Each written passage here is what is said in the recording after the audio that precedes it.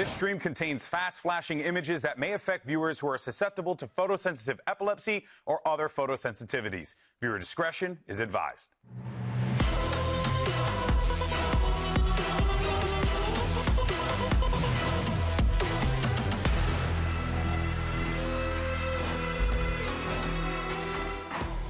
Today, two teams are looking for their first win of the stage and two more are fighting to get to the top of the standings. Hello and welcome to week 2 of VCT Americas, coming to you live from the Riot Games Arena here in beautiful Los Angeles, California. My name is Zoe and I'm joined by Sean, Gareth and Anders.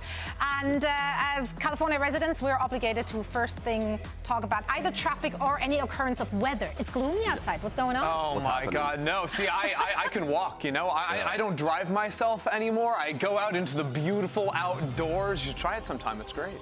Yeah, I got stuck in traffic on the way in. You know, I was late. You barely made the show. Yeah, I actually barely made it. So everything's good in that front. We got the traffic, not the weather, though. So. That's right. Okay, we got one thing checked off our list. It's kind of chilly. It is chilly. Yeah. I'm not a fan of that. But you know what? Things are going to heat up here in the arena today because we've got some banging matches. That's a host right there. Thank you. I'm here literally all weekend because I get paid for it. Now, we had a great week already here at Kickoff Stage 1 just a few days ago, and we want to experience it once more through the eyes of our beloved watch party friends. Oh my God. Não. Olha o Jorginho, que rato, velho. Nossa, o Jorginho é muito rato. Ele é muito rato, velho. He's so good. He's so good. Dude. Bro, he's actually so good, bro. It looks all too over here in favor of 100 Thieves. Oh! We what? Espinhou. Meu Deus, espinhou. Pode. Meu Deus, você foi destruído, cara. Sai do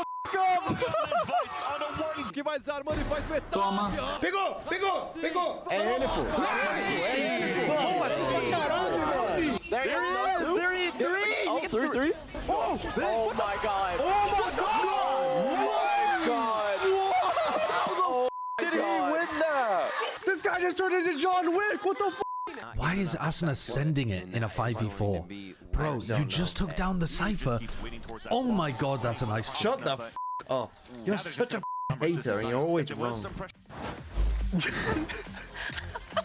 I love the energy every single college river brings, and then we get this one at the end. But yeah, some of those teams took us on an emotional roller coaster last week. I mean, TMV calling anyone a hater is just... That's comedy. That's blasphemy, no? That's crazy. I'm just glad I wasn't on there crashing out in the 100 Thieves game. Were you having a hard time? That was also 1-on-2 PTSD moment right now. To be fair, that one was worthy of crashing out. That was painful. At least we didn't have to, see anything from map 3. That got a little bit worse. Okay. Well, it's been exciting. It's been very exciting to say the least. Of course, we're coming into stage 1 with a new meta, a new patch. We have 2 maps back in the map pool we haven't seen for a while. So I want to chat a little bit about Ascent and Icebox and talk about what we used to see and the tiny little glimpse of the new meta that is currently evolving still. Let's start with Icebox here. What do you got? Yeah, so Icebox is a little bit less set in stone in terms of like the old meta, because you had teams that were playing maybe some like Harbor Viper, double smokes ideas. You'd have other teams that were playing a lot more double initiator, for example, with the Gecko coming in the past. But I was really surprised to see so much Tejo and even the Yoru coming out from Leviathan last week. The Yoru is crazy. I mean, look at how powerful some of this Tejo util is. You can see the missiles to take the site, pairing with the Sova. They have 2 drones. Yeah. And a Yoru that can TP across the map. Yoru typically isn't picked very much on Icebox because of the elevation changes. You typically see some of the jets, and we've even seen Waylay busted out here. So it was cool to see the Yoru used, but not a lot of success on the defensive half right there for Lev. Do you expect to see more Waylay? Oh, is that just I do actually. I think when we've seen the Waylay, it's hit or miss, but the teams that are making it hit are showing kind of the direction to go in, and the more that happens, the more likely it is to be incorporated. Yeah, and I would say, like, out of the maps re-entering the pool, Icebox, in a sense, are 2 of Waylay's better maps, where you can really abuse the elevation, attacking an A site, for example, on Icebox. You can boost up yellow B main as well. So there's definitely some options to get that agent back in the mix. If we're looking at Ascent, then we can basically go back to the same talking point. If we looked at what G2 brought into the mix, we saw that Waylay, of course, having players like Jogamo who are just very well versed on the movement abilities kind of agents. Yeah, and check That's a out good this. look. So this is the quick tiles flash dash from back in the day. We see the default comps here. Nothing crazy. And typically what would happen is you would force everyone into the KJ setup on A. Well, now when we look at this new Ascent, the whole setup is completely different on tiles crunches. And this is actually Jogamo using the Waylay to pop into the market player, who's typically a support player, catching them completely off guard. We've seen that in EMEA also with Miniboo doing the same thing. Yeah, and he was throwing like the oh my gosh, the hinder effect as well into that smoke too. So when he's dashing in, it's like impossible to trade him out. I think there's a lot of cool exec ideas that you can run with that agent. And really to me, the big difference between a Waylay compared to a Jet is not having sort of the smoke to chuck at your feet right when you enter. So you have less tools to like stall for yourself once you get into the site. So it either requires you to A, have better utility following you up to make sure you're hitting enemies, or even using things like omen smokes from your teammates to dash into. And I mean, on top of that, imagine going into that A site instead of the KJ mollies, which don't really stall you out. They can be broken. You have thorns that just you don't move. So annoying. It just bogs you down completely. They have a wall there, a flash for a flood in. The kit for Vice is very well situated for this type of tactic. I'm curious though what you think, because like to me, I see the merits of running a Waylay on this map, but I still think Yoru is so powerful, especially when it comes like having the clone to bait out things like Vi's utility. The ultimate 2 to hit a site is still really strong. It really is, and I think it's a tough choice for a lot of coaches, IGLs right now. Do you want to even go double duelist with both of them, right? Have a Yoru pounce while you're using this Waylay util. We've seen, T1 win a tournament running double duelist all 5 maps in a grand finals. I never thought this day would come, but here we are. Here we are. It's the dawn of the duelist, right? I do love that though, and also from the interviews we heard from last week, it was a lot of the players themselves trying to make a case for them to be able to play certain agents in those mixes. So I'm excited to see what all of these teams have in store for us today. But let's take a look at our standings to see how it's been shaping up thus far after just 1 week of play. This is where we're currently standing. A lot of 1s and 0s I'm seeing. Yeah, well. No, I think the biggest result, at least in my mind, was like the SEN 100 Thieves game, because I think that 100 Thieves was a team that you'd expect to be challenging for some of the top spots in that group. Sentinels winning that really eases their strength of schedule remaining. Like if they can take down a KRU today, they're looking great for the rest of the stage. I think that one was a little shocking based on how map 3 went, but historically, SEN just, they saw 100 Thieves. Let's be real. I think the craziest thing, though, was C9 again taking out Energy. Like, this is getting ridiculous. This is actually getting ridiculous. C9 destroys FNS squads. Especially after what we've seen from Energy on map 1, but we'll be digging into that in just a little bit. First, once again, a reminder that the top 4 teams in each of our 2 groups will be qualifying for the Stage 1 playoffs, and the top 3 teams from playoffs will then head to Masters Toronto. And the tickets are available right now, but hurry. You gotta hurry up because they're going really fast. So make sure to scan the QR code to see what's still available for you today. Now, later on today, 2 teams who are very eager to punch their tickets to Toronto will be going at it. It's going to be Sentinels and KRU Visa who will be squaring off. But first, we've got Energy versus Furia. And both of these teams desperately need to pick up their first victory off the stage. So let's dig into this one. Let's discuss, because Energy, they came into the Kickoff tournament with so much hype. Yeah. So many exciting players. How is this gonna look like? Well, we know how that turned out. Yeah, we knew how it turned out. All right. But then this week they faced off against exactly the same scenario. It was that long-haired brick wall of C9 taking them down. Zeppa and Kickoff had a lifetime game, and he did it again. Yeah, it was so shocking to see the history sort of repeat itself there, especially after this first map, because I think all things considered, NRG come in with a new player in Brock. He looks solid in this opening map. NRG's defense in particular was really lights out, so much that me and Mimi are casting this game and being like, NRG are back, like their fundamentals look so good. And then we moved on to map 2. Yeah, and map 2, it kind of just, the cracks started to show right there on Fracture. And when we hit map 3, it was an NRG that I don't think any of us were expecting. The double duelist on an FNS team that typically works the map is very methodical. And yes, Ethan can play this Yoru. but he's also one of the best initiators in our region.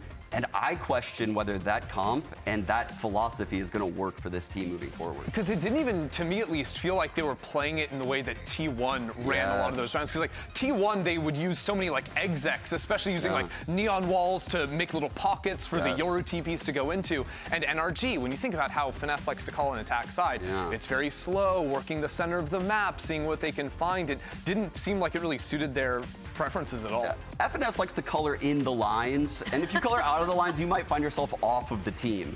Whereas T1, they're just a team of playmakers. That's what they do. People like Meteor are just making plays, Izu making plays, Buzz making plays, and that's what you have to do when you run a double duelist.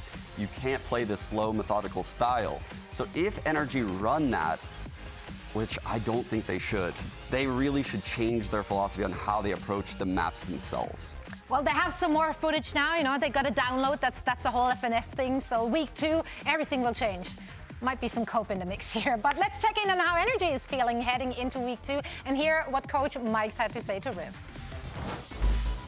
I am joined by Mike's HD before their game today. Change to coach is always one of the biggest ones we can see. Are you guys expecting a bit of that growth period, or you feel like you can hit the ground running? Definitely a little bit of a growth period. I mean, we know making roster changes in the middle of the year is always an issue.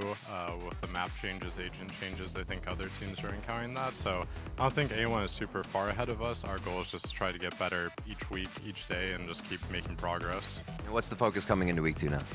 Yeah, I think in our first week versus C9, our map 1 looked really good. And then the last 2 maps, there's a lot of details that we messed up. So it was a lot more small details and team play, like comms were the big focuses. Good luck in the games today. Thank you.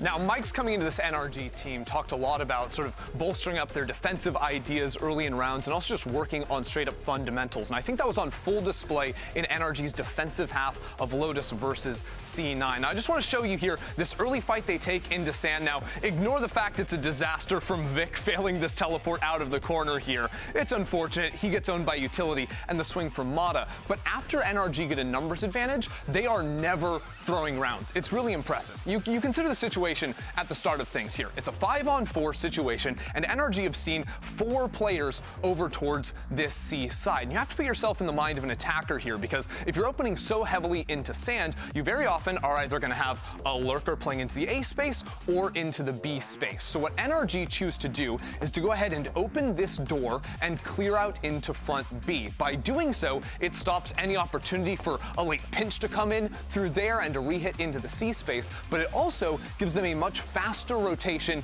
into A if the attackers decide to bank off of that lurker and speed up into the Vise. So they go ahead and clear front B. They suss that out. They've got a stun in Ethan's hand in case they run into anyone. And then off of the audio of these players running in and also this Teo drone scanning out front B, they get this full rotation on over into the A site. And this is going to work beautifully for them because they've got the Breach ult ready to go. Som also has the Omen ult, so we can reposition from the C side of the map. And what NRG continue to do over on this side is not really bother any time with their first rotates coming in through stairs. They know there's a deadlock on the other side, so they come flying over here. Breach is holding the ultimate to hit this entire site if anyone comes on through. And even Finesse is playing backside to make sure he's not overextending and taking an early fight. They are ready to stop this hit and punish C9 if they keep coming. But we'll go ahead and check out another round where it's a similar situation for NRG, where they actually, again, managed to find 2 kind of miracle kills here. Mata, kind of insane that he gets that. But out of 5-on-3 with only 40 seconds left on the clock, look how NRG choose to play the map. At first, right, they're going to group up and put 2 players over onto this B side. But then once they realize that, hey, there's players still continuing into this A space, again, they retreat over towards A, leaving a big gap onto B, but that's okay because you look at the positions these players are holding, right? Look how deep they are, holding for heaven, holding this walk if the C9 players continue to creep forward. I mean, hell, even Omen is playing an angle back here and he's gonna fall back to playing an even shallower angle for the rest of the team because what NRG don't want to do is give you an early fight. They're playing very strong fundamentals after they have numbers. Even over on A, again, not taking fights over here, no. Neon's playing the most passive massive angle possible. Bleach is holding her back from up in heaven, and even Taeho can rotate quickly into A if it ends up being a hit. This is what I mean when I say NRG do a very good job of playing with the numbers advantage, and when they have an early lead, they are very good at closing rounds out. The challenge for a team like Furia will be not allowing those early kills to be handed over to them. Very good. You like that? Sorry, I didn't mean to steal your thing, Sean. I know you're good up there. You know, it's cool that the way you say it now. You yelled at me last night for this. Did I yell at you? I don't remember. No, you didn't. I'm making stuff up on the He's internet. starting drama. I was here for beef. I'm like, please do say. I'm like, was I sleep tweeting? It does happen to some of us. It was cool though, because honestly, their starts were so bad without mics. So seeing NRG come out the gate swinging was a refreshing look. It's just what happened on map 2 and 3. Yeah, Can they fix that? They have to turn it up today. Because if we're looking ahead at their schedule for the rest of stage 1, it's not getting any easier. I think they got a pretty tough one ahead of themselves. And if they're not getting those dubs right now, they might be missing out. I mean, you've got G2, then you've got Osphos, then Leviathan. It gets grim. Wait, Osphos. What about Verno? That's even better. You're so right. You're so right. This is gonna go crazy. So we are here for the drama. I love that. Yeah. Love that for all of us. It's really bad news if NRG lose today. You're losing against probably the 2 weaker teams in the group. Actually over. It's actually over. Okay, just doomsaying straight out of the gate. Love that. But yeah, pressure is on for all of these players. Of course, especially for the newer additions. Brock was brought in over Verno. And quite frankly, though, if we're looking at the debut performance, yes, they did lose, but Brock played really well. He got those impact kills. He clutched it out for the team, not just once or twice. Like, he's putting in the work, clearly, and he seems to fit well. My goat, Brock. I love this kid. Brock is someone that was on SR for, our run for the last couple of years, and going back, this guy has been a top prospect for a long, long time, but stayed true to his team in Tier 2. He got the call up from NRG, and I was shocked, personally, because I think everyone expected NRG to be one of these top teams in the league. I'm so happy for the kid to end up on this team in place of Verno. He has some of the best first bullet accuracy I think I've seen in the game. That is where his strong suit is. If you get him in these isolated mid to long range fights, it's free for him. Do you think that he, coming into like a system like Finesse with NRG, where it's like very controlled type of game plan, is that sort of a position he thrives in, or does he like to take a little bit more individual agency in the rounds? I think Brock is the type of player that will literally chameleon into like any team, right? He is just like Mata, actually. They're cut from the same cloth. They're great teammates. They will do whatever they're told. They will die for the team if you ask them to do that. They will show up to practice every day on time, and they will bring a positive energy. Like, they are excellent team players, and all of the things that we previously heard happening in NRG, I think with these two making up 40% of their team, I know Mike isn't really a toxic guy either, obviously. They're heading in the right direction in NRG when it comes to just, does this feel good? Like, coming into work every day, does it feel good? And I think they're gonna enjoy the game a lot more, and that will lead to wins, truthfully. I'm sold.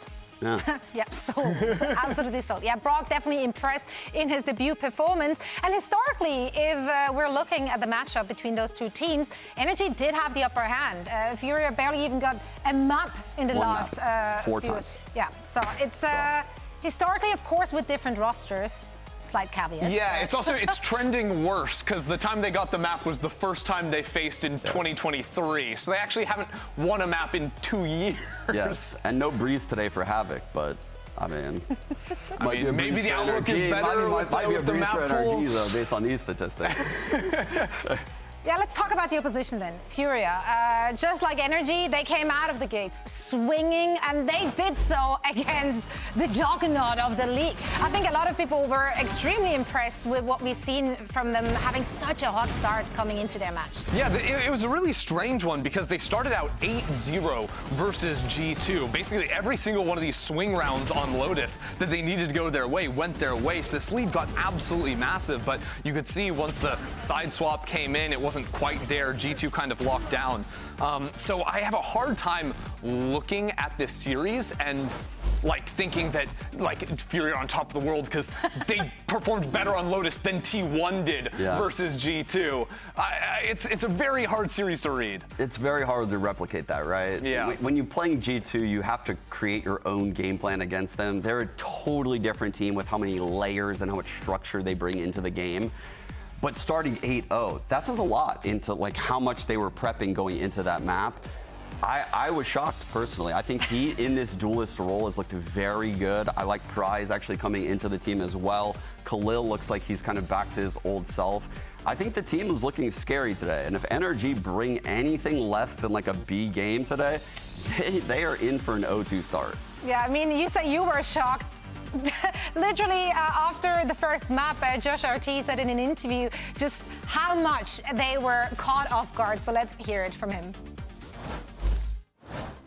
Josh RT, all good, all good. We got worried for a second. It was an 8-0, and we've seen G2 come back from disadvantages like this one in the past and international events and here in Americas. What are some of the things that you tell your team to make sure that you're able to recover it this way? Well, I mean, I didn't expect them to come out punching like that, and I'm glad we got tested this early in the series. It's just about keeping poise, confidence, and just relying on the fundamentals. We were making a lot of mental errors, I would say, in the first 8 rounds, and it's just making sure like we're sharp. And so it's nothing like without some pressure that like brings the boys into focus and start like really playing the game. I mean, it was relentless. The aggression from Furia coming into this was clearly felt by the opposition. Yeah, and what surprised me was G2 was kind of opting into a lot of these early fights. Usually they're way more reactive with like their breach stuns. This time it was all about the early fights, and what Fury did a good job of was both opting in to those like brawls at the start of rounds on Lotus, but often also calling away from it and getting very quick plants on the other side, playing some strong posts as well. So they definitely were able to see what G2 was doing and counter appropriately. Yeah, and I mean, they came in as the underdog, so that's some pressure off of their backs. However, they also played with a completely new player. Price has just joined them for the stage, so I'm sure that he felt the pressure as an individual, but he certainly performed for them. Yeah, coming in from the new team 2G in the league, and very different look from someone as known as MW0, right? A huge talent, massively skilled. Prize coming into the team, a rookie a bit here, you know, unknown, more supportive in his role. And I think this will help Furia a lot. A team that has been used to, we're always talking about them being in the mud, too scrappy. This is the type of player you bring in to fix that. It's funny, right? Because we saw Prize for half a second on 2G, then, you know, they get obliterated, so you can't really take much about an individual away from a series like that. But this opening map where they did so well on Lotus, he was the top performer for the team, which shocked me, certainly, watching their games, how strong he looked there.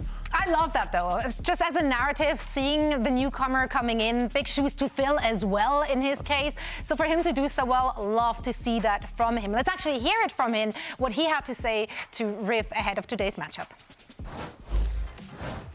I am here with Prize before their matchup today. Your debut match against Furia was really strong. How are you trying to replicate that and build off that strength and momentum coming up against NRG? Eu venho me preparando todos os dias. Então, para mim, isso já vira rotina. Sinto que cada dia que passa eu estou evoluindo, estou muito focado, disciplinado e a constância vai vindo com o decorrer das partidas e do futuro também. Yeah, I've been practicing a lot every day, so I feel like this is, you know, helping me improve. And I feel like this is, you know, it's only getting better with the next games and the future. All right, can't wait to see it. Good luck. Thank you. Look, sometimes you watch great rounds of Valorant, and sometimes you watch this. Sometimes you're asking what just happened, and this is one of those rounds from Furia against G2. Now, things to pay attention to here. First of all, G2, it's an eco round, right? They've got a hero rifle on Leaf. That's just about it. And Furia are going to craft up a plan to use this Your ult to try and win the anti-eco. So let's check out what they're actually trying to do in this round. Well, the initial setup from Furia has 3 players over towards the A side. And we're going to see this Your ult go in through mid with a teleport primed and ready over to go for a quick 3-2 split into the A site. It's a nice play, and they're even gonna like fake out that it's gonna be a B split initially with this Your ult. They're gonna drop an Omen smoke top mid to say, hey, we're gonna be running up here, the Yoru's going in, it's gonna be great. But actually, there's that teleport, and that's gonna be the fake out to get a split into A.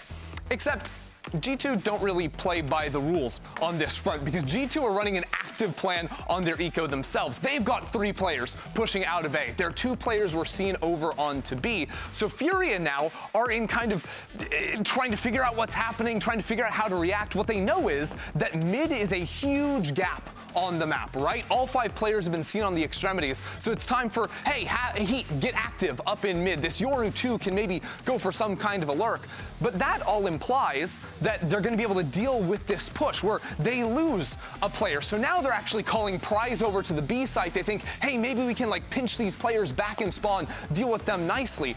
But because Fury have now separated and this KO is isolated, they actually call Prize back in because we can't leave this guy by himself. Also, the Waylay could have pushed up into main. So Prize is in spawn, like still buying a gun or something. As again, these players are pushing into their spawn. What is going on? The Spike is in our spawn. We've got 2 players in their spawn. Prize is still buying a gun, and G2 are reacting. So Furia are now in a position where everyone's kind of on their own island trying to accomplish something on their own while the walls close in. G2 are coming in for the pinch. Again, our Spike is solo B. KO hasn't moved. What is actually happening? Furia, where are you going? Keep your eyes on the prize. This guy's still in spawn. They're in their spawn on the other side. It doesn't make any sense. And Havoc's trying to make a hero play. He's like, I've got to do it all on my own. So he sets up a teleport. Someone's in heaven. Leaf kills him. And now Heat is still here in their spawn. Don't ask what's happening in A main right now. Look at this. Look at our spacing. What happened to our spacing? KO's here. Prize is in spawn. He hasn't left his spawn. It doesn't make any sense. And now his teammates are all falling. They're all going to die. His last friend, Heat, he tries to get something on 1 kill, 2 kill. It's looking beautiful, but he ends up dying. And Prize hasn't crossed the barrier before his entire team has died. Jesus. You sound heated. Are you furious? Okay, listen. The round was not a masterpiece, but the telestration certainly was. That was beautiful. I've seen things. I'm crying. And so have we all. I've seen things. Hey, this one kept us up at night, so I'm glad that you clarified for us or showcased it once again. Now, something to maybe help us, calm down a little bit. Right. Good artwork. Okay, Can that I would interest help. you in a round of Vincent Van Gogh? Because earlier this week we put out the ask of our audience to draw their superstars of VCT. So let's take a look at what is this, what is happening. Who let the dogs out?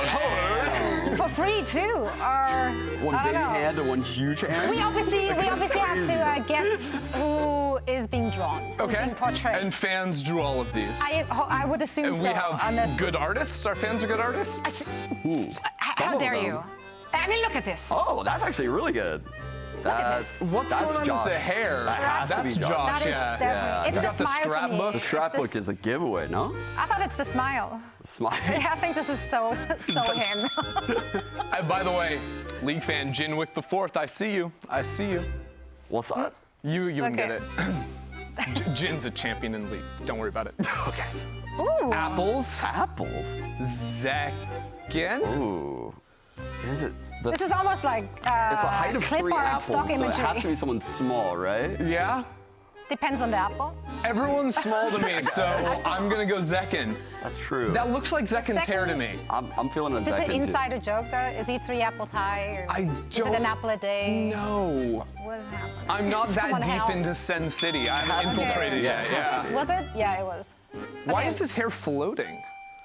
Like he You're just got asking like too the many one that got away. questions. It's the art trick. Art. It's a good trick. Okay. Yeah. Oh, that's kind of good. What the? Wait, I'm not really sure who it is though. I don't know, but it's pretty. Who is that? Who has cat ears? Is that like? I mean, Vanity used to have cat ears. Yeah, but That's surely we're not doing Vanity. We need glasses too. I might go out there. I might say Zelsis. No. I was thinking that too. No. Who else could it be? I don't know. I don't know who else would put the cat ears Oh man, on. we're stumped actually. This is rough. Yeah, the reveal. We do not know. Oh, this is rough. Anybody? No? Brock, what? Wait, who is Brock is putting the cat ears on? No, the Brock I did not know this. No, the Brock Don wouldn't be caught dead in those cat ears. No way. It's fiction. It's a piece of fiction. Oh my. It's the lean in for me. That is zesty. That's Celsius. By the Celsius, SEN. no. No, Celsius, I said no? zesty. But yeah, I could I think see it is Celsius, though. The eyes. It's a zesty Celsius. Yeah. Facial hair. That's the Celsius. It's the lean impose for me. I think that's he captured him well. It's the buy the SEN bundle for me. It's the buy the SEN bundle. That one gave it away. Well, that's fair. That's fair. I'm ready. Now we're warmed up. We've got the artwork. We've got the illustration. The only thing left for us to do is get the game. So let's get ready for week 2. It's almost underway. It's Energy versus Furia, Sentinels versus KRU Visa. All of that starting right now.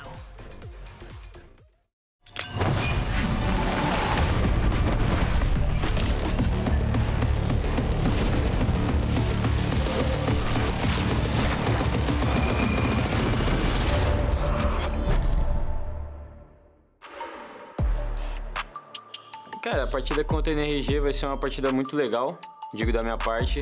Eu nunca enfrentei ninguém da NRG lá, então acho que vai ser um confronto bem legal. Obviously, we made a roster change going into Stage 1. It's definitely nice to be reunited with an old teammate like in Brock. There was a lot of rounds that he won us, and I was getting so hyped. It was cool to see him just like destroying on stage, because I know it's something he's been dreaming of as well. The smoke on the spike gets up to half now. NRG choose to pull on out, but they go one in. Brock finds 3 with the Guardian. Eu acho que a adição do Brock vai ser uma coisa interessante, mas se ele merecer essa oportunidade é que ele tá jogando bem, então acho que vai ser interessante jogar contra ele também. Trends on for a 4-piece, potentially the ace round to the corner. Sigma half is necessary. Red Bull clutch reprise. E a gente tá se preparando bastante, estamos mudando umas coisinhas aí e a gente está vindo preparado para enfrentar a NRG também. Energy is here looking to course correct in Stage 1 with a new coach and a fresh face in the lineup. They came out strong in their opening map. Ultimately, they did lose the series, so they need to take it up to another level today. Now, Furia, same thing, right? This team still hunting for their first win of Stage 1. Despite losing a key player, they came out swinging against G2. I want to see that same fight coming onto the service today. I'm loving the split screen. Both teams rolling out here at the same time, getting ready for the match. Even cracking a few jokes, it looks like, before the fist bumps. These teams both in big needs of wins today. I love that, walking out, looking at each other down the barrel like that. Oh man, the new walkouts go crazy. Holy. I think this is such a big game for both of these teams, though. We mentioned it before, falling 0-2 in this group. Oh man, Furia had it rough, starting G2 NRG as their opening 2 games. If NRG drop this game with some of their coming matchups, this could be it for them. And FNS, he said this might be his last year.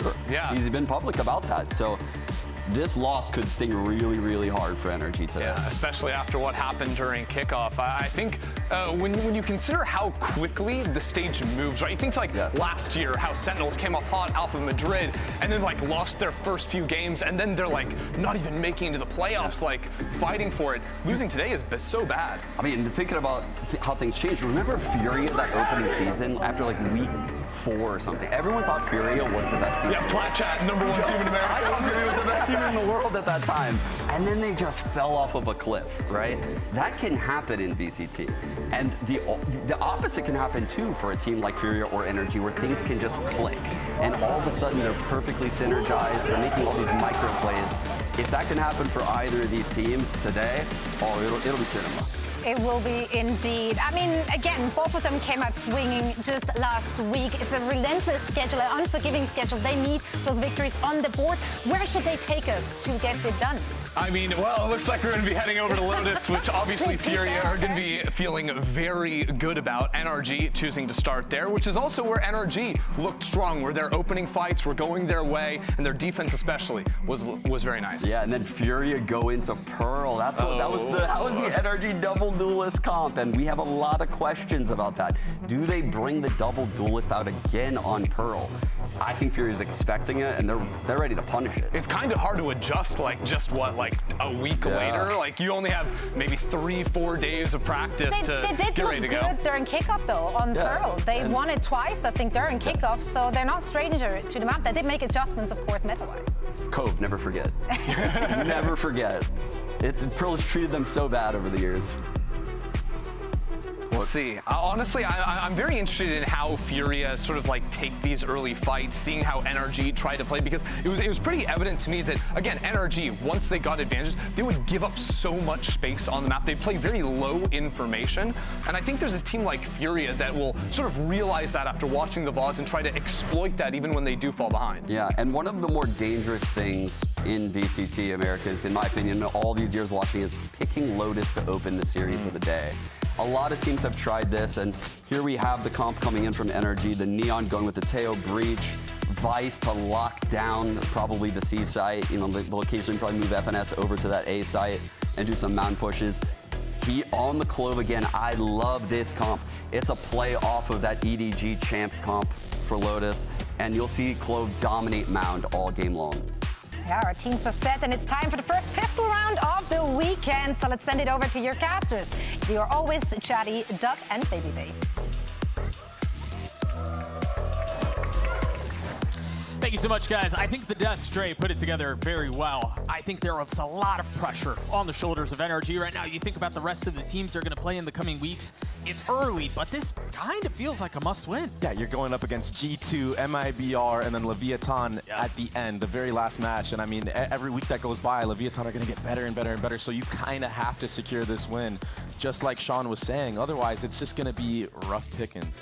The appetizer for what very well may be a 3-course meal is Lotus. It's time for the Samsung match start. Load up fast with Samsung SSDs. There's been much made about how successful NRG are on their defensive side, which is where they will be kicking things off against Furia here. A heavy lean towards A from the attack. Yeah, a little bit of space denial here from the side of NRG. I don't know if there's going to be much follow-up unless this door is tapped. Here comes that set piece of utility, Havoc. He's already taken all that space, though, and now it's kind of quiet from the side of NRG. Yeah, not really aggressing into this. Surprisingly so. Yeah, and I wonder what the cue would have been to actually jump the gun there and want to commit more bodies, but nevertheless, it is a good read from the side of NRG. They have 3 players anchored towards here. A lot of utility behind this as well. Neon Stun still there in the hands of Mata. You imagine whatever contact is made, he's going to use that either on the door or the choke. Brock getting spotted on jump spot, taking a little bit of damage. Havoc has crept forward a fair amount, but much like you were saying earlier, Dre, it felt like it's just been a lot of yellow light for NRG. They have not pulled the trigger yet. Yeah, stun. It's going to be coming up shortly. Tap of the door, second rotation of utility coming through. You see the salvos through and a split towards B. A lot in the shoulders of Sam here. He will be the first to fall at the hands of Heat. The site is all furious. Now it's all a retake right now, and it's so slow. Look at how much space is being gathered. Actually, they're pivoting again towards C. But they're pivoting into all of that Vice utility. One Thorn has been popped. The flash has already been cleared. There's still one to play around. Again, Heat in a position to continue to play spoiler, and that's what he does. 3 on the round for the Clove. And a rough pistol for NRG. The pseudo-duelist, and Brock, yeah, he gets 1, but it's cleaned up by Furia, manipulating the rotations of NRG on their defensive side. And this is just so impressive because when you think about Furia, when we watched them last, it was kind of just, okay, we're just going to dip you with our mechanical talent. But to see the way that they just ran around NRG on this pistol round just shows that they have been prepped for this matchup. Yeah, I think it's one of the luxuries that a map like Lotus allows you, right? You can go ahead and make it look like you're hitting B after you've taken all the same main space and end up C, and by then you're so far ahead of the defensive rotation. It's pretty easy at that point. We'll see if Furia can capitalize on that success they found in the pistol round. 3 Bulldogs and a Stinger. Yeah, NRG right now just trying to get some type of value, and it will be that orb that I believe was gathered onto Brock. Getting ever so closer to that Tejo ultimate. And there's not much you can really do here when your weaponry is just so out of the league. I mean, maybe you can catch out Heat here, but he's just sitting there with a ghost. We saw how sharp his shots were in that pistol round. I mean, so far, Sam and Finesse have done enough delaying here that it allowed Furia to run into the stack of NRG, but I mean, Heat, he's going for more right now. He's overhealed. I mean, they've got to tuck tail and run away. You look at the health bars on a couple members of NRG, and there's not much there. So Havoc now pushing the pace, sliding through. Brock dealt with. Ethan will fall too. And now it's just full sails ahead towards A. an awesome anti-eco from Furia, not walking into any of these traps, and he's getting close to that Clove ultimate. He's picking up another 3K. That's back-to-back rounds.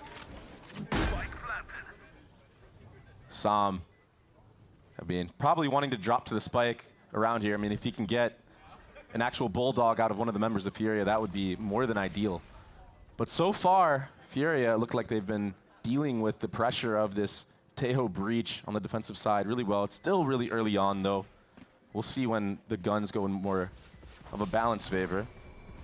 Yeah, this is about where, you know, this is where we expect, if things are going to turn, they're going to start to turn right now that NRG have guns, and again, maybe a little bit more equal of footing, although it will be a bonus for the attacking side. We take a look at this positioning again from Heat, who I've lost count of how many kills he has so far, but he's been on an insane start. And it's the same story as Furia started against G2. They started off strong, and they also won the bonus. They cooked up a fast B hit. So now is around the time where maybe we're going to see Furia try to do something a little bit cheeky here.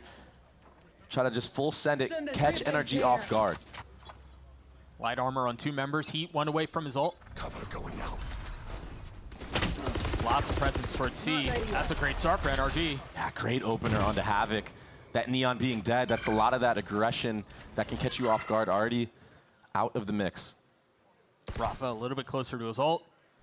If you decide to commit C, you're going to have to reckon with all the utility, courtesy of Finesse. And it's so far back, too, so you can't really jump, break it, or anything. You're kind of exposed in the open. Everything right now, though, is just a distraction. If he can get activated in front B, if he can find a timing somehow, that's Furia's chance to bring this round back. Remember, the success that he found in the pistol was mainly off of people rotating through his space. So I think you're right. Questions abound on whether or not he's going to be the one to take the initiative or play it slowly. Yeah, and he smokes off Ethan here. That makes Brock have to rotate. 40 seconds left, or a little bit more than that. Paranoia through. Look at the proactivity on the map right now. They're going to be fast on the other side of it, but Heat's here waiting. And now they push back. It seems like B is open. A smoke goes through. Sam gets a kill as the door goes up. 2 members down for Furia. Yeah, now, I mean, you kind of have to make something happen. You need some magic if you're the side of Furia. Prize, we've seen him get a lot of collat kills with that Phantom before. Now, just sitting on a Bulldog. High-low on the other side of the Worm. The dash through on the opposite side of the Flash. And that's as smooth and as easy as it'll get. NRG get on the board as Sam gets 3. Yeah, exactly. Smooth, easy. I mean, that opening pick from Sam, just a little bit of that Phantom spam, pretty much makes the defense super fortified and not giving Heat that time of day. Ethan not dropping there at that baby door area. It just allowed for an easy cleanup in that round. And now Furia. Sen City, Sen City. Wait a second. Hang on. Now Furia are going back to what looked like their pistol round, where they're going to be taking a lot of that A control. The only difference here is that normally Heat's on the opposite side of the map, controlling that space, feeding information to his team, trying to cut off those rotations. So maybe this is a full commit, maybe a hard read onto a setup that NRG is going to do. Then Finesse here. I mean, the cool thing about him being on Vice is there's so much utility to delay with. I mean, those Thorns, it's the best delay ability right now in the game, I would say. And then you put that on top of Dejo salvos, and you put that on top of breach stuns, and you're right. I mean, utility reigns supreme in the era of VALORANT we currently find ourselves in. And he will fall. There you see some of that delay already. And FNS is just going to get out here, just control some of that space all the way in the back, wait for the rotations to come in. Sam is so far away still. He's so worried about Heat. Oh, Heat got taken out. 2 big kills out from Rafa. Yeah, Finesse is on the trade, but now numbers to equalize, and Sam has no opportunity, no ability to play it slowly towards C. He's got to rotate A. Oh, the problem is they're going to be able to play around Heat's smokes from this position. Brock close by. The spike now down. Again, numbers away the attack. Salvo just comes up for the Tejo. And Sam with 1 smoke to play around. Instantly dropped. Really nice shots out of the controller. Heater onto Havoc. And now Sam creeping closer. Has to wait for just a little bit longer. The Paranoia is on the mark, but wrong. On the swing, can't connect. Khalil cleans it up. The 1v1 goes the way of Furia. much like the series against Cloud9, when NRG is up numbers, they kind of fumble it. They're not expecting the silent walk-up approach. Furia have no other choice in that scenario. They're kind of stuck to just, the only play here is to walk up and contact the site. It's just crazy that NRG are getting caught off guard in what seems to be another series like this. Furia are now up 3-1. Now we win. If they convert this next round, the economy is just done for NRG, and the snowball can be in full effect. And now, a change of pace from the side of Furia. They're just doing a 3-1-1 setup with Heat being the solo. This one-way has caused a lot of problems so far for the side of Furia, though. At that C-mount area. A lot of utility now invested. I mean, it's disrespected now. Dashing through, keep an eye on Rafa. He has his ult online. As the orb gets scooped up. Another prize claimed by the attack. Yeah, but look at the minimap. Everyone from NRG is reading into this. I don't think that hit Sam. That didn't hit Sam. He's going to have plenty of utility to play around as well. The paranoia is great. Havoc has been set apart and now dealt with. Trying to rotate back out, yet Heat, who's playing towards B. But look at how early and how proactive NRG are in this rotation. Starting to get a jump on how Furia like to play this. Yeah, Finesse already being that solo person towards that A site. Brock should be able to hear some of these footsteps here. That's why you see Ethan rotating over, and now it just comes to who gets the better trades, who gets the better timings here. Ethan has stun. Right, Finesse is going to get overwhelmed here. He's going to get swarmed. There goes that stun, not finding its mark. Oh my god. Heat's in a really good spot. Depends on how much further he wants to play this, and of course, on the prowl, creeping forward. Finesse taking a step back from the fight, having to dodge a little bit more utility as Rafa hunts him down, nipping at its heels. A third on the round for the initiator. Now, the easy part. Spike planted. Brock left in a 1v3.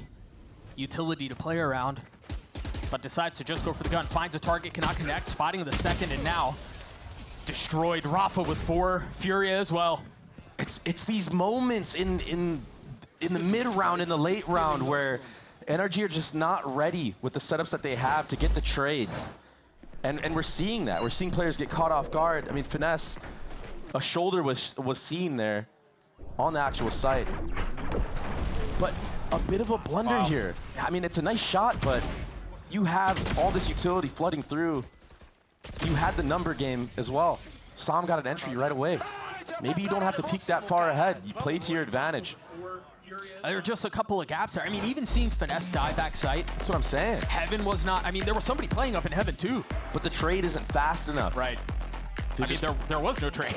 Yeah, there wasn't even a peak. So it's just a little bit off when it comes to the synergy so far for this NRG squad. And, you know, I think a perfect time for a timeout. Mike's, I mean, he's got to have these players fired up, get them fired up, remember who they are, because you're supposed to be a team that has the fundamentals down before anything. And when it comes to playing a setup in a 3v3 like that, when you kind of knew the rotations and you had them choked out, you gotta be ready for that. Take a quick trip down memory lane. You think about all the times Furia and NRG have clashed. Furia is maybe a little early and perhaps a bit foreboding. Furia has never bested NRG in a best of 3. 4-0, the side of NRG. In fact, the maps go 8-1 in favor of NRG. They've had Furia's number for the last, what, 2-3 years, however long it's been, but... Every iteration of the roster. Yeah, this has been an excellent start so far. Still plenty of work to be done. A light buy for NRG on the other side of the timeout. What are the adjustments? God, this round, it's just so difficult. You don't really have anything? The arsenal behind you. Yeah, I mean, you have Sheriffs and light armor. I mean, got to rely on some of that mechanical skill. But Furia, they just seem to start off so sharp. I mean, case in point, Heat. Back-to-back 3Ks to gain Furia, the lead that they have now, and getting the entry onto this round. No, the entire map is yours. Finesse had no shot there. But I like the way that Furia maneuver around this map, Doug. Like, even just a tap of the door here to keep all 3 members of NRG here. Yes, it's only an anti-eco, but the little things really go a long way. And if you do them in the anti-ecos, there's no reason to think that you're not going to have the same preparation to do it in the gun rounds and the ones that matter. And you could really play around with that. I mean, what if there's actually firepower behind that? What if NRG now, off the top of the door, rotate to C because of what they've seen in this round? 30 seconds. Now, that was an interesting investment out from Prize to drop the Nightfall here in the eco. It's not going to connect onto anyone, but at least secures the site. Yeah, and you know, I will say though, a part of the downfall, hold up, Havoc's getting a little active here, but a part of the downfall of Furia that stopped the momentum in their previous series against G2 was getting ecoed. So, you know what? They're like, listen, we got to secure this round win. Brock did his best to take one down. Havoc falling and a weapon upgraded into the hands of Mata, who's been nothing short of spectacular since joining NRG. Quiet start this series up. Yeah, and what you said, he was like plus 46 on the year, which is a ridiculous stat considering NRG went 1-3. Kills traded back and forth. He falls. The spike inevitably will go off. A little bit of financial damage done. But it seems like most of them are going to be okay to buy up anyway. Yeah, I'd be bringing 2 guns back into the mix too to kind of help your own economy out. And also Ethan getting 2 kills in that round. He's one off of that Breach ultimate now. So maybe a fight towards that A, secure that ult orb. You can use that on the retake. The problem is, are you even going to be able to do so when you're just getting contacted and getting one-shotted? It just seemed like Furia have gotten the first blood on every single round that they've won. The only round that NRG has won so far was that spam through the smoke that Sam got. And it looked clean. That 3K? Yeah. Oh, here we go. Well, spamming smoke again. Yeah, but the reaction already from Furia. They haven't really finagled with B much, but that smoke, it's going to make them have to wait a little bit. And now they're clearing that C-bound area out. Very smart rotations from the side of Furia. Remember Ethan's ult. You called it out at the beginning of the round. Does have it now. Wall setting him apart once again. Havoc in a position where he's isolated and set apart from the rest of his team. No real way to back up as the Rolling Thunder comes through. Havoc falls at the hands of Finesse's utility. Here's where it all crumbles for NRG. When they're up numbers. Yeah, you've got to find a way to secure this advantage. Here. And they have so much space on the map. Mata's all the way pushed up A. There's only really one spot this Furia team can be. Yeah, it's C, because you're still spotting outside of B. Ethan is. Has his stun back up online as well. So NRG in a really good position to secure this round, get a second up on the board, but they've got to be able to win these gunfights through. Finesse standing around some of the utility, spam through the smoke. 3 on the round for him, and a second for NRG. That's the win condition for NRG. Playing the numbers game, making Furia have to walk into your crosshair and being ready for it. I think so much of that success was found upon the fact that Mata had taken all of that space A. You were still spotting B. As soon as they cut noise and you had everything else dealt with, you knew where they were headed. Yeah, it paints the picture. The power of numbers in Valorant. As we get into this next round, Furia, they want a full send at B, Doug. This is a set exec. You mentioned in the previous round they haven't danced with this area of the map very much at all. Havoc fully pushes forward! Gets caught at the hands of Ethan. And now they resort to playing B in the book. They try to rotate back towards C. Yeah, but this wall has been getting so much value on the C side. Thing is, it's been Havoc that's been caught. He's not around for the rest of this one. Mata once again denying all this A main space. Heat just on the other side of the wall. Fancy footwork. So fast. He's so quick with it. NRG have figured something out. San drops down the paranoia through. He's got him caught. Khalil falls. Prize left in a 1v5. It was a couple of rounds ago, and it was before the eco, but I have to draw attention to Mike's call on the timeout, because it seems like since then, something has changed. Yeah. I mean, what, they stopped throwing rounds? whatever it is they're doing. They've definitely choked out the map. They understand where Furia are going every single time now, and they're not getting first blooded. I mean, let's just keep it real. Sam, the pressure that he's been putting on the C site, getting a lot of value with that Phantom. Rushing B on me? And C to me? No.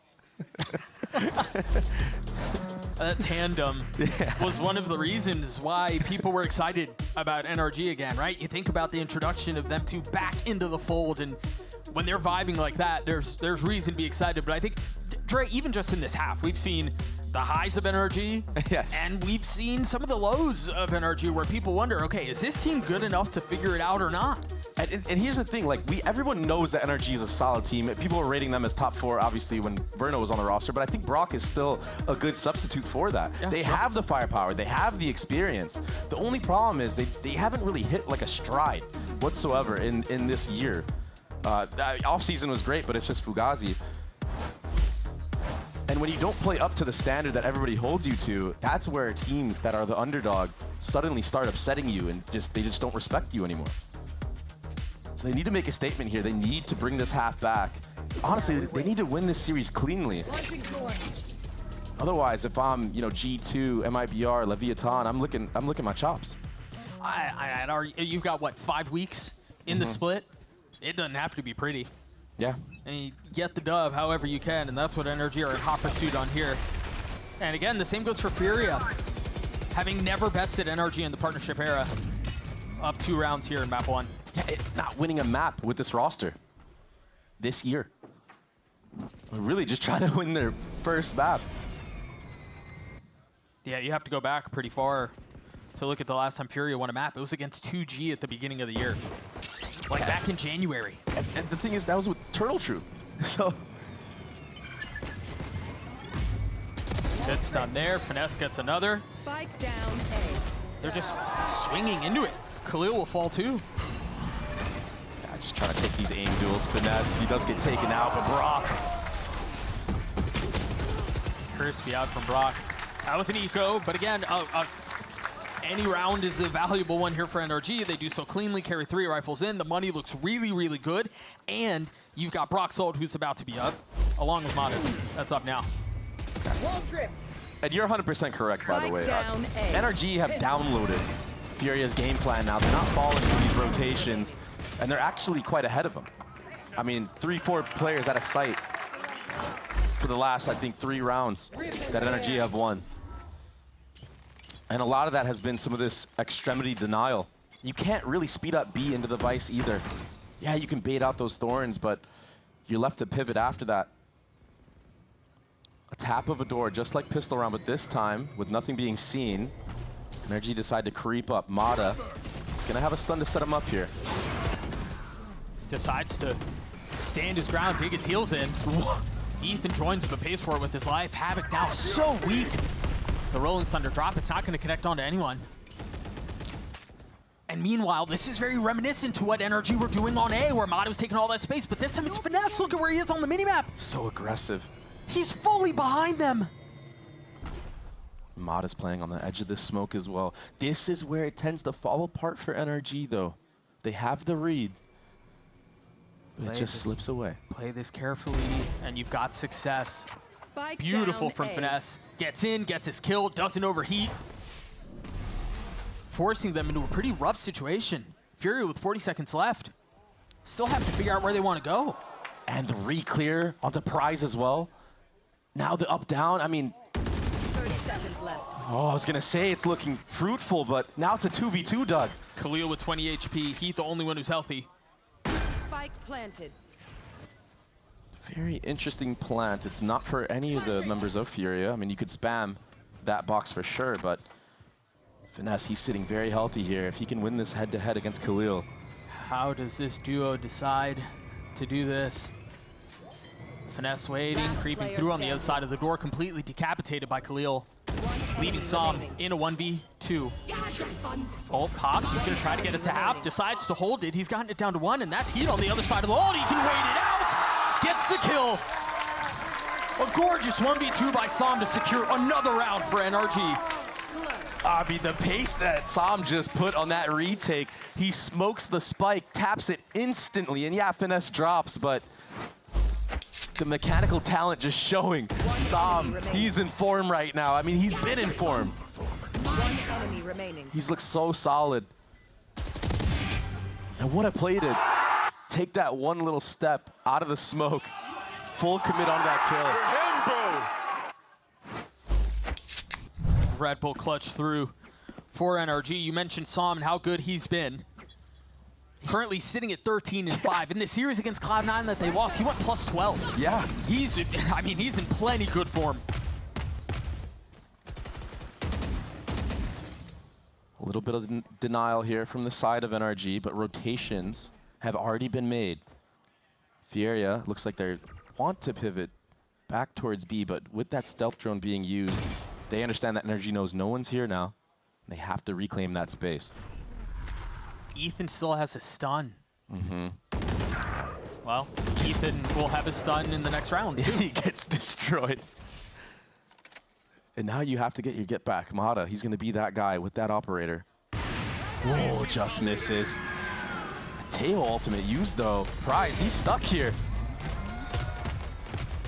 Fully investing onto that. I thought there might be some crunch elsewhere on the map, but no. You gonna stick to that TP? Yes, you are. Sam knows. Pinging out on the mini map. Oh, but Khalil gets a kill onto him anyway. I think he must have gotten timing. And now you have a free C site, but that Vice wall is still up. Wall tripped. It's not going to get much value here, but maybe now an opportunity for Brock to even the score. He's gotten one. This would be a 2v4 if they can convert it. Delaying on the plan, a dink dealt, leaving Finesse in a 1v3. Make that 2. But they're so set apart. Again, just narrowly spotting a pixel, but it's not going to be enough. Furia get to 6. It's the rotations from Fieria that are just posing the biggest threat to NRG. Well, I think a lot of this time it was that Omen ult. Yeah, Khalil's ult, and then obviously Sam not being able to convert on that kill just opened everything up for the attack. And the thing is that's not able to happen if Heat isn't so on fire with his aim right now. He is killing everybody that is peeking him on the rotations. You got to pick in B around that same time. So he just has that free sight to walk around flank, secure the 1v2. Now it's A fire for A fire. Mata, what can he do here? Just uses utility to get out. I mean, the threat of Furia at this A side has been too much. They've got 4 members from the defense here. Finesse has his ult. Used right on Q. Havoc does too. That's 2 kills away of the defense. Now Mata exchanging with ult of his own as Khalil will crumble. There's nothing left for you to do. You have to speed up B here. All that Vice utility is still up at C. Stealth drone to clear out water. Oh no. The silent walk up. Yeah, but a 2v5? Yeah. I mean, Spike down B. not enough silence in the world for that. No way. Spike was dropped as well. The double up proactivity, pushing through A. I mean, Heat is getting swarmed right now. Mata, he does clean him up. So a great comeback to the half though from NRG. Right off of that timeout from Mike's. Yeah, to be a fly on the wall there and hear what that conversation looked like, because that feels like a different NRG that we saw prior to that timeout to the one we saw on the other half of it. Yeah, they were just getting caught off guard. I mean, players not even aware of the silent walk-ins, but the adaptation is, yo, just be ready. They're gonna walk into you. You don't need to peek into Furia. Yeah, and honestly, that's what a lot of the success that G2 had when they were able to turn the tides. We're gonna throw it to a quick break, the rest of this map when we return.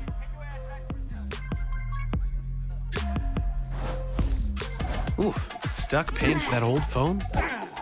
Don't be. You know, at Verizon, we'll pay off your phone. And you'll get iPhone 16 on us. That's a value of up to $1,600, only on Verizon.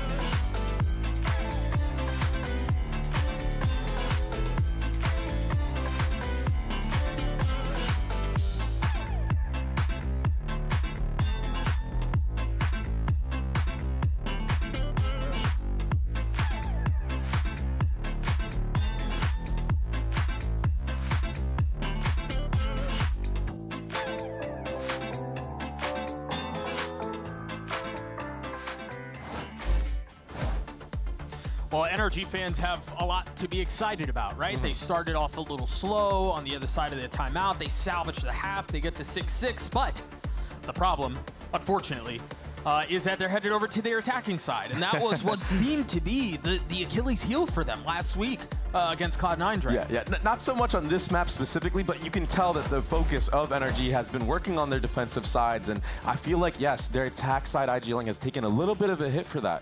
That being said, I mean, Sam is having a banger of a map, just like he did against Cloud9. And he alone was a threat to close out the map against Cloud9. So we'll see what he could do, see what he could cook up here. He's working alongside Mata, but the spike is going towards B, and it's a trap play. There are so many members here. Brock's drone spotting both, and you imagine that's going to be the cue to take a quick step back and choose not to fight with that. Great bait out of utility. Now Mata, he's broken that door, and he's inserted himself so deep. He's hearing these rotations onto the A site. He's going to be feeding all this info to the side of NRG. It's going to be a tap of a door, but a B pivot. Do they decide to contact their way through? Yeah, it seems like that's going to be the case. Neon now dashing out, Heat playing in a really good position. Was poised, was set up for some more pistol antics, but not able to convert here. Just so hard to hit. And every second that passes, NRG can fortify this post plant even further. There was no flood. Which again was why Cloud9 were so successful against NRG. It seemed like they never really let him play at their own pace. Havoc and Khalil opening the site up. Forget about a flood. They might just duel their way through. Mata's left into 1v3, and he cannot convert. Oh, man, NRG. They have the spike down, they have the positioning, but Furia had the hard read on those members that were sitting in Broken Door. That fault line that came through from water, it landed on 2 members. Havoc, it was just free for him. It's so hard to hit the Neon. I guess it only hit 1 player, but still. The fast flick. Some nice shots from the side of Furia. And they win another pistol round, putting themselves in a good spot. This is something that they couldn't do against G2. They won 1 round on their defensive side, Furia. Well, so far they have met that mark.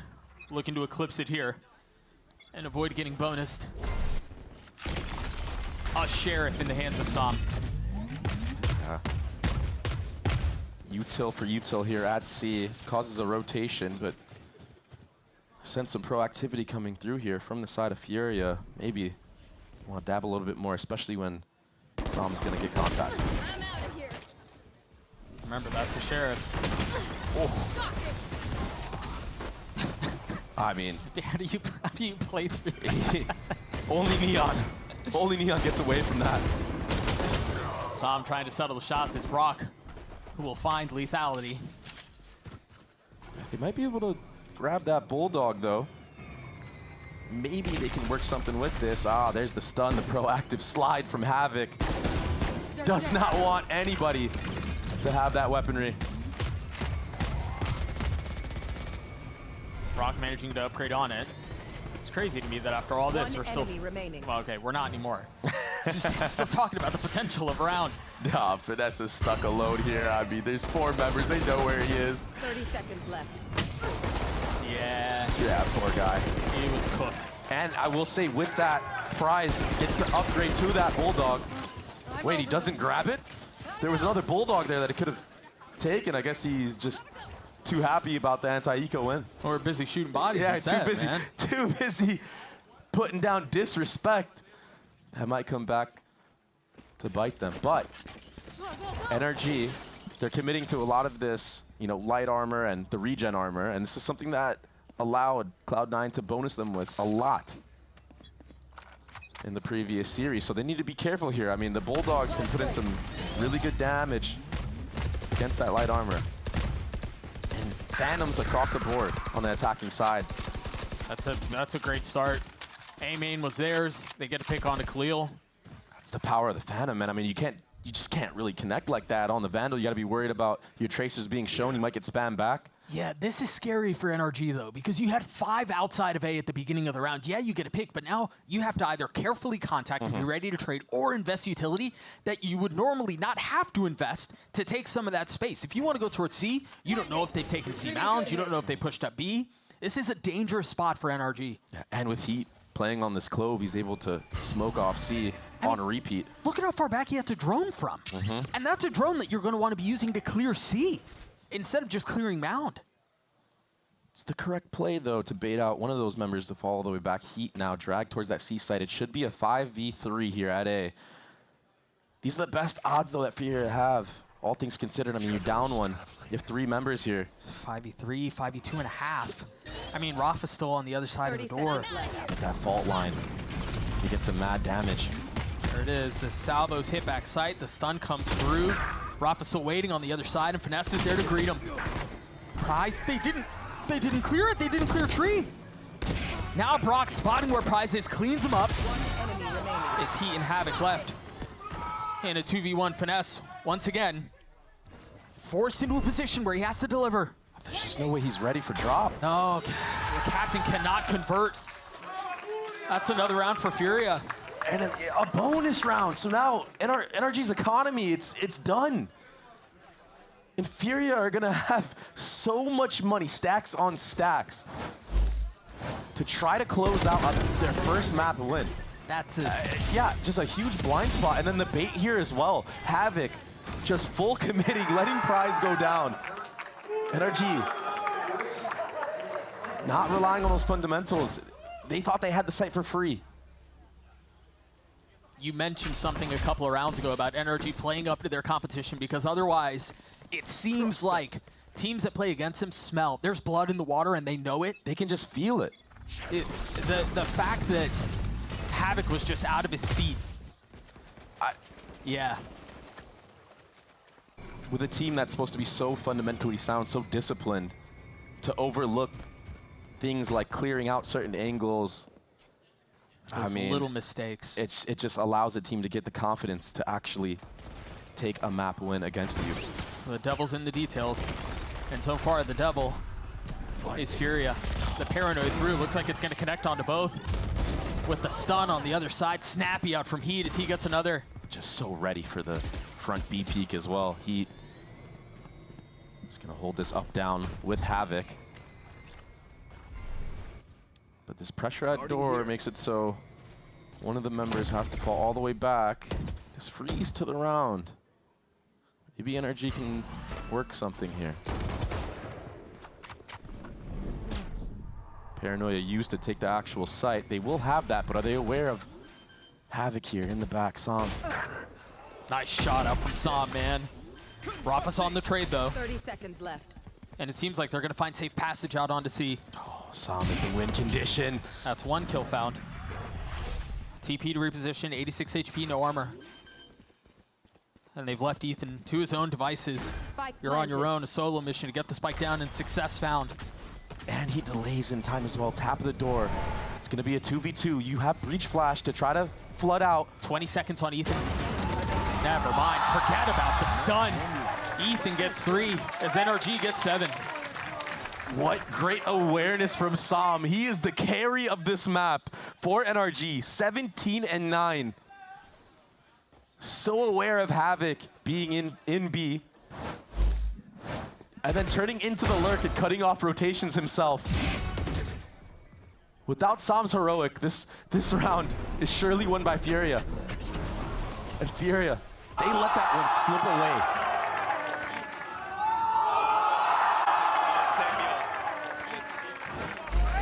Now an operator into the hands of Havoc. Let's see what he can cook with this. Straight into action. He's playing towards A, but the spike, NRG, the rest of the hit is towards C. A lot of utility used. This operator is going to become null. Mada has got to be careful. He's a little bit ahead of this. Finds his one on Heat. Oh, so awkward. Havoc's just on the other side of the smoke. Again, the tiniest of slivers. Oh. I mean, we're talking a game of inches here. Investing the ult to flush him out of that corner. Spike not playing it yet. Now Brock committing to it as Mada takes a little bit of aggressive space, gets flashed off, and he dies. What a shot. The defense bolstered up and reinforced with the numbers advantage, and it's gone from bad to worse. As Brock falls, Finesse and Sam trying to hang on to this and white knuckle their way through it. Again, it's going to have to be on to Sam, a 1v2 with 37 HP. Can he play hero again? He's done everything that NRG have asked for and then some. Once again, his number has been called! And he delivers the Red Bull clutch for NRG! A magician on this Omen. His positioning is on point. His reaction time is so fast. And they line up for him here. Beautiful. Dude, they're so overlaid, you can, they tried to double swing him, but that off angle. Come on. Just not expected. They can't stop me. Yep. They haven't been able to stop him yet. 20-9, a man possessed. Saving NRG. And Finesse, he liked what he saw at that C site. He sees something abusable. And he's gonna have to abuse it quick because they're nipping at their heels. Fury have already taken all of the A main space. Yeah, you're exactly right. They're gonna have to speed up here, but that one clove smoke, enough to delay rotations to maybe come through in time. But that Vice ultimate and that stealth drone, that makes it so NRG are confident to hit this site. Part of the problem, though, is that that ult shouldn't have hit the other members of Furia. So they are gonna be able to fight back here. Som, again, lighting up the kill feed. Fatal invested. It hits a lot of members, but I just feel like it's a waste. NRG haven't even tapped Spike yet. They're just holding. Yeah, but they've got him. I mean, they've got him corralled. They've got him controlled. Now they're going to try to fight back for the site, and Pure Eyes will fall. NRG in a really good position here to tie us up at 9 apiece. A flawless round as we're tied. NRG were ready for all that aggression. They used utility to get onto the actual site, and maybe they tapped the Spike once, but they were holding for the walk-in, for the Flood. They understand that they had complete advantage here. Another multi-kill round for Som.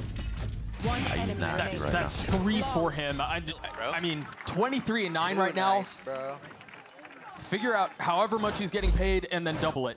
Because he is, I mean, he has been, he's been a savior for NRG this map. Yeah, and the last 2 calls have been towards C now. A fast tap of the door at A for NRG, baiting out a potential trap play and a freeze again. Should be able to see that the door was tapped towards that C site. I don't think you can commit here if you're NRG. You have to re-clear that C space. 5 members towards this side of the map for Furia. This is a tricky spot because much like we were talking about in the previous round, you either accelerate or you have to go back and re-clear, but it seems like NRG are kind of stalling out here. Yeah, they gotta be careful. They're waiting a little bit too long here. And you look at the ult, Rafa has his ult. He's got the stun at the ready. And the problem is they're still showing, so it's not like they've completely cut out noise. But what is this proactivity? That's gonna hurt. That's gonna hurt real bad. How much further does Havoc go? In fact, he throws it in reverse. 40 seconds left in the round. I mean, but that's the breach ult gone, so yeah, delayed. But is it enough? Paranoia now out. Sada waiting on the other side, the stun, the flash, surprise! Fully stunned, gets 2! That's 3 on the round. Khalil gets in on another, and Finesse, in the blink of an eye, is left in a 1v5. 9 bullets left, 13 seconds in the round. Safe. He's safe. 10 I seconds mean, left. cosmetic as ever, huh? The Neon sliding to it, running through. I mean, Prize, he's been pretty quiet. He looked great against G2. But he's been quiet against NRG here. That might be enough to fire him up. And if he can get online, get into the form that he was, taking out head-to-heads against players like Leaf, all of a sudden, maybe you can make a case for Fury to close this map out. Something that they haven't been able to do yet. Oh, man. Yeah.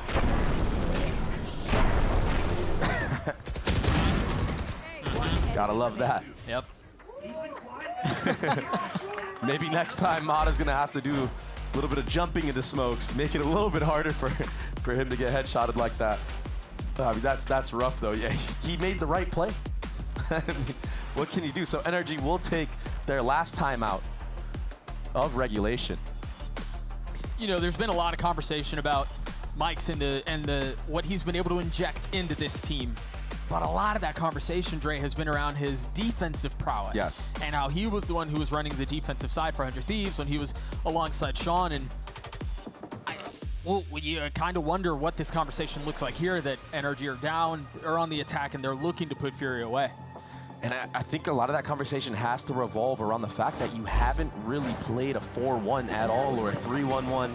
You don't have that info on the extremities to know what's been going on, if util has even been used there in the first place. So I imagine now you're going to see a little bit more of a spread default on the attacking side. We've already seen Finesse call a great attack half with manipulating rotations, weathering the storm of some of these traps from Furia. But that one small change from Furia to just get ahead of the curve and understand that NRG don't have somebody on the extremity opposite of where they're showing. And it did look like a little bit of a 1-1-3 at the beginning. A main claimed by Furia. This might be a speed up play, a nice little cheeky set play. Mata's gonna wrap all the way around to that seaside heat. It's only him here. Brother, you are in trouble. Great stun. Suppressed, trying to hold the line, gets his one, but Finesse is on the trade. He can't commit the ult. Oh, he'd have nowhere to go. Still a deposit front B Som. A lot riding on his shoulders here, but he gets caught. Meanwhile, Mata's still playing back towards spawn. A little pacey on the other side of this. Finesse is gonna have a lot to do here. That wall did go up, so he does have the info. Someone's here. Brock is there to help him. Perched over his shoulder, trying to help where he can. But now Great he's paranoia. flashed. He's got nowhere to go. He gets dealt with. Really nice dink out from Brock. Trying to take a step back, invest a little bit of utility, while Mata, again, trying to patch every single hole he possibly can. Brock left in a 1v4. Dash through as Havoc gets 2. Dialed on, Doug. I thought they nerfed that. Neon sliding accuracy seems to still be in full effect. Havoc just completely decimates that. But the post plants of NRG, it was such a silent retake, clearing out Som front B, understanding that he's gotten so much value from that spot. I mean, it's just tough at that point. Paranoia was perfect onto Finesse. He gets cleared there no matter what. And you can tell now from the emotions of Furia, they know they got this.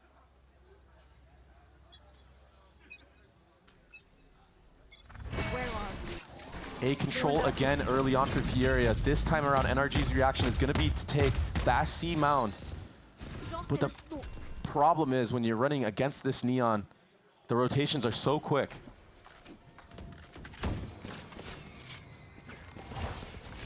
Tap of a door to re-clear some of that space front B. And it's just quiet across the board right now. A is going to have to be re-cleared. Finesse and Brock are working that. One suppressed. Khalil. Cape spotted. He's got to get out of there. And seems like he will be able to do so. Good pushback from NRG. Rafa has his ult. I mean, his stun. And that will be a problem if they try to. The one benefit is maybe they can contact out, and there's no way Rafa knows. It's the perfect play. Perfectly timed. Mata was there to punish. Som will join him. Numbers advantage for the attack. Now you cannot lose this post plant. No. You have to have the trades go in your favor.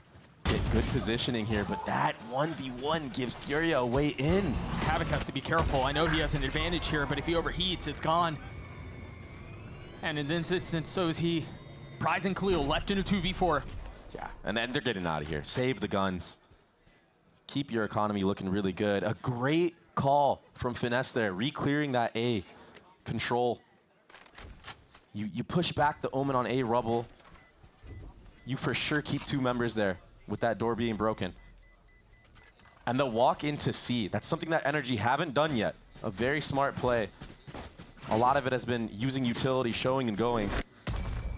And this time, they're the ones that catch Furia off guard. So we're within 1 now. NRG, they're gonna have to dig deep, use that experience that they have on this roster of champions to bring this one back. Yeah, Havoc went a little bit too quick here. Yeah.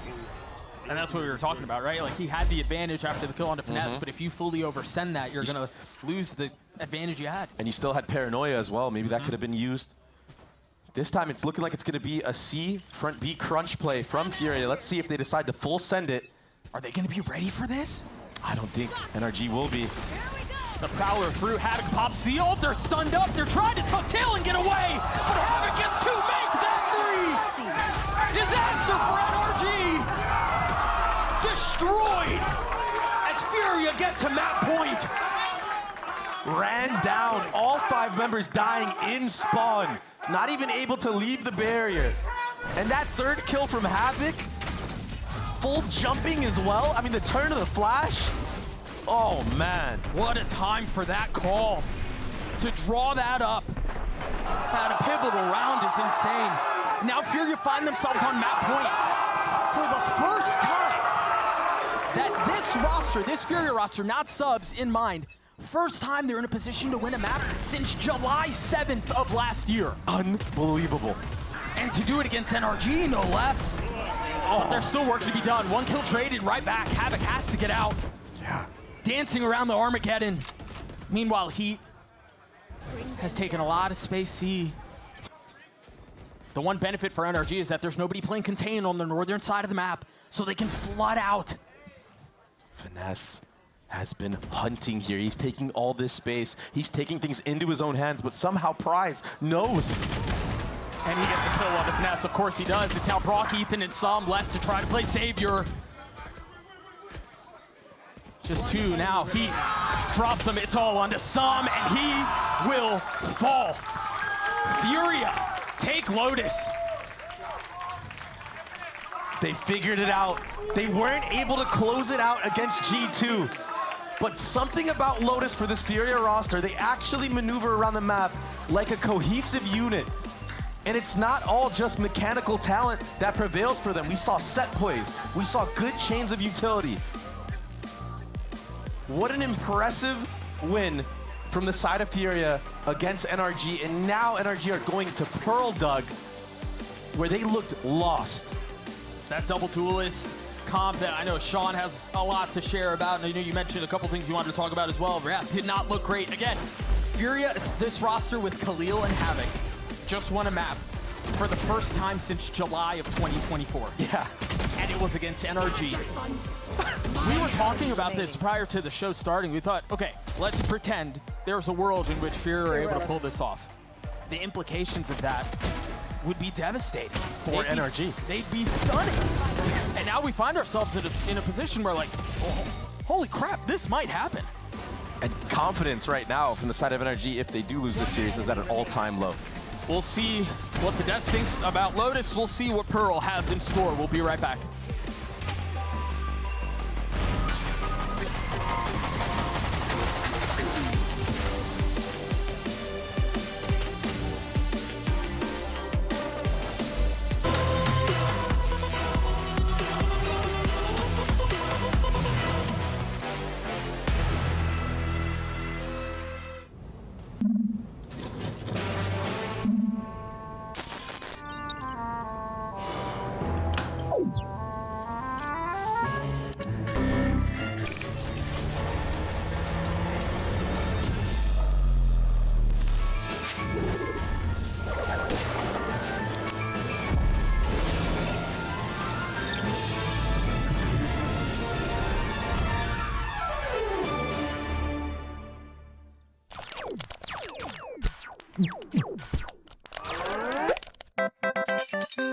Red Bull gives you wings.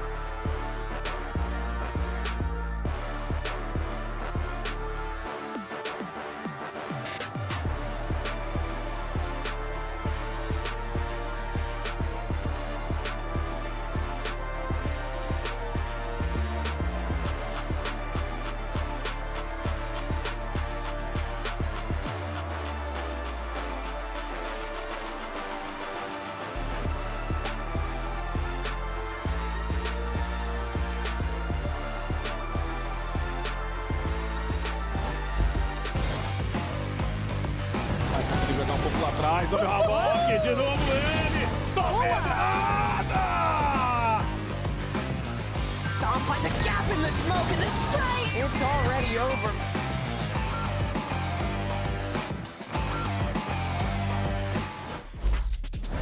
I'm joined with Peu from Furia. After their first map win over NRG, the team's looking electric, and you guys were in control the whole time. Why are we seeing this new energized Furia? Eu acho que a gente está trabalhando muito o fator da nossa intensidade dentro do jogo. A gente sempre tenta ser um time intenso, mas no último jogo contra a G2 a gente acabou deixando isso abaixar no segundo half. Acho que a gente corrigiu isso, por isso que a gente está com tanta vontade, indo tanto para cima, vibrando tanto assim, porque é uma coisa que faz muito bem pra gente e a gente vai tentar manter. Yeah, we've been working a lot on our intensity. I think for last game we kind of let it cool down, but like we are really going for this intensity for being everyone high, you know, for keeping everyone hyped. That's what's happening. Awesome. Well, it's awesome to see. Good luck in the second map. Furia up 1 in this series, taking away Energy's map pick. This one hurts, man. This one hurts. They had the same playbook. They came in swinging once again. They came with those contact plays. They came with the aggression. Energy should have known. Yeah, they should have. I mean, I feel like all of us should have known better too, because I think most people had their money on NRG coming into this series, right? Like, they of course took this map down against C9. It looked great. Okay. Look at these frauds. They're looking like Pletchat out there. I don't know that guy. That's a different Sean. That's not me. Nays. No, I don't know that guy. No. What does it take for us to stop believing in Energy? I mean, we just saw it, actually. Is that genuinely, like, even beyond belief, I think just losing to C9 and then losing to Furia, I don't see a world where they can make it out of groups if they lose this series today with how quick the season goes. Yeah, and we looked at the schedule, right? They have some tough opponents ahead of them. Absolutely, and we heard from Mike in the opening interview, right? The head coach, the new head coach for NRG. This is a building process, right? They brought in Brock. It's a learning process. But like Ender said, you have to win along the way and get the wins that are easiest. And this is technically, it should be one of the easier ones for NRG. 4 straight wins against Furia. They hadn't won a map against NRG for like 2 years. Hey, but they had 2 years. They came back. They were ready. And what I loved with Furia was how they took the VOD they saw from last week's game against NRG and punished them. NRG plays so passively, especially once they're ahead in numbers. And in this round, Furia lose a player. So what do? They contact out on site. They know that NRG love to play doubled up into the back here. Rafa finds a great kill, and they end up hunting Finesse down by going up the rope as well. But again, NRG afford them so much space. So then in the very next round, similar situation, 3-on-3. Look at the positioning of NRG playing up in heaven and playing backside with Finesse. They did this consistently versus Cloud9. So again, off of the contact, here's a stun. Rafa again. Huge round, 3Ks back to back to jump out to a big lead. Yeah, and you're mentioning Rafa here, one of the initiators. The other one that we didn't see, and this guy, the Clove right here, he was knocking it out of the park all game long. It started on the pistol. He won them the opening pistol with that B lurk, and it spread into the next half at the C site. I think, though, the true thing is Prize. He started 2-9 this game in the first half at a 6-6 game, and he ended second on the scoreboard. 200 damage around in the second half with Havoc. Oh, man. It's a disaster class over there at FNS. FNS, Energy, and Co. Well, let's hear what Energy has to say ahead of this next map. I am joined with Mike from NRG. Before we get into Pearl, looking at how that worked out, it was close in the end, but they seemed to have your number. Kind of talk to me about what was going through your mind and chat with the team in that last time out. We were just talking about like what we saw overall from their game versus G2. And just reinforcing some of the stuff that we talked about game plan wise, because their C was pretty weak, so that was something that we wanted to keep trying to abuse. Didn't work out in the end, but that was what it was about. Feeling good about Pearl? Yeah, I think so. All right, Rocket, good luck in the match. Okay, I'm not gonna lie, I think so. Did not That was not a self-win. Not super inspiring. Not super inspiring. Especially considering the territory we're about to head into with Pearl coming in, right? Because, yes, NRG, they rip off the T1 comps that looked so good in Bangkok, but it didn't seem like they were following the same blueprint that T1 had to their road to success. No, they were a lot more passive in their opening defaults on the attack half. When they switched half and they went on defense, I thought they did a really good job of flooding into the sites and, you know, quite frankly, being everywhere all at once. With the Yoru able to play both sites, the Neon able to, you know, run to both sites very quickly. I don't know if they keep the comp. I really don't know if they do. I'm so curious because I know this team, they have two great initiators in Brock and Ethan. They both know how to play Pearl on whatever you put them on. So it's not like it's required for them to run this double duelist comp.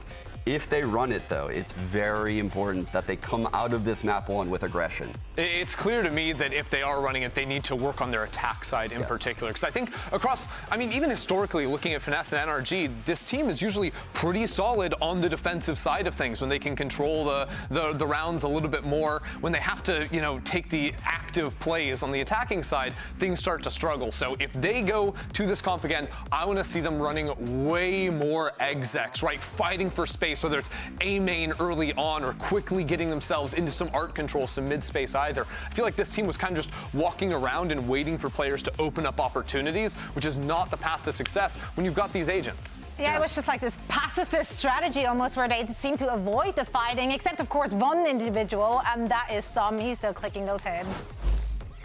This was going so well for them.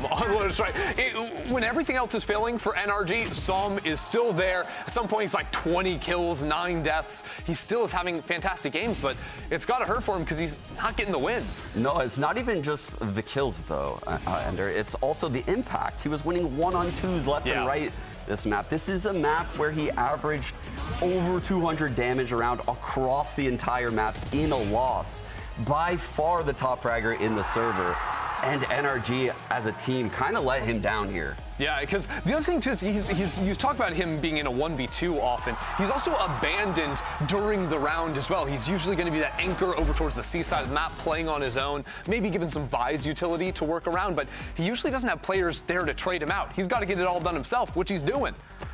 Oh man, well, is this happening? Can Furia do it? Map 2 is coming up right after this.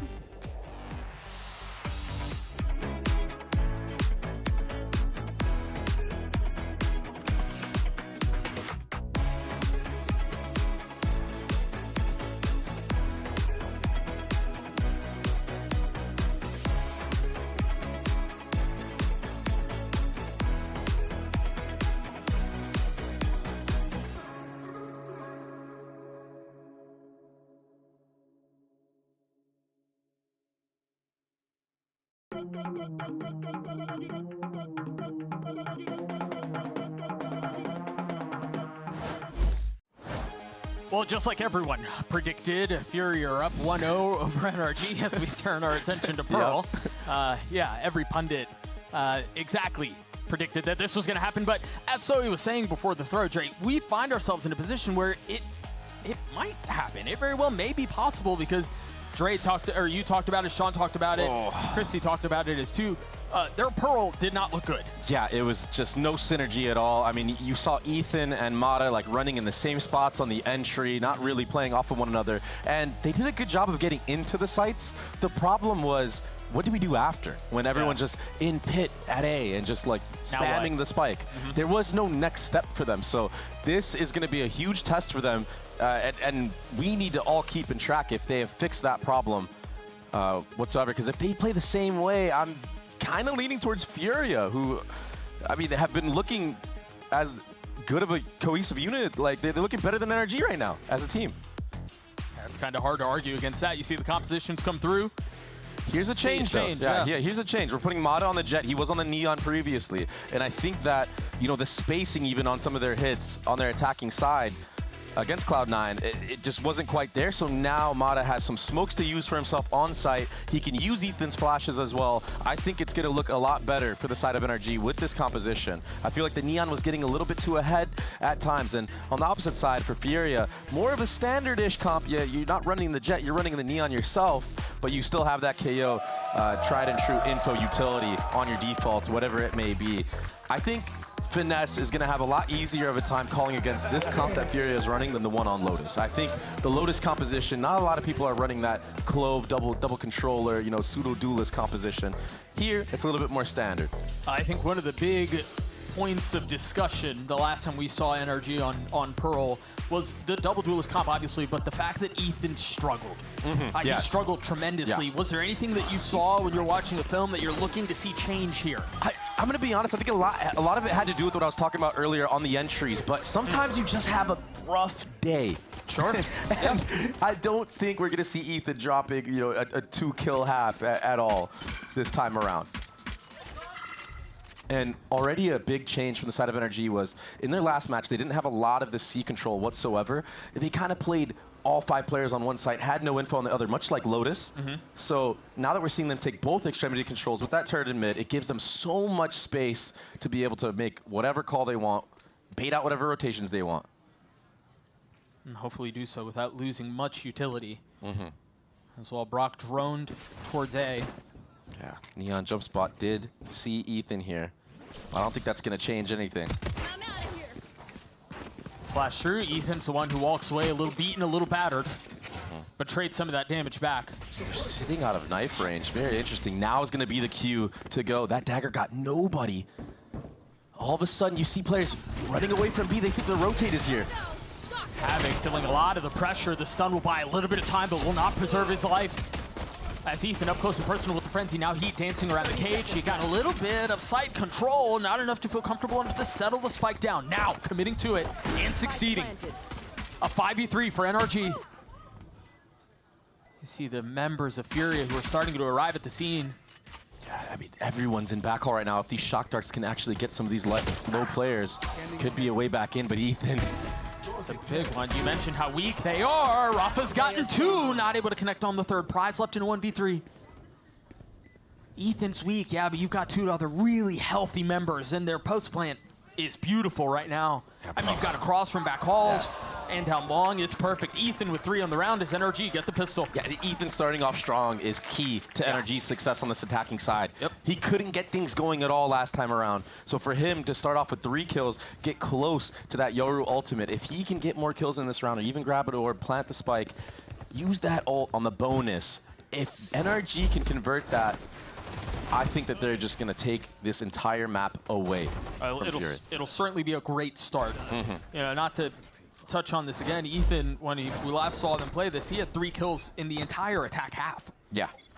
So a great start for him, a great start for NRG, and a desperate need to avoid being ecoed here. And what I'm seeing on the mini-map right now, Doug, is really good for the side of NRG. Having some sit all the way in the back, spotting this B. It's something that they didn't do, again, against Cloud9. I don't know how Havoc wins that 1v1. That's traded.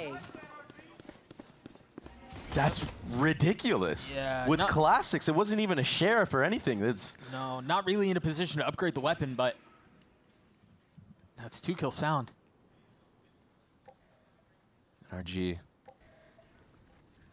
They can't get ecoed here.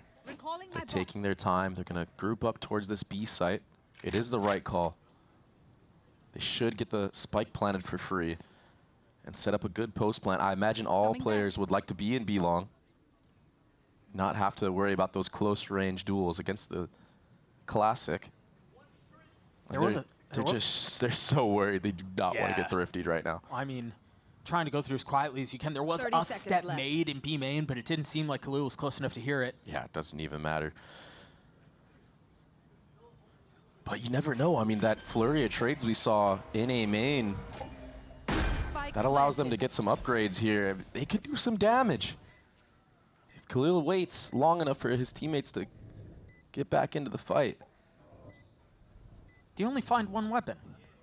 I could have swore there was a bulldog somewhere there. I thought so too. I guess Ethan didn't really commit. He must have just had a ghost. I mean, Khalil goes way too early. Mata, he's so quick. He's very good at holding these angles. Yeah, what was the plan for Khalil there? He was scouting. It was a scouting report. Yeah. Yo, they're up, down in back hall. Yeah, info gathered, I guess. Yeah, you just dropped a spike now if you're the side of Fury. You don't want to feed any more of those orbs to, you know, Finesse or Mata, who's coming up on those knives. And although there was a little bit of trading in A main, I still think that the overall picture of what NRG was trying to accomplish was done well. And they can't do that if Som's not set up on this B side of the map. So already fixing a lot of the mistakes that we saw last time around on the Pearl. I think the Jet looks a lot more fluid in tandem with this Yoru. But it's so early to tell. It's so early. Yeah. Let's see. This is going to be a big test here. Looks like they're going to want to try to grab this orb onto Ethan. Get that Yoru ultimate online, but Furia, they have something to say about it. Khalil tucking into Cubby. Havoc stumbles out of the blocks. But remember, Khalil's still in a really good spot. Surely you check this. Ethan looks concerned about it, wisely so. That crouch peek was perfect. Nasty. You still have Alarm Bot all the way towards A. Finesse, he's been jump spotting. He's making noise though. He needs to be careful. It does get the info. I still think you commit this Yoru ultimate and just get the info onto this B site. Figure out what's going on. Where are the rest of the defense at? That's why you see this group up here. Oh, but the knife does hit onto him. Only one person hit. This knife so far from Furia has been giving a lot of false information. I mean, Heat has to spot this from back here, or from back halls, excuse me. Yeah, and you imagine that there's going to be a flash dash play for Mata here into this back hall. Oh, there was no flash, but that's okay. The double dive works out just fine. Mata cleans him up, and all of a sudden you've got Prize and Rafa in a position where they probably are going to save too. Yeah, you have to. There's no way you're breaking through this in a 5v2. No, not on this map. No, this is such a pivotal round too. I mean, it's early on, but you think about what we just saw in map 1. You think about the landscape for NRG for the rest of the stage, and the fact that they're able to convert a bonus off of these two pretty easy kills at the beginning of the round by catching out the Neon and then Khalil getting caught in Cubby.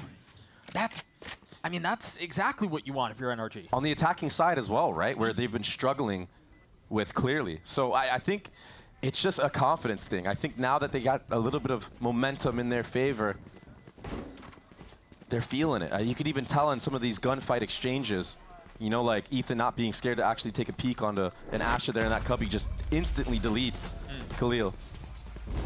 It's a lot of things that we saw NRG being a little bit more timid on in the last map. And that's something that you were mentioning after the map in between during the break about how it feels like for NRG, you just kind of, you have to win one, right? Yes. Like there's got to be something to get momentum going, to get the ball rolling, and then maybe that's what breaks the dam for them. Yeah, otherwise you just look a little bit flat. Like where is the X factor? Where is the clutch potential from this roster that we know that they have? So far it's been Mata and Ethan. Combined 9 and 2. It's been a great start for them. This time a 1-3-1 approach in mid. Mata is going to go head-to-head against Havoc. Nice dodge of utility. Good finesse there. A little high ground. Who's next? There's that Yoru ult that you were looking for. Yeah, they saved it in the last round. Some decent info gathered. And it looks like it's going to be a lean towards B right now. That spike, B long. Khalil's in trouble again. Yeah, he's got to get out of here. I mean, if the rotations get through quickly enough, take a look at Finesse on the minimap and how far he is into their spawn. Surely he calls them back. Don't commit. Or he takes the timing? Oh, there's no way. They have to wait. The plan is to wait now for Finesse to activate. But they're going instead. You got to be careful in Street here. Both duelists are here, and they've been the hot ones, but the first one will fall. The second will crumble too. And now it's going to be on Finesse to play hero. Does he call them away? Does he commit to this? He might get caught no man's land himself. Rafa falls. Finesse tries to get a second. Is not able to contribute. 3v2 now, the way of the defense. Brock and Psalm left alone. Heat weak as the dark goes through. It's immediately cleared out. Suspicions on where one might be, not able to convert, not able to hold the transfer onto Sam. Brock will fall, and that's a round for Furia. And that was a round that was really only successful because of the 2 rifles they carried over. Just a disastrous round for NRG. Finesse had so much space on the map, Doug. I mean, there's no world in which you don't just go back or wait for him to actually get a kill on the flank. But the proactivity from the side of Fury here, Prize, you gotta give him that. That was such an impactful play, such an impactful decision to make at the perfect time. Right. I think the timing was the difference maker there for sure. 100%. But NRG, they showed too much. Something they struggled with on the last map as well was when they cut noise, they're still spamming, they're still showing a shoulder. You truly have to just dial in on your crosshair and hold, wait for the next play to be made. Op in the hands of Havoc. See him try to scurry away, and now they know where the threat lies, and they're doubling down. Yeah, it can be very hard to hold the site with the operator here, especially with all the utility that NRG have, that Astral Wall coming up. He's playing right on the other side, but he's got an op. He's got to be careful. Watching here. They're having to give so much map control right now. Ethan's in this back hall. Dagger connects on 2 members. Euroflash is not going to be significant. They're just separated by the wall. Ethan now taking a step back, and as it goes down, he's able to get out to safety. I like that smoke. Gives him a little bit more cover to play around. Now, pushing into it. The flash going to connect. Rafa falls. He tried to TP away, but where was that shot from? And now they fully lost control of the site. Fury have filled in the space that was previously vacated. You're going to have a late lurk out from Sam, but it's got to be a little pacier. They just went out the fights down long, which seems to be exactly what NRG is doing. Whew. Khalil, sharp with it, but will get chased down as NRG get another. I gotta see that shot again. Yeah, I don't know where he got that kill. Maybe it was a spam through a smoke or... But he was TPing out. It must have been so fast. We'll get it right here. Ethan, nice proactivity. Yeah, no clue. He just he gets sniped through the smoke, yeah. Nasty work. But a good post plan from the side of NRG. Everybody playing out this time around, using those phantoms to their advantage, spamming kills. Brock is going hunting. He's feeling himself. And when you find out where the operator is, it can be so easy to just overwhelm him. I mean, Havoc really couldn't do anything there. Yeah, he gets that kill through the smoke, but that's not reliable. Now, a change of pace. This time, A default with mid control, but B is completely open. Right, they're popping the ult here. Mata does get tagged up. Surprised they invested that ult. Down 3, I guess just trying to turn the tide somehow. And it was all distraction for Finesse to just walk up into Art there with Sam and try to catch anybody out that may be backing up from the A site. Did exactly just that, but Khalil, he's taken all this space. NRG, they have to hold W. They have to speed up. With a Guardian in hand. You've got Finesse who's still trying to play around mid, but there is a gap. Yeah, the thing is, Khalil, he's just a little bit too timid in this moment. He just wants to hold that space, and Fury decided to back up off of that smoke fading. Good drone. Should be a free A site. Now, Fast Bloods was where stuff fell apart for the side of NRG. Again, keep an eye on the mini-map. Finesse is ready for it. Meanwhile, Ethan trying to take some of the space out onto the side. What? Again. Lobotomized. Get out of my way. Still a chance. Though, as these kills, as they get messier and messier, you feel the scales start to tip towards Furia's advantage. Look at how weak they are. Sam is 15 HP, Mata has 5. But Havoc has a Guardian. I don't know that you converted in this. They pass right by each other. Gonna have a really good idea of where he is now. Havoc will fall, NRG gets a 5. Yeah, good on NRG to weather that flood. Have the correct spacing to get the trades. That's something that slipped away from them against Cloud9. And now it's NRG that's winning these awkward exchanges that are happening. There's that set play, the double walk through mid. And yeah, it got a little bit dicey. Some players got low on the side of NRG, but they weathered that storm of Furia's fast flood. All smiles for them as they're up 4 rounds. Furia call a timeout. right now for the side of Fury. I mean, you have so much map control, but you're kind of second-guessing yourself. I would like to see a little bit more oomph from the flanker. Just go all the way. You've been winning the 1v1s. It's pretty much all you've been winning so far in this map. Yeah. Just take it that extra mile. Just go all the way around. See if you can catch a timing. If you get punished for it, then okay, maybe you can adjust at that point. Yeah, gamble a little bit though, sure. Yeah, I mean, you're down 5-1. You got nothing to lose at this point. Maybe with some of these ultimates coming online for Furia, they can stop a little bit of the bleeding. Rafa's coming up on that KO ult. Havoc, he's got that Neon ultimate online, and Khalil, he's got the Cosmic Divide for the retake.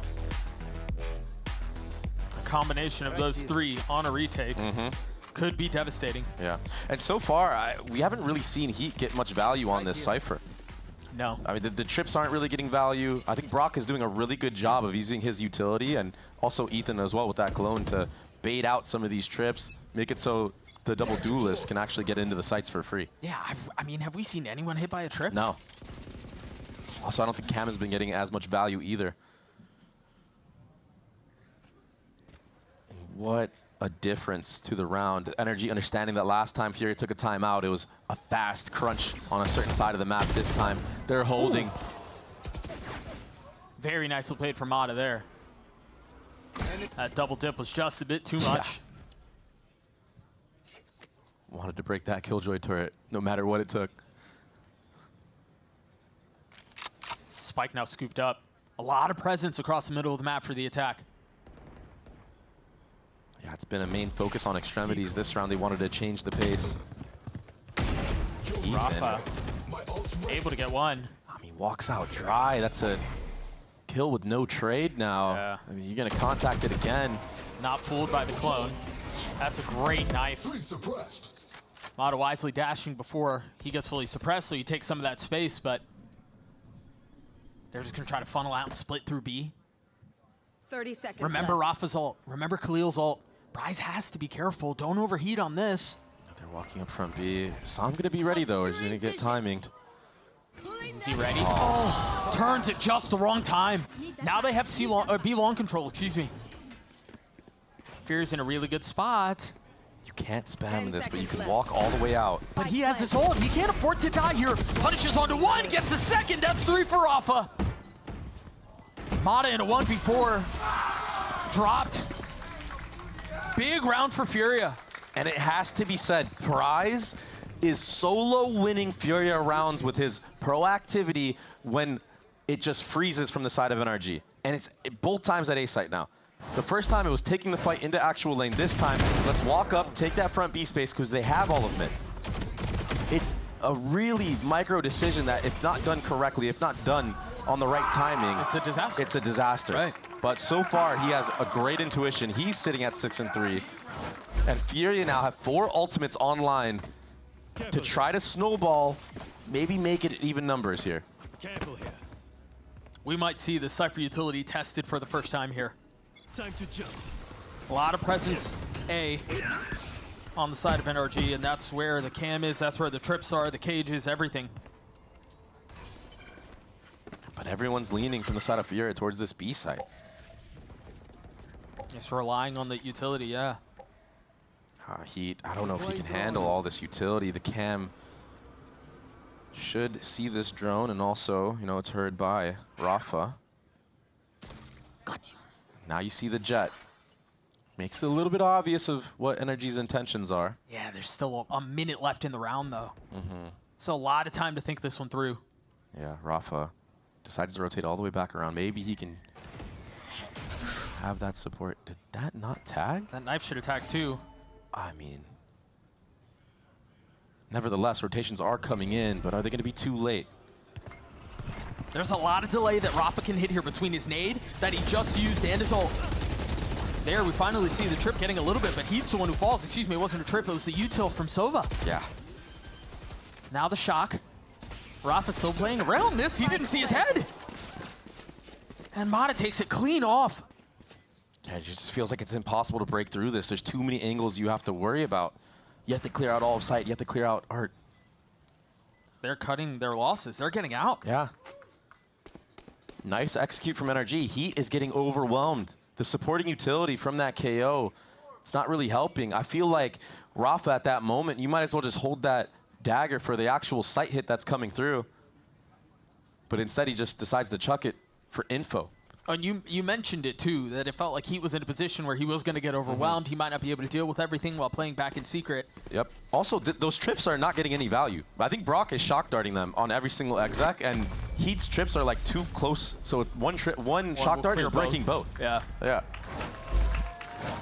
And then Brock had a phenomenal dart in backside as well that allows Mata to get this kill onto Heat. A lot of layers to that side exact. A lot of shot from Mata. Yeah, One bullet, nasty, too. nasty.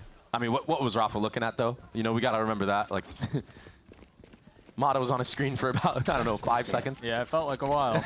Maybe not 5, but felt like it. And he puts the trip in the same spot. That trip has been getting broken every single time. He's hanging on to one, though. Hanging on to the other one, perhaps, yeah, trying to play it down street. I mean, it's just the common trips, though. It's no innovation, no creativity on this character. That's why he's struggling so much. A lot of noise made A. Oh. Here's the adjustment. He wants to get active. He's had enough of anchoring. He's like, you know what?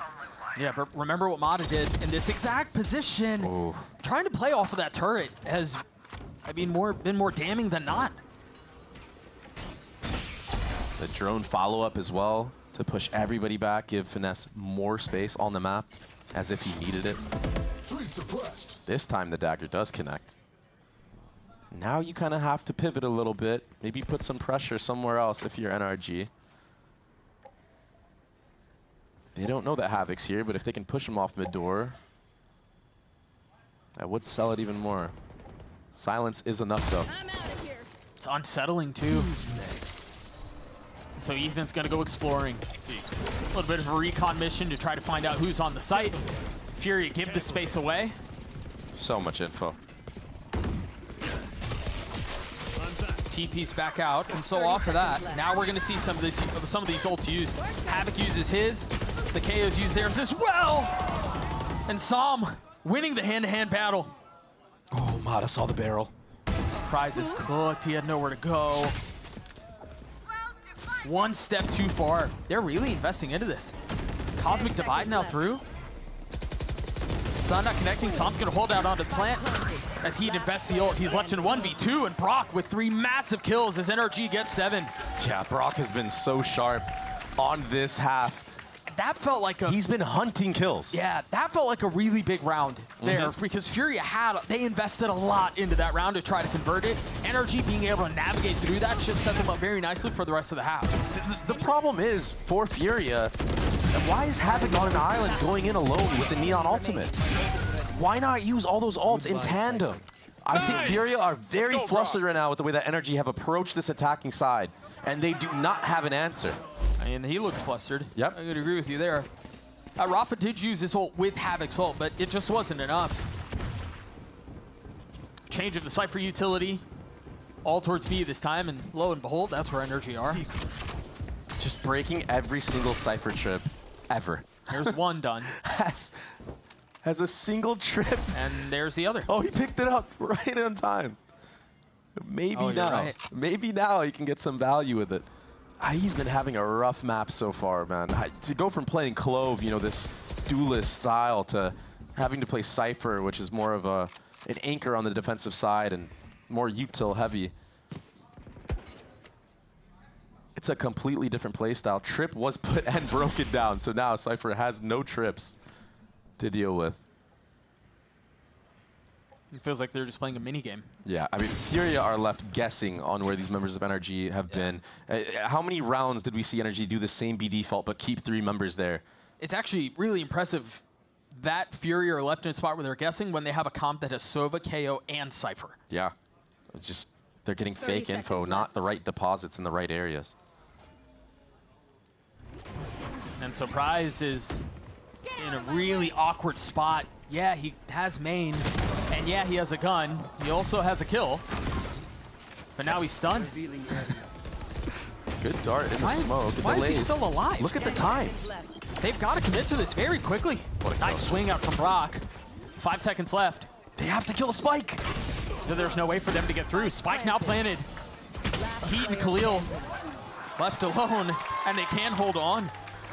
Seemed like for a second they were going to be able to buy enough time, but time ran low, but Brock is too cold again. Running out of that smoke, that kill onto Prize was massive. Prize had the advantage in that moment. He could have really turned things around for Furia here after this pickup on Namada. I thought he was going to get another with how long he was alive. Yeah, Brock is just too on point right now. I mean, right, this is the NRG that everybody thinks about on paper. Into the next we go, a 6-round lead for the attack. Plenty of money to speak of. And 3 ults to play around too. Havoc this time, not concerned with clearing out the turret. That could be problematic. He's gonna have to get out of there. No safe passage found. What a great punish from NRG. Now the silent walk into A main. Take flight. Using so much of that info utility to clear out all this space. B long was gathered though from Khalil. That allows for a little bit of a heavier lean for Furia towards this A side of the map end. These trips are definitely different. Maybe they can get the value that Furia needs to convert a round win, stop a little bit of the bleeding, stop the snowball that is NRG. An 8-4 would be great, given how this half has gone. Khalil's in a really good spot, denying a lot of this space. Playing on the other side of the wall. Mada's now down, those trips are still up. And he has taken a timing, perhaps ill-advised. Instead of deciding to wait out on the other side of the wall, he dies for it. Now 3 members left of the defense. You've got another ult invested in Prize and Rafa. I feel like every time we look up, that's another member lost. That's another advantage gained for NRG. What was that from Heat? Just trying to take things into his own hands. You kind of had the advantage there. You had 2 info trips. Yeah, you're not going to be able to get spam kills off of them, but that might have been enough to delay for the retake to actually come through. Instead, you walk out and try to trips do nothing. 1v4. Right. This feels like the Furia that we saw when things got lost against G2. Yes. Where it felt like they were just forcing fights, where they were always dry, where they were, I don't even want to call it heroic attempts at making plays. It just felt like, hey, we're just going to out-duel you. Yeah, let's just try to shoot. Right, and that's a problem with the state of where Valorant is right now. You can't play the game that way. No. And they didn't play like that on Lotus, that's why it's so surprising. On Lotus, they played as a cohesive unit, even on the defensive side. How many retakes did they actually have? They had a bunch. Yeah. It just feels like on this map, they've been getting first-blooded way too much by NRG, and that's partly due to like some really good set pieces of, you know, defaulting from the side of NRG as well.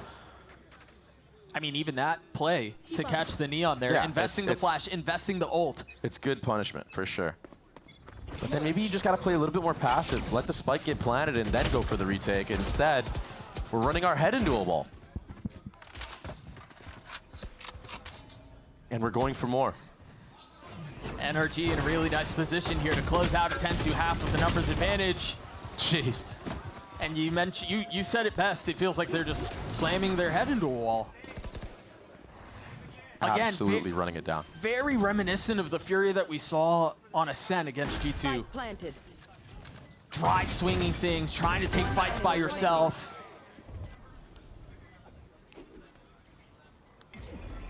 I mean, I do have to point out, though, that NRG have made so many good changes. I think the Jet as well on this map of Pearl has looked way more comfortable for Mada. And you're kind of seeing like how the Neon, it just wasn't it. Like the timings weren't right. Right now, NRG looks so much more cohesive. There's good utility coming out for Mada when he's in his smoke. Flashes from Ethan. There's just so much to have to deal with. I mean, look at this. Right? I mean, there's nothing you can really do here. No. Even the pull from Sam in the back there, so Prize can't help Rafa at all. It's been a great job. Yeah, it's been a great job for them. It's a 10-2 half for NRG. We'll see if Fury can put together some attempt at a comeback on the other side of this. We'll be back.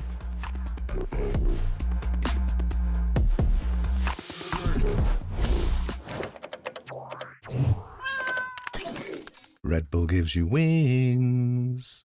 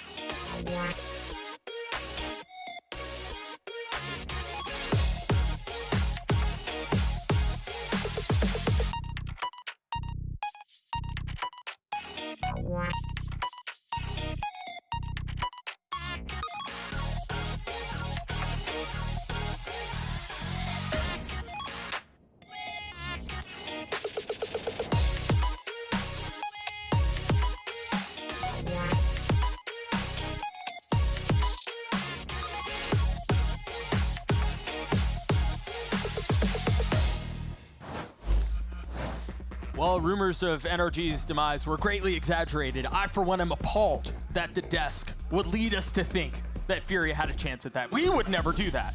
I mean, not us. It was all the desk. I think NRG have had a commanding, dominant, slaughter, whatever you want to call it.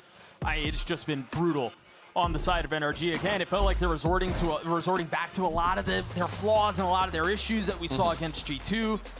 And NRG have just had their number. 8 rounds here. Furia, I mean, they need to win the pistol. They did win both pistols on the last map, but this time not really working in their favor. Now, on the attacking side, maybe this contact approach and the duels that they want to take, it could work a little bit better for them than on the defensive side. Yeah, but I think it's something that NRG were starting to key in on. It was something that G2 keyed in on, is once you know that that's their style and their approach, you do that, right? Like, if you're just going to contact out, you just sit back, you hold. Alone, Ethan getting 2. Somehow Havoc has gotten all the way in the back here. I mean, he might be able to catch out Finesse here.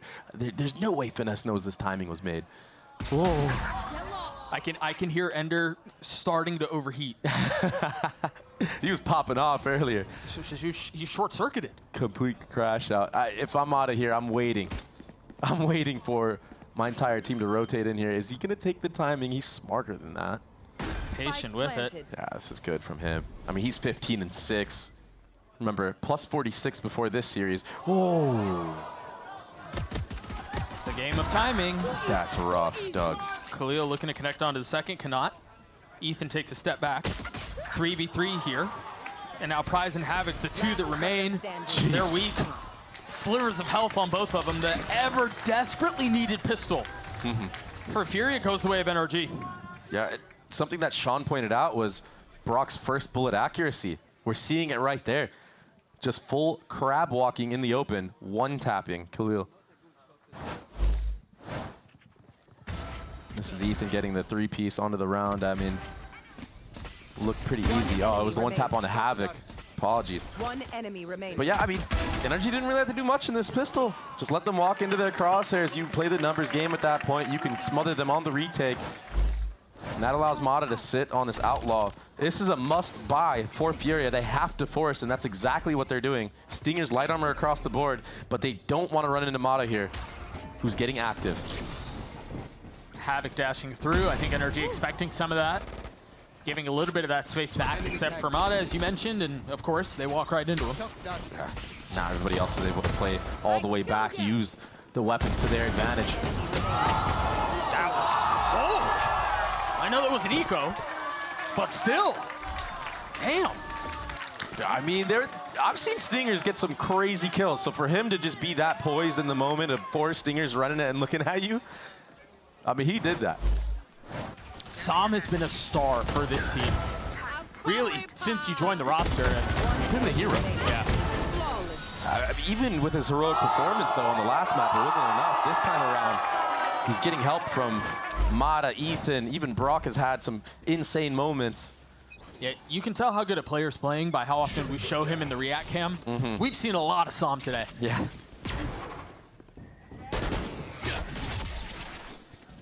Some good utility being baited out from both duelists on the defending side. Rotate back towards V. Havoc taking a lot of that space.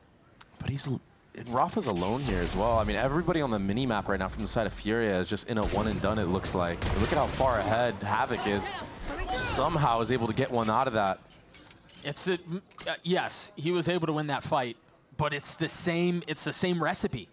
He just walked out, took the fight 1v1. He was able to win it out that time. That's just hard to rely on. Yeah, at this time, a bit of a freeze towards B where they got the opening pick. They're allowing Heat to try to take a 50-50 on whoever he can find here on the A site. If not, you get space nevertheless. I wonder if there will be a call to maybe pivot. Brock is having none of it. He was so weak. Havoc is disposed of. And now they're going to try to accelerate B. And they're all here. I mean, they have a really good idea of where Rafa is. All of them fall, and now it's Heat who's going to try to rotate back late to the party. And he will get dealt with. NRG respond beautifully with a 13-2 win on Pearl. And that's going to take us to Fracture Dre. NRG needed this win. They needed it to be in this fashion as well. I'm seeing confidence in these players that we didn't get to see on their first map of Lotus. They looked a little bit dull, a little flat. And now there's some life. The individual mechanics are starting to shine. The team play is quite there. The post plants were phenomenal. Brock, 8 plants. I mean, the attack half was as perfect as it can be. As good as it's looked for a really long time for NRG. And I think, again, a lot of this has to be credited to the fact that they figured out Furia's pace, it seems like. They figured out how to play against him on defense. Their attack side looked really good. And from that point forward, they were just able to run away with it. Yeah, going into Fracture now, it's another map that NRG have the chance of fixing, and it's a map that I don't know if Furia can really do it. We'll see if that's the case. Furia to decide who walks away with this series on the other side of this break. We'll be back shortly.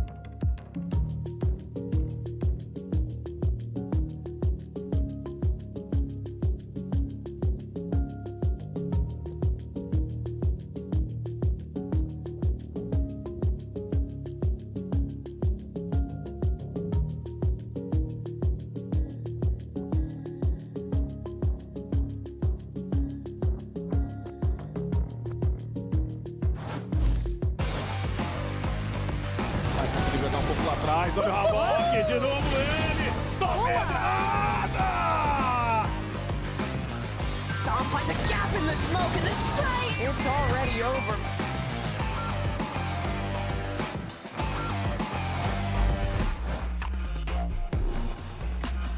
Welcome back, one and all. We finally see that 1 point on the side of NRG, so they're back in it. Do we believe, though? I don't know. That's a big point. They just murdered Fury out there. Like, I don't know what happened. They made a statement. They heard us probably. They were like, no, we don't want to disappoint anyone believing in us. So they're bringing us to Fracture. We're going all the way with this series. And that was a very different look from Furia as well.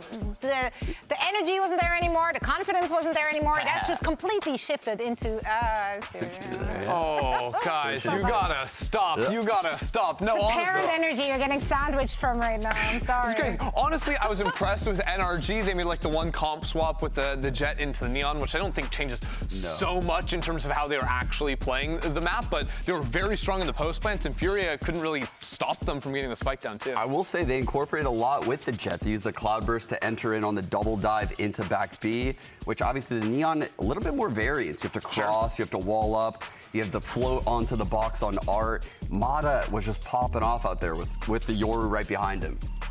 Actually, ahead of today's match against NRG, we spoke with Price about the player he needs to watch out for. So let's hear it. Eu acho que o estilo de jogo do NRG, ele trabalha bastante com as skills principalmente do Ethan, eu acho. Eu acho o Ethan um ótimo jogador recursando. E eu acho que o jogo deles roda um pouco em torno dele. Então, se ele tiver no dia dele recursando bem, vai ser uma partida complicada. There you hear it. Yeah, let's dissect this a little bit more. There are a few things that you actually pointed out right after map 1. You wanted to see Energy being more proactive, getting those XX out. That's what we saw just now. I think they were seizing the space a lot quicker into rounds, especially like the early rounds. They really were bullying out towards B long, but then once they worked into the middle of their attacking half, they started taking a lot of early art control too. Yeah, I mean, I have to give credit to Energy, but you also have to be a little bit critical of Furia right here. I think, you know, he didn't have as much success on this Cypher role as he did on Clove in the prior map, and this has been a struggle for Heat all season, playing the Senti. We know he can succeed on the Initiator, on the Duelist. We saw him on Clove. But here on Cypher, it wasn't clicking right here. Rafa's flashes weren't really coordinated too well throughout this game. Havoc, no success either. But you do see some cool like timing combos between Mata and Ethan, right? Teleporting into backside B at the same time that Mata is smoking himself, you know, and double swinging onto those lines. So I think that making this hot swap over, Energy looked way more coordinated on their XX, connecting Ethan and Mata. And you can see it like a completely different player to the Yoru that he played versus C9. Yeah, absolutely. And I think the Cloudburst itself helps a lot of this variance. Jet dashing into the Cloudburst. The Yoru flash can't blind everyone on your team at that point. So I think that eases a lot of the frustrations Energy had. And I like the high-lows coming out of Art for Mata. They incorporated the Jet really well, and I was worried going into the game. Speaking of worried, how do we feel about Fracture? Because both of these teams have suffered an L on this map most recently. Whose L was worse, I guess is the question. Who do you have faith in right now?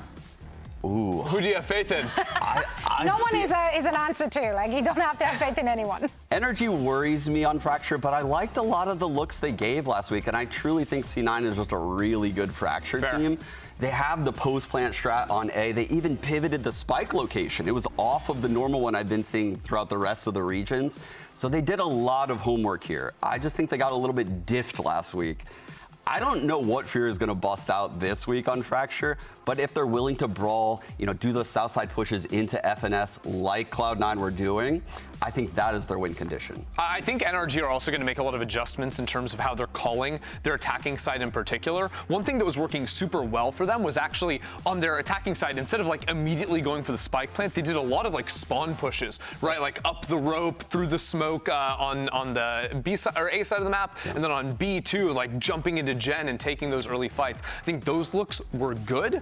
The thing that was so strange was they kept going for this like raise dive bomb play out of drop into planting the spike on his own and trying to play like the timings of the post plant, and they did like 4 or 5 rounds, lost every single time. And if they take that away, they're like positive in their actual rounds on their attacking side. I don't know. Let's talk individuals then. Who needs to step it up? Who do you want to see more of? What did they need to do? I think it's do or die, Heat and Havoc right now. I think if Heat and Havoc have a map, those two, in my opinion, are the key playmakers there, especially if we see Heat on this Senti roll, because what that means is you're going to have Havoc on the Duelist, and if he's having success, the kills are going to get filtered into Heat. And if he's having success, well then Fury should win.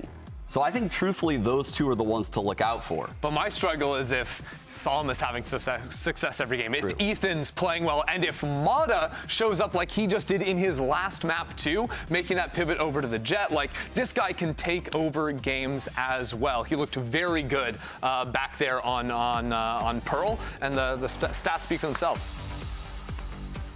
Yeah, this is like the stats I would typically expect out of Mata, right?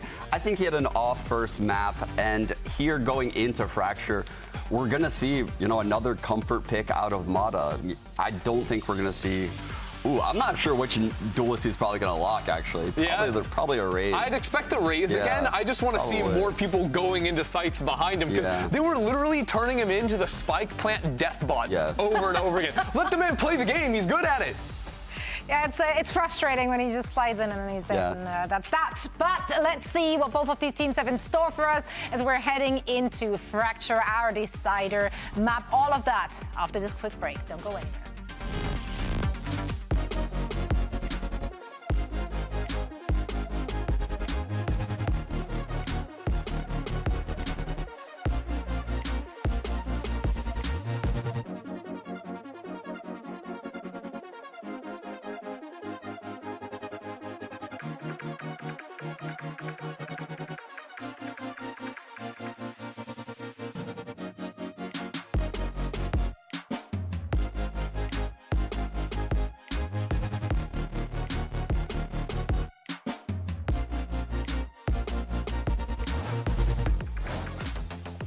Fracture to decide it all. If you guys are just joining us, Fury looked really good on Lotus, able to best NRG 13-10, and then, well, then Pearl happened. And then Pearl happened, yeah, very well said. Yeah. And then Pearl happened, and now yes. Fracture, where we're going to see this Tejo Breach comp against a little bit of a change out from Fury. We talked about it. We saw the last time they played it against EG. They were running a Sage, and there were lots of question marks, to be kind, about that comp. But it seems like they've figured it out here. Yeah, hopefully, right? I mean, Tejo is pretty good at Fracture, I would say. Yeah. Something that is very, very important to talk about the success for NRG on the last map of Pearl is they got the spike down 12 rounds, Doug. 12 rounds! That's important. And you want to know what their win rate was on post plants? 11 out of 12. That's 92%. That's pretty good. Yeah, with this composition that, I mean, both teams are running, it's really easy to get on that site. And I feel like he, right now, from what I've seen, he's just been getting overwhelmed by utility. He needs to find his flow on this character, on this Cypher, to have his utility get value, but also find those little openings in the util gaps that NRG throws to find something to work for him. Because he's been struggling, man, and so much of Fury's success revolves around him being on fire, getting those headshots, getting those 50-50 duels on the extremities. It's the anchoring that's been the roughest part for his gameplay. Yeah, he's going to have an opportunity to test that and hopefully improve upon it here. NRG on the attacking side.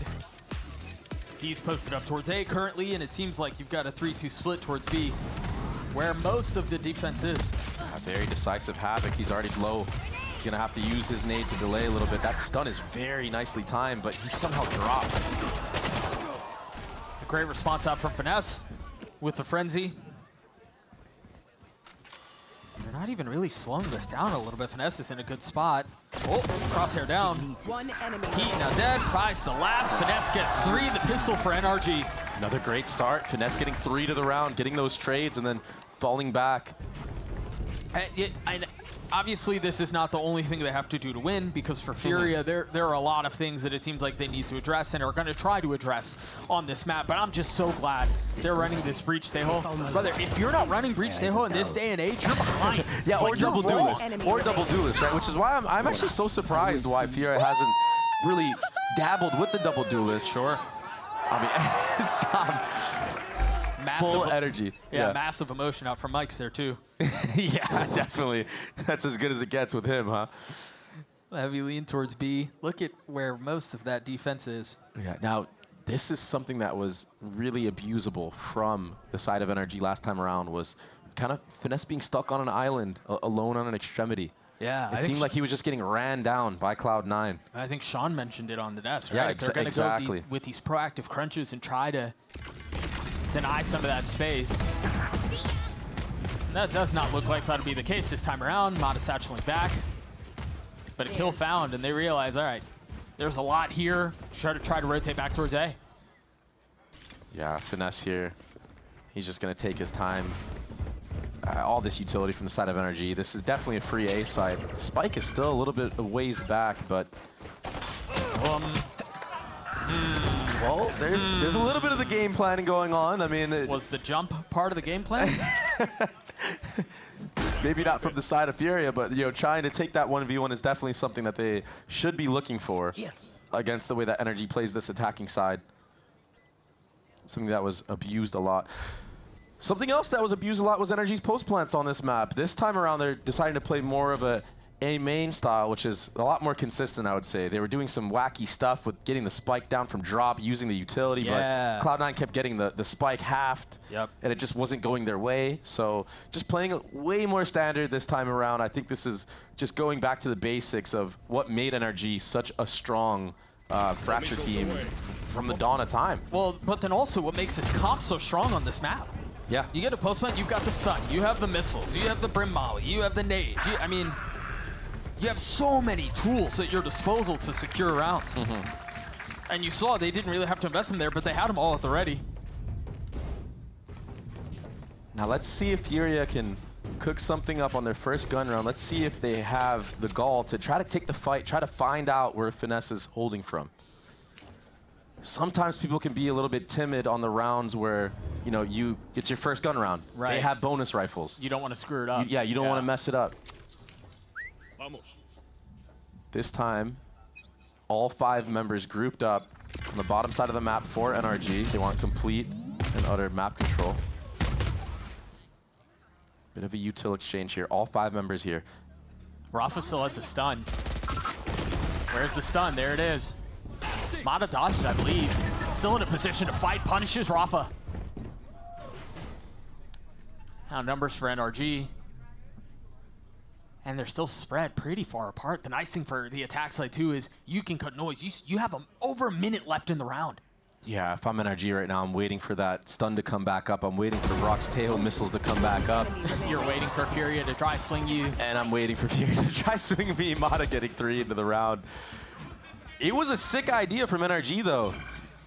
Because of their previous series of Finesse being alone so much at the start of the halves, that one cage there, Furia thinks it's just him. But there was all 5 members right behind walking into that cage of Finesses. I also think they benefited greatly from the fact that the stun didn't hit Mata. Yeah, so he was able to fight through that because the trap was there. It just didn't convert. Now you have a showstopper to work with as well to further this lead. This is feeling much like Pearl. Just feels like NRG has the one up. They just have the read on how Furia like to play their defensive sides. Furia, last time they played, yeah, they didn't run the Tejo. They still were abysmal on the defensive side. I think only winning 2 rounds against EG. It's something that they've been struggling with on almost every map. I mean, we saw them on Lotus have a pretty decent defense. It's this bonding, team bonding? Is that what's going on? I mean, you know, it's scary when a team like NRG is having fun with it because now the pressure is completely off and they're just going to start doing some ridiculous things in terms of their mechanics. Like running in circles. You're going to watch some crazy one-taps, I promise. I mean, what is that? Oh, he gets a little bit of a jump ahead on that. That was really clean from Mata. Again, his positioning, understanding the sun was coming, plays out ahead of it. Great movement.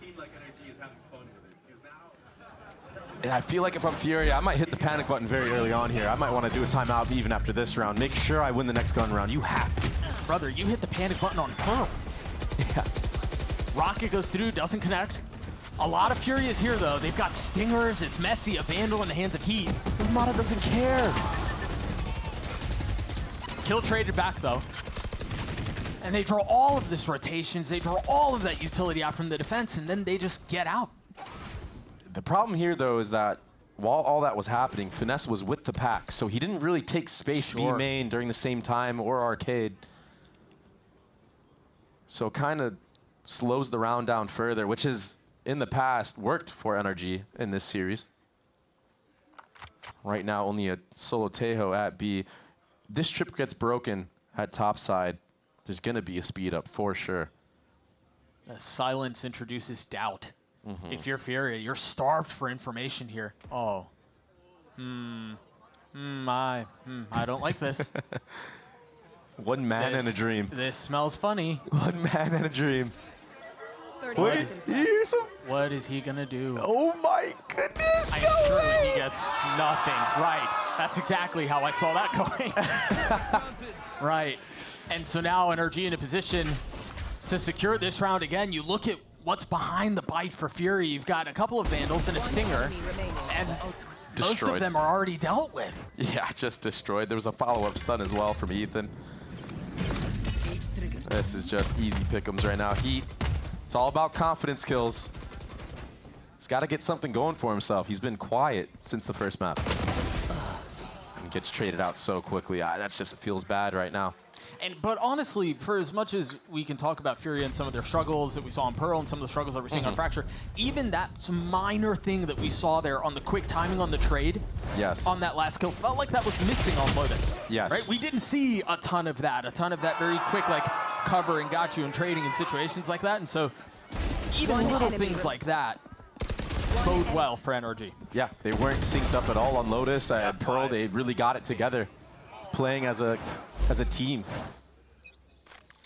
when you play as a team, your mechanics can shine. Your duelist is sitting at the top once again. He's 7-1. Mata.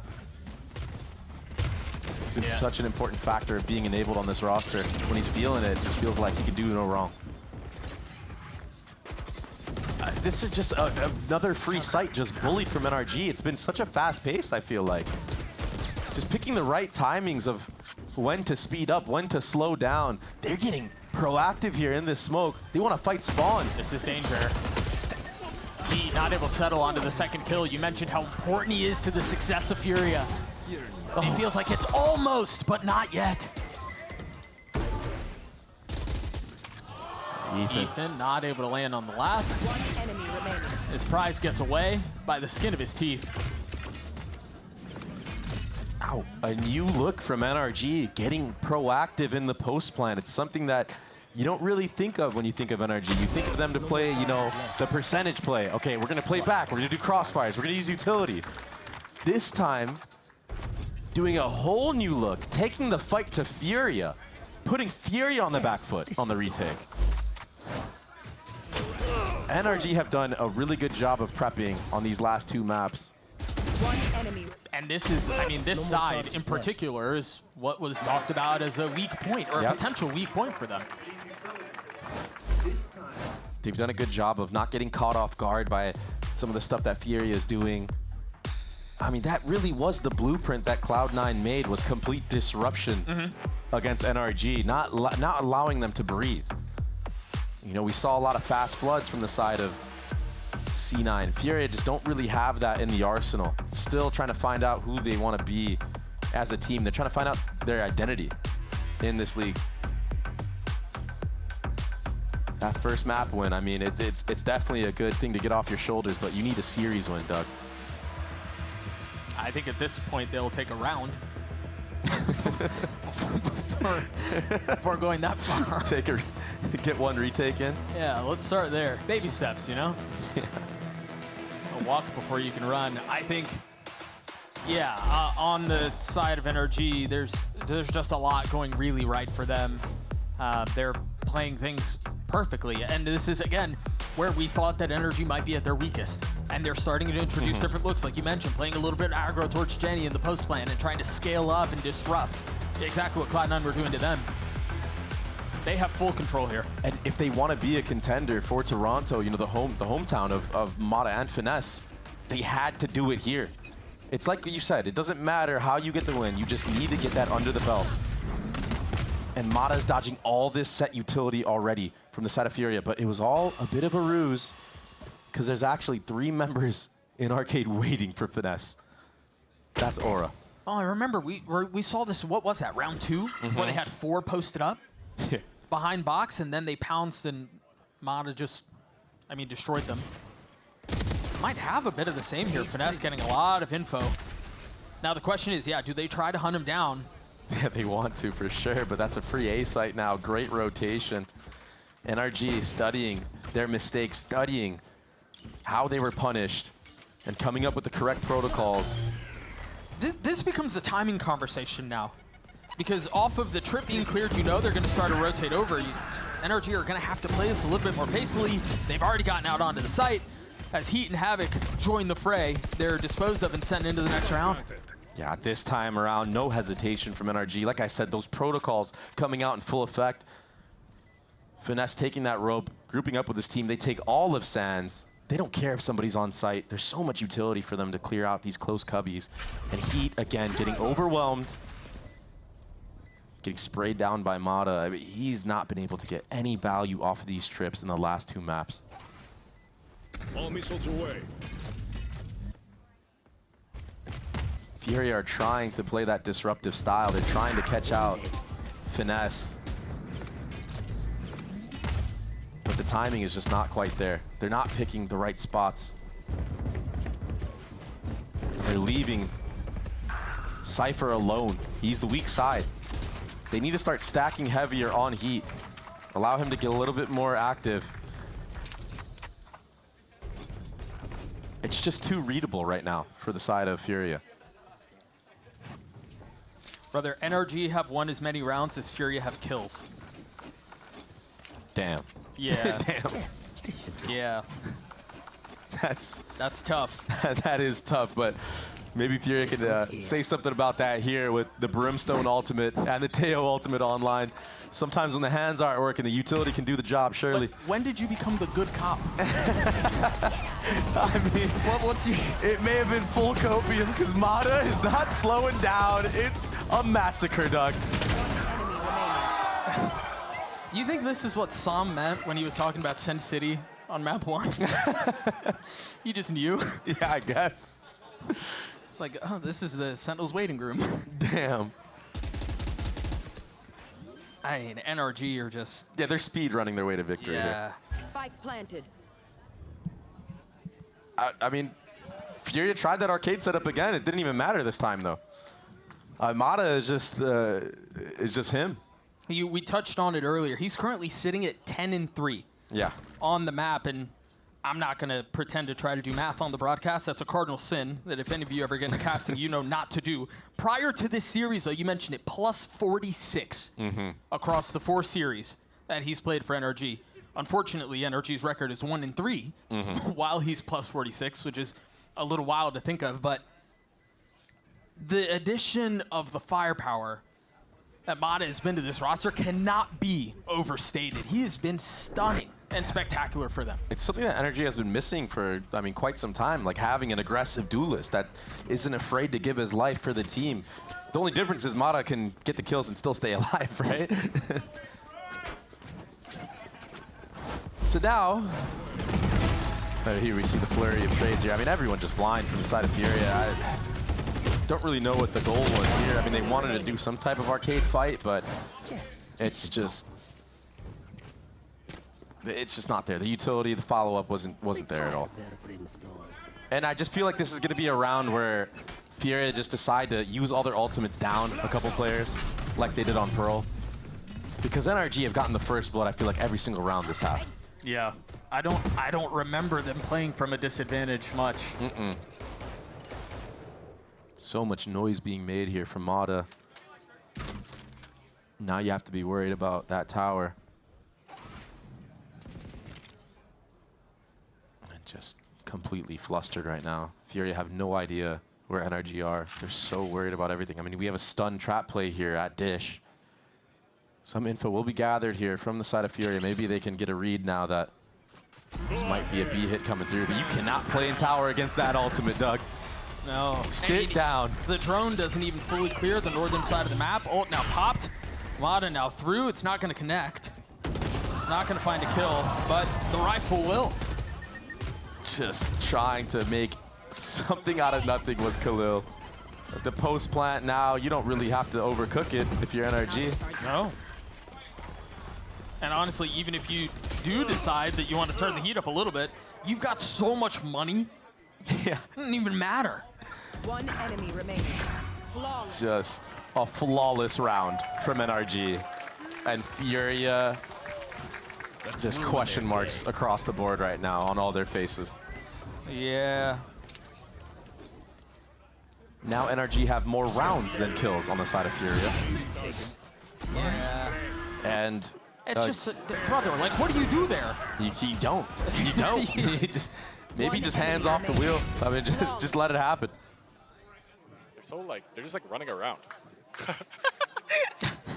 I mean, he's not wrong though. I mean, that's he's not wrong, but I feel like a lot of that has to do with how well NRG are playing, kind of forcing Furia to just do crazy things in order to win a round. I mean, it just feels hopeless right now if you're on Furia. Yes. It just feels like you've tried your trap plays, you've tried aggression, and you've had some success on taking out Finesse. But I mean, he's 8-3. Yeah. I mean, you're reaching. Well, You're hard reaching. That's the only success they found, though, is they picked him with a classic, remember? I mean, Ethan hasn't died yet. Brock hasn't died yet.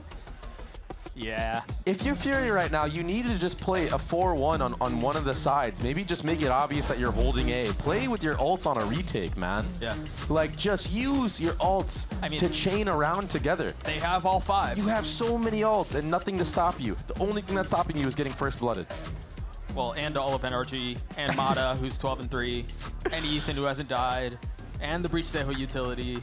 When the aim duels are not going your way, Doug, you need something else. Otherwise, you just will not be able to compete at the caliber of VCT. Sure, sure.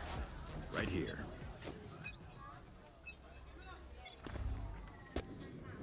After the timeout, NRG wisely just hold. I mean, they're not trying to let Furia win a single round.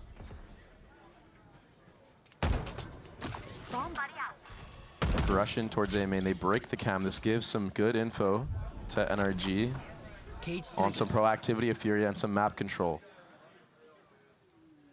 NRG need to take some of that back.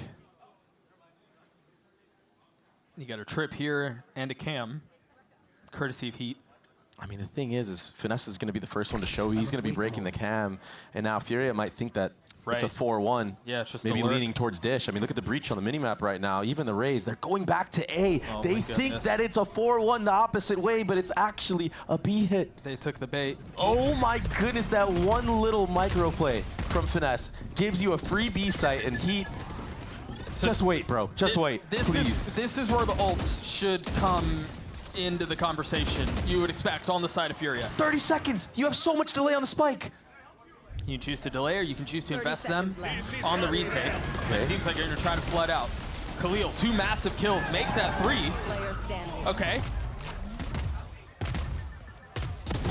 Surely they don't lose this round. Okay, good. Furia have done it. They're on the board.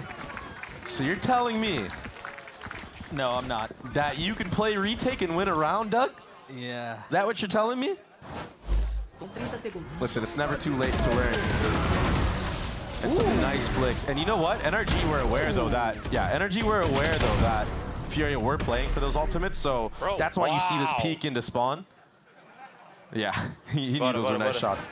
But NRG were reading into that though. They tried. And honestly, Furia winning that round with only 1 Teo ultimate allows them to do that again. I just feel bad for Mixwell having to delete the tweet. You know it was at the ready. Rolling Thunder through. Furia having to take a step back. Remember, they have a lot more ultimates in their arsenal. But Finesse is dipping Havoc. Crazy work. Rafa. Turning the flash, getting the kill on Finesse. Mata now joining the conversation. And no ults were used from the side of Furia. There's still a chance. No, there's no way we invest the ults now. This is too hard. Yeah, you're right. The breach seas is still up. Teo missiles are probably coming back online. Oh, he's gonna die. Slowly approaching. I just wanted to see it the again. Octagon, baby. You might see it. Oh!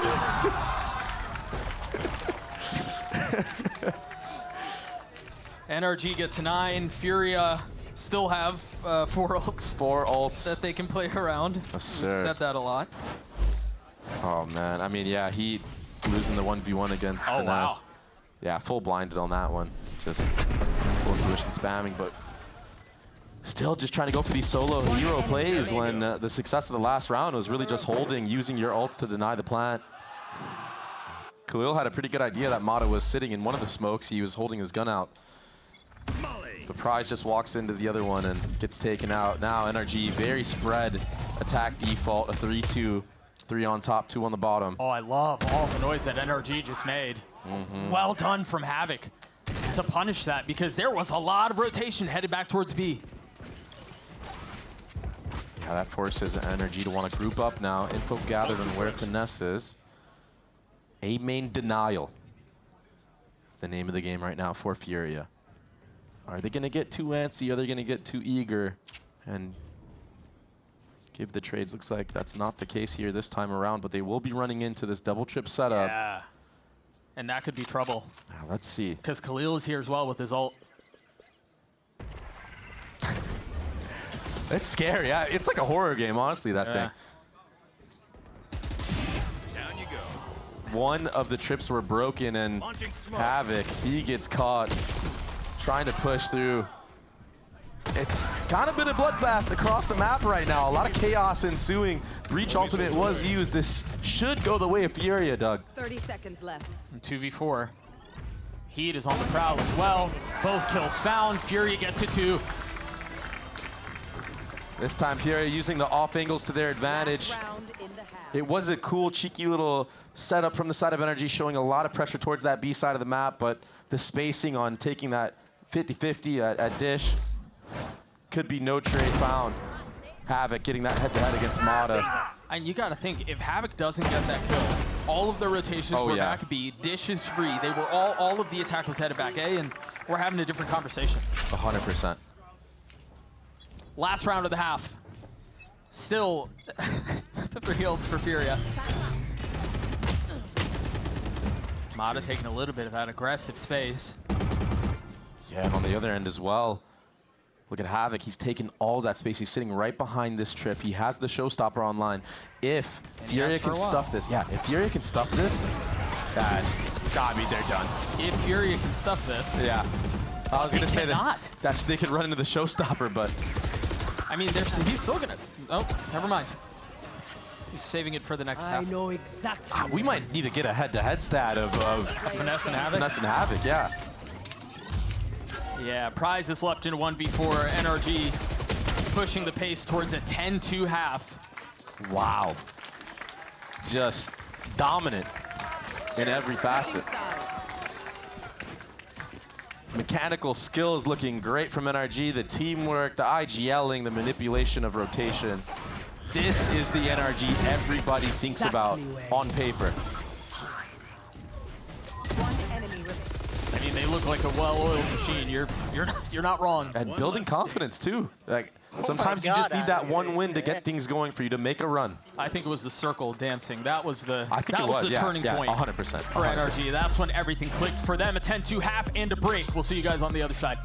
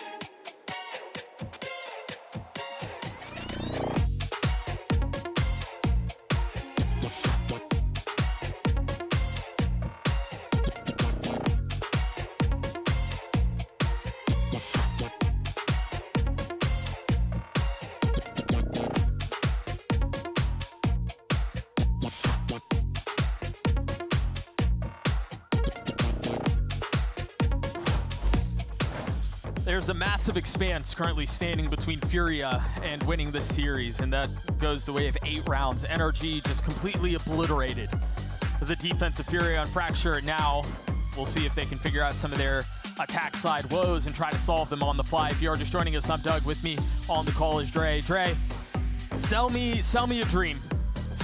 The Furia? Yeah, sell me a dream. You win the pistol round cleanly. I mean, yeah, okay. I don't think it's going to happen. The 50-50 round, yeah. Yeah, go on. That's it, and then hope that Heat can actually get enabled on these 4-1s that is so prominent on this map of Fracture. Right. He really has to be the one that's stepping it up and taking head-to-head duels against whoever it may be on this B side of the map. Well, you are a terrible salesman, and don't quit this job. See the drone through, gonna tag on to Prize. Havoc satcheling out. Oh man. We're gonna have a lot of this A space. Yeah, let's see the retake of NRG. Note Ethan still has his stun. Sam has 2 smokes. Mata has util. This is gonna be a really explosive retake attempt for NRG. The question is, do they wait? Or do they try to flood out ahead of time? The delay from Fury is keeping them at bay for now. Arm's length. They also have to wait for these players at the bottom of A main to break that trip, apply some pressure. Brock just got his missiles back up. There's the trip, Heat on the swing, tries to settle, but cannot. Numbers the way of the defense. An advantage there. Prize waiting on the other side. The flash almost good enough, but Prize better. Mata left in a 1v3. Furia get the pistol. Clean shots from Furia. You saw a clear game plan there as well. Havoc, he was trying to be the solo guy disrupting. He used all of his utility so early on. I mean, he's having a rough map, to say the least, but that pressure that he applied alone, getting all that space for his team, allowed for the post-plant setup of the rest of his teammates like Prize to be able to clean it up. Dude, this play is so crazy because if the flash is closer to the corner, You know what the thing is, though? People are so good now at dodging that flash anyway. It's just, it's just so fake. Breach utility is so fake. I mean, when it hits it, trust me, it looks great. Yeah. But when you're playing against somebody that has like just high mechanical skill, I mean, I've seen even Mata just turn flashes like it's nothing. Yeah. Here's that walk approach. It's gonna be Havoc being the lone warrior here, and he got What a clean trap setup, Doug. Yeah, you think you're gonna satchel out of salvos and a stun? That's a bulldog now in the hands of Mata, and he's been on fire so far. He's been hot with it. Furia, they want to even the score. Just can't help but feel like NRG are reading into this. It's seeming a little bit obvious that there's some players at the other end of this smoke. Right now for NRG, you have amassed such a lead that it doesn't really matter if you drop this round. I mean, do as much damage as you want, but you can really take your time and try to get out as many weapons as possible. It seems like they're trying to do the smoke on the other side. They flood out. Khalil mows them down. Ethan also joins in. A couple of kills traded. It's just Prize. Time is short, though. Yeah, Mata can't do a whole lot here. Time was short, and then there's the trump card of salvos in a post plant. Yeah, but you know, for NRG, like, just playing the long haul, right? Well, for Furia, they're lost so 4 weapons. broke. Yeah, you lost 4 weapons. And you have to buy into this round, by the way, if you want to make this comeback. This is a decision that has to be made for the side of Furia. You can't not commit to a full buy here. And you have to convert this round. And something that's very interesting is Prize holding on to this Stinger. You might as well full commit. Everybody else is going to be broke on your team. You have 3.8K to your name. I mean, this is a heavy investment, is it not? So this half out, half in approach is kind of been the story of this last 2 maps for Furia. Yeah. That is a fair question. Down. By the way, so cool from the side of NRG is having a cam towards that B side of the map, but the trip's actually on A. So Furia right now are thinking that there's a Cypher that's anchoring B site. And maybe that's why they're all leaning towards there. They understand that against Cloud9, Finesse was heavily abused on whatever site he was playing. And might be in for a rude awakening here. 3 members of the defense are close by. Oh, yeah. And heavy hitters, too, Doug. Sam dancing around the boxes, gonna connect onto the first, tries to get away and does. No follow-up, no trades as Mata gets another. Just stuffed. I mean, they think it's Finesse playing either in heaven or off-site because of that early cam. I mean, very, very well thought out defensive round from the side of NRG. Just rent-free in the heads of Furia. What an outplay.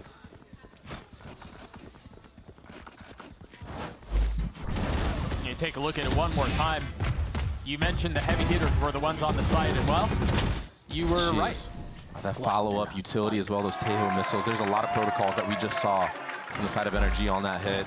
Furia, this contact approach is not going to be what takes you over the edge. It's not going to be what makes you have this comeback. You need to show solid site executes with utility. You need to threaten the fact that you can't play in these weird corners and these weird off angles. Instead, you're met with a showstopper to the face. Yeah, I mean, Havoc had no real way. I mean, he's attempting to roll out quickly, but you've got the stun, you've got the missiles, you've got the rocket. The instant re-clear on a dish as well. I have to say, Mata is so good at holding these tight angles. Brother, he's 23-8. I don't think you can find anything he's not good at. I mean, what do you... Well, all right. That was my fault. He's human? I'll own that. Unreal. 2 left on the side of Furia. Heat and Rafa doing their damnedest to pull a miracle out of a really bad situation. And it all falls onto the breach. Position now given away.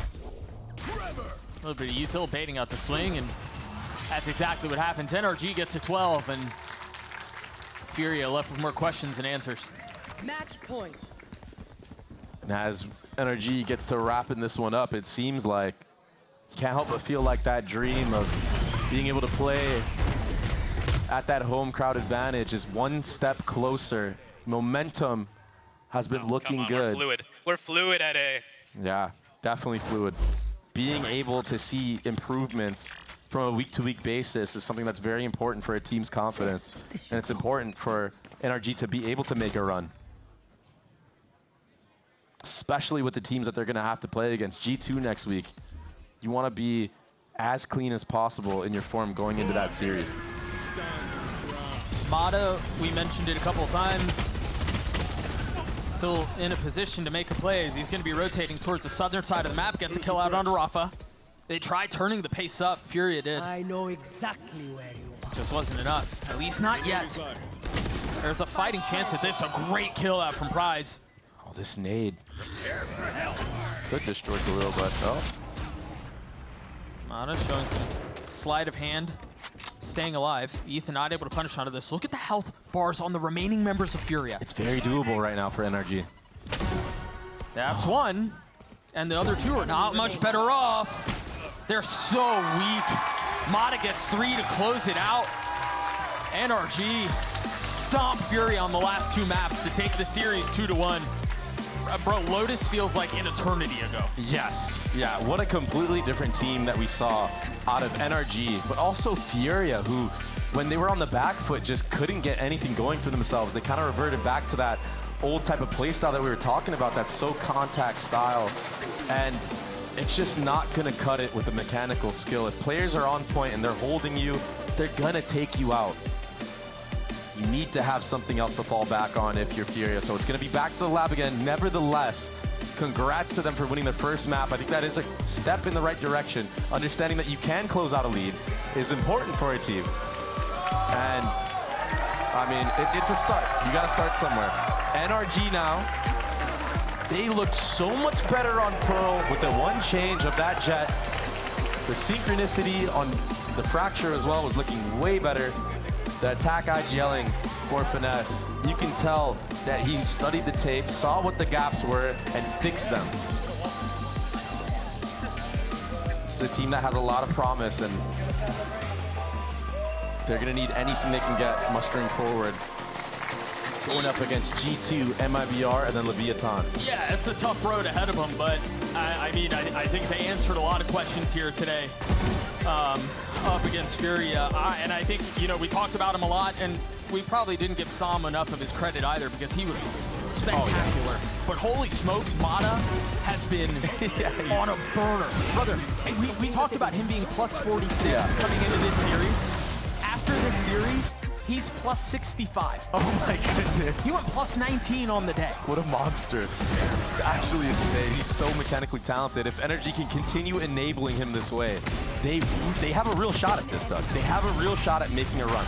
Yeah, I think a lot of it was them enabling him. I think a lot of it was also Mata just winning, taking these fights and winning by himself. And when you're able to chain all of that utility to set him up, but then also he's winning the fights by himself, he looks untouchable. Yeah, he was absolutely bullying the players of Furia. I mean, Havoc had one of the roughest series since his kickoff debut. Yeah, that was rough. That was forgettable, and unfortunately for Furia and for their fans, so was this. So we're going to throw it down to Riv at the stage for the Verizon post-match interview with Brock. Thank you very much, I am boy. Joined by NRG's Brock after they take down Furia. Yep. This game, you guys, first map seemed to be stumbling a bit, but we've now seen a second series go to the third map and it just be a clear victory in favor of the team that lost the first. Tell me about it. Is it the momentum? Is it just waking up? Why do you think we're seeing this? Yeah, I feel like this game is a lot of momentum, but I also think they had a good plan the first map, and they were just like hitting all their shots too. so it was hard to play against. All right, and changing things up as well, if you can speak to this, Mata pulls off Neon. Now you have Jet and Raze coming into your maps for Pearl and Lotus. What's the idea behind it? We wanted to, like, we got dominated the first time against Cloud9, so we wanted to change something up that felt more like us. Okay. And I felt like it felt more better. It's just Adam wanted to play it, so we were like, yeah, let's just do it. Is this like Mike's coming in too, or everybody just having a say and let's do it? It was just, he wanted to play it, so we were like, that's fine, let's just play it. Amazing, I love it. I want to come to you though. So you've been grinding since 2020, back to calling out Lemonade Stand, and now you're here. What's it feel like to be winning games on the VCT stage?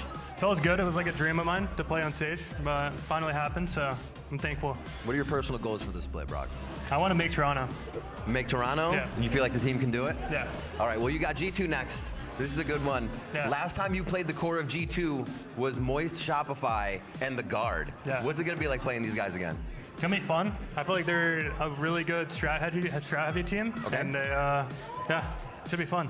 Awesome, Brock. Thank you so much. Congratulations on the win. Awesome to see you in the VCT. We got a lot more coming today, more interviews, more everything. So we're going to take a quick break, and we'll be back with Sentinels versus KRU. Don't go anywhere.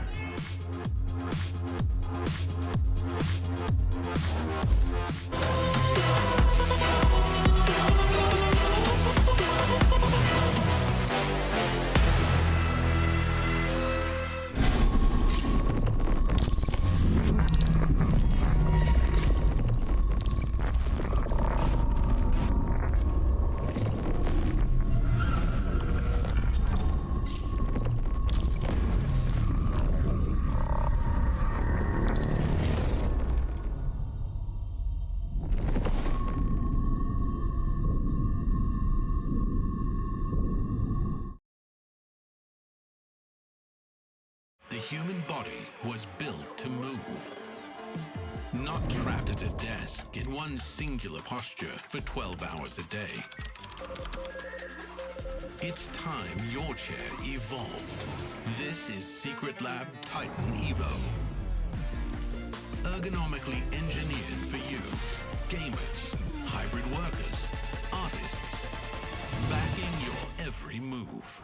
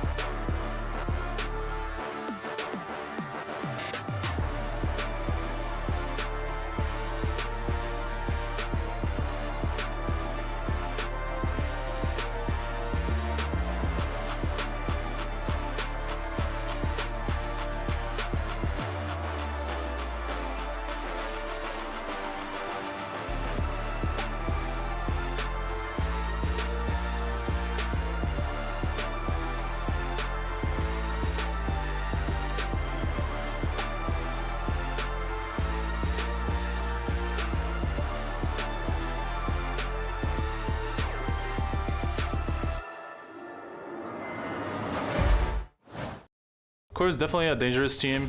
They can show up hard on any day. All 5 of them are very individually skilled and like they carry a lot of momentum. After each round they win or map, like they get even better and better. Claro que sí, llegó Belser. They're one of the few teams that have qualified to every champ every year, so it's definitely a hard team to play. Contra Sentinels en verdad siento que es un equipo bastante fuerte, fueron el segundo lugar del Kickoff y quizás en la Master no mostraron una buena cara, pero aún así sigue siendo un equipo fuerte y probablemente hayan corregido muchos errores que cometieron, entonces va a ser un muy buen partido. John Cutie with the 3K in an unstoppable moment. Me and Adversa are both IGLs coming from Tier 2. He definitely improved the team a lot. Feels like they play more structured, more cohesive. And I feel like they needed a good IGL change, and he's bringing a lot for them. Yo respeto mucho a John Cutie porque él también viene de donde yo vengo, venimos los dos del Tier 2 y bueno, él obviamente ganó torneos internacionales, también ganó la VCT Americas, entonces para mí va a ser un muy buen matchup, siento que va a ser muy buen partido. Welcome back to VCT Americas. It's now time for our second match. On this beautiful Friday, it's Sentinels going up against KRU Visa. I am Zoe, and on the desk with me are Sean and Ender. The vibes are good. Oh, the vibes are high. so good. So look, this match is going to be fire 100. So You've got real, some moves right? there also. It's fire 100, man. Oh, fire 100, no cap. Oh, no. Did you actually just... What? Oh, what? Oh, I was just reading what was up there, man. sorry. I wasn't saying that. It's a reactionary stream now. That's all right. I think you pulled it off. Thank you. Yeah. I'll give you like a 28 at max. Out of what? 28? Oh, years old? Years old. That was an age reference. That's crazy. Right. Well, okay. Vibes are still good, so let's bring them down even more. I don't want to beat a dead horse, but I feel like I can get one more kick and punch into this one.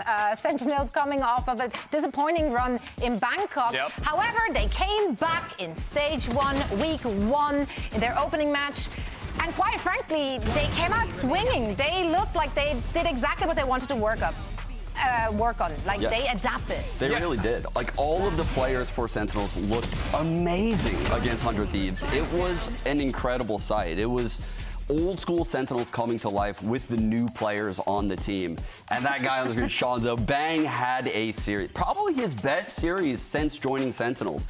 This team is riding really high right now. And the best part is, it's against 100 Thieves, right? Who he just left, so it feels even better. But it's crazy that Sentinels are winning more than half of their 4v5s. Like, how do you actually do that? That's crazy. And of course, the third map where they just completely dunk 100 Thieves, looking good on split again, because that was their best map last year when they were winning Madrid. Then I feel like they fell off a little bit on that towards Kickoff where they made some changes. But the other day, beautiful. The crazy thing is after that Kickoff thing, and we showed it last week on the broadcast, Second talking to the team and really laying into everyone while in Bangkok, fresh after the loss, and having a leader come up and step up in that moment and do that, have it be heard by the team, and seeing the changes now weeks out later. Wow, I think this Sentinels team is poised to make a run here in this first stage. And the fact it's Zekin too, like that shocked me, seeing that he was the guy to step up and say those things. He was the adult in the room. But it was real talk, and I think they needed it. And whatever they did, they turned it around, and it worked. Now, Sentinels, as we said, they will be looking for individuals like Celsius and Second for another big performance this week. And Riff actually got to catch up with Celsius before this game today. Let's hear what he had to say. Yeah, I'm with Zelsis before their match versus KRU today. I gotta ask you about Vice. You look so comfortable on this agent. What is it about it that's allowing you to just unlock all of this skill we're seeing? I think I thrive in chaos on the map, and I think Vice is an agent where you don't really rotate around the map. You're kind of just on a site, and the way VALORANT is you kind of just, you're throwing a bunch of abilities on a site, and Vice is just kind of there like, help me! And I think that's where I thrive, so I think today against KRU, it's going to be kind of chaos versus chaos, and I'm just very comfortable with Vice. Awesome, good luck today. Thank you.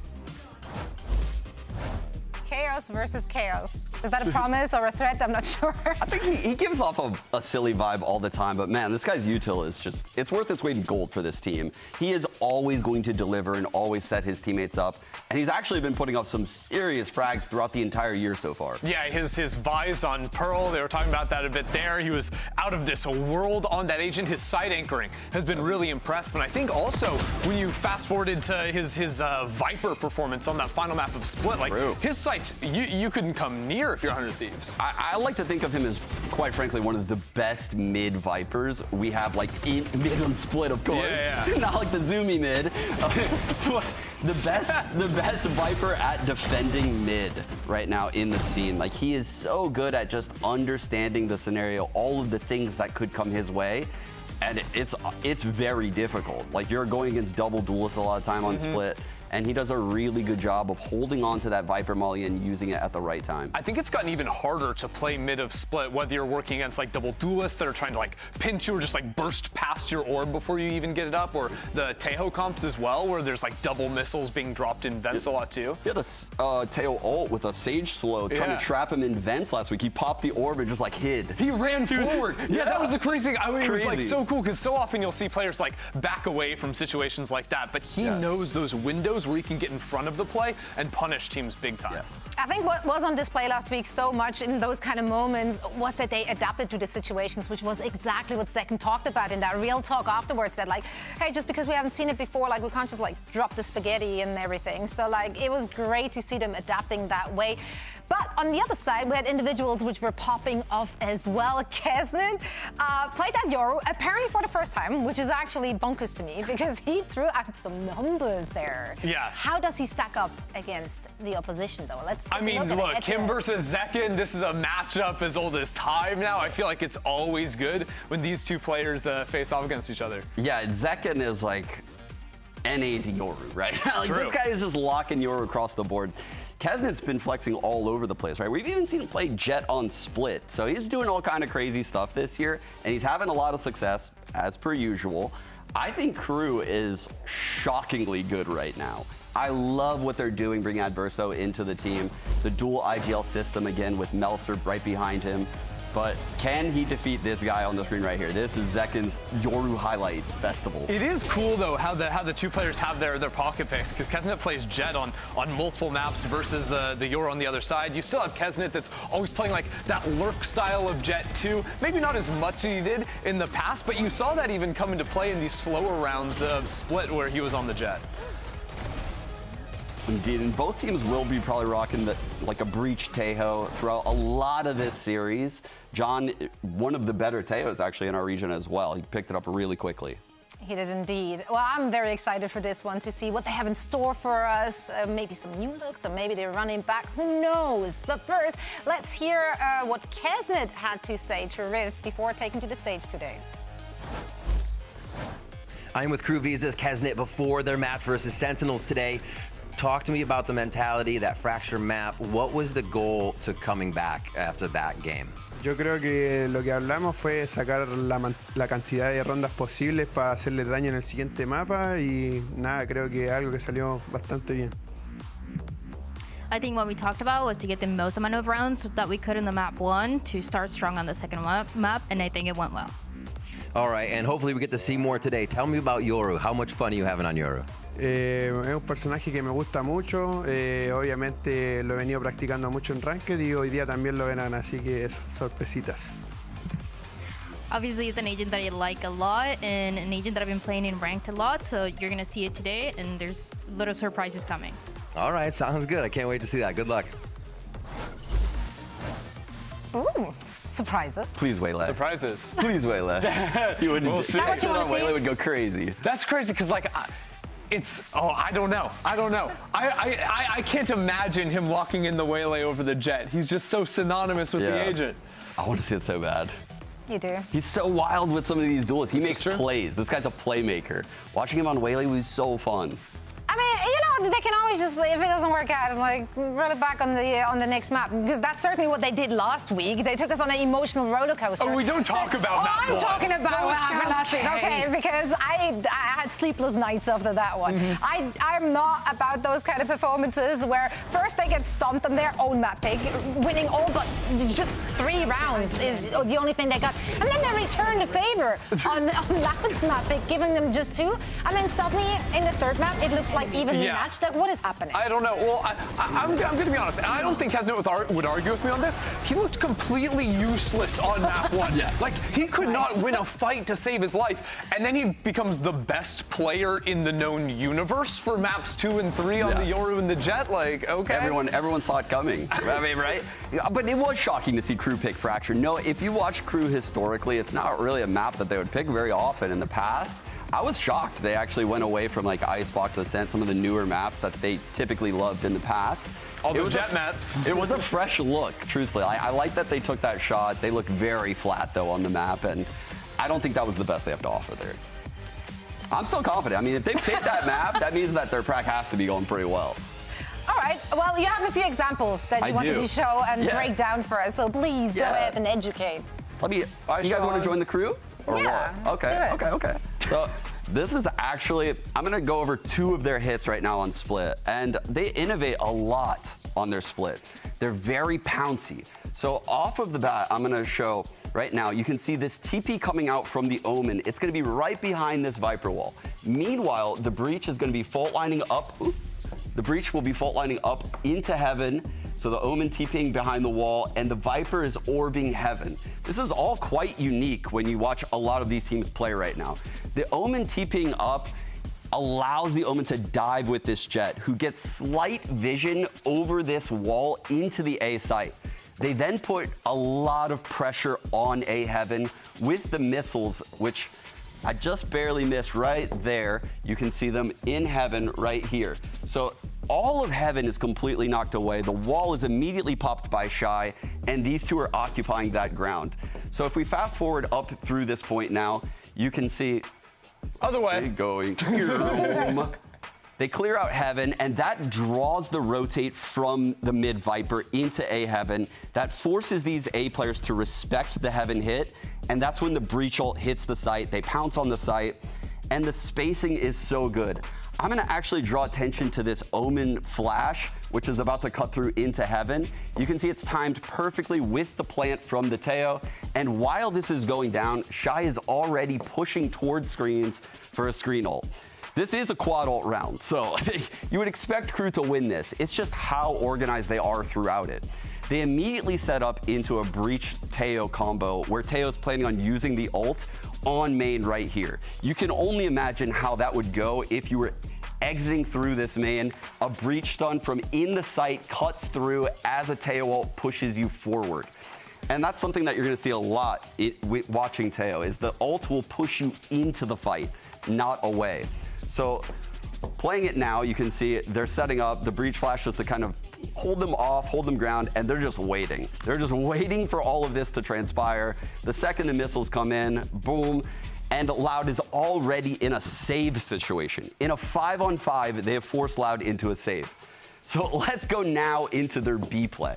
So their B play is equally as good in my eyes. This is what shut Loud out of the map completely, and I'll draw attention to a lot of these small details right here. So they send Kesnet into mid, and I mentioned it before.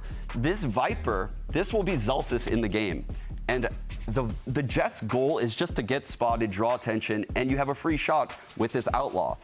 The Jet will then reposition back into B, give the Outlaw over to the Teo, and the Teo will drone through mid. This is super common if you watch Americas, the drone cutting through the opposite side of the hit. It forces someone in mid to defend mid and likely ask for a rotate, thus freeing up the B hit. So you can see after the drone, the Teo comes back to B, the fault line cuts through, and these salvos are perfect. There's one in Heaven that forces this player to leap out, and then this one backside forces Pancata right into this spot backside. So Adverso is having immense impact right here with his util. Again, the discipline right now. Mizzino, who has the spike, drops it over to Shy. Despite both of them being one orb off of ult, they know that this Viper Pit secures the round, and they pass it over to Shy. Shy has an orb lineup from back wall into heaven. It's literally just cinema. I'm not gonna lie, everything KRU does is perfect. Mizzino takes contact in the pit ahead of the Viper to protect the Viper. The Jet is protecting the other side. These two in B main playing their lives. And you can see they're actually coordinating in a couple seconds to swing out this far side of the pit with the main players. They are being so proactive with ideas throughout this entire round. And this is how they shut Loud out and ended up winning the series. I don't know how SEN are gonna stop this type of behavior on Split, but I think it starts and ends with Zelsis. So that's why I'm drawing a lot of attention to this guy right now. Love to see the breakdown there. Yeah, of course, they came into this with some great game plans, great executions, and when everything fell apart, they still had Shy to somehow save the day for them as well. Yeah, the Shy factor is immense too, and it's not just, yeah, okay, can anchor side, can do whatever as well, but there were so many late round situations, I think, where Shy was sort of saving and pulling rounds back for KRU. Yeah, Shy is just an outstanding closer. I think when I watch Shy play, one of his best qualities are these isolated fights. Dear God, if you peek into Shy and he's in these like 2-bullet scenarios in the open, you are donezo. You are actually cooked. And I think him in combination with Adverso's strat that he's brought to the team, man, KRU are flying right now. Seriously, and I seriously think that like it's these moments, these late round moments that make or break your Viper or your Sentinel players, right? Because you're the guys that are always alive deep into a round. So when you have a player like Shy, they can be so clutch in those types of moments. Like you've got this like insurance policy in basically every single round you play that it can almost always flip back in your favor. Yeah, and what's so cool about Shy this year compared to past ones is this team is innovating, right? We saw him bust out the Vice really early on that bind map. The Vice Viper on bind that was gnarly. It was crazy. They were the first team I saw do it, and we're now seeing a lot of this out of Kesnit with the Yoru, and we're seeing tricks maybe up his sleeve. I don't know if he's going to bust out Waylay, but I have to give a lot of credit to someone like Adverso coming into the team and bringing that mindset. I want to highlight another player here, right in the middle, Adverso, joining the team this very year as their IGL, and I think he's done a lot of good work for them. Yeah, and then this guy, he's been in the Tier 2 scene for a long time, right? Been IGL before, but see him come up onto the stage when there's a guy like Shy, right? Sitting there right next to you, and he's the one you're handing the reins to. Like, he's been really, really fun to watch, both because of how skilled he is, I think, leading this team, but also just as an individual player. Yeah, and I've been a huge KRU fanboy since that LCQ run with Klaus and Melster at the helm. And they had this dual IGL system that they lost last year when they brought Heat in, and they still looked very good with Heat, but it was a totally different identity.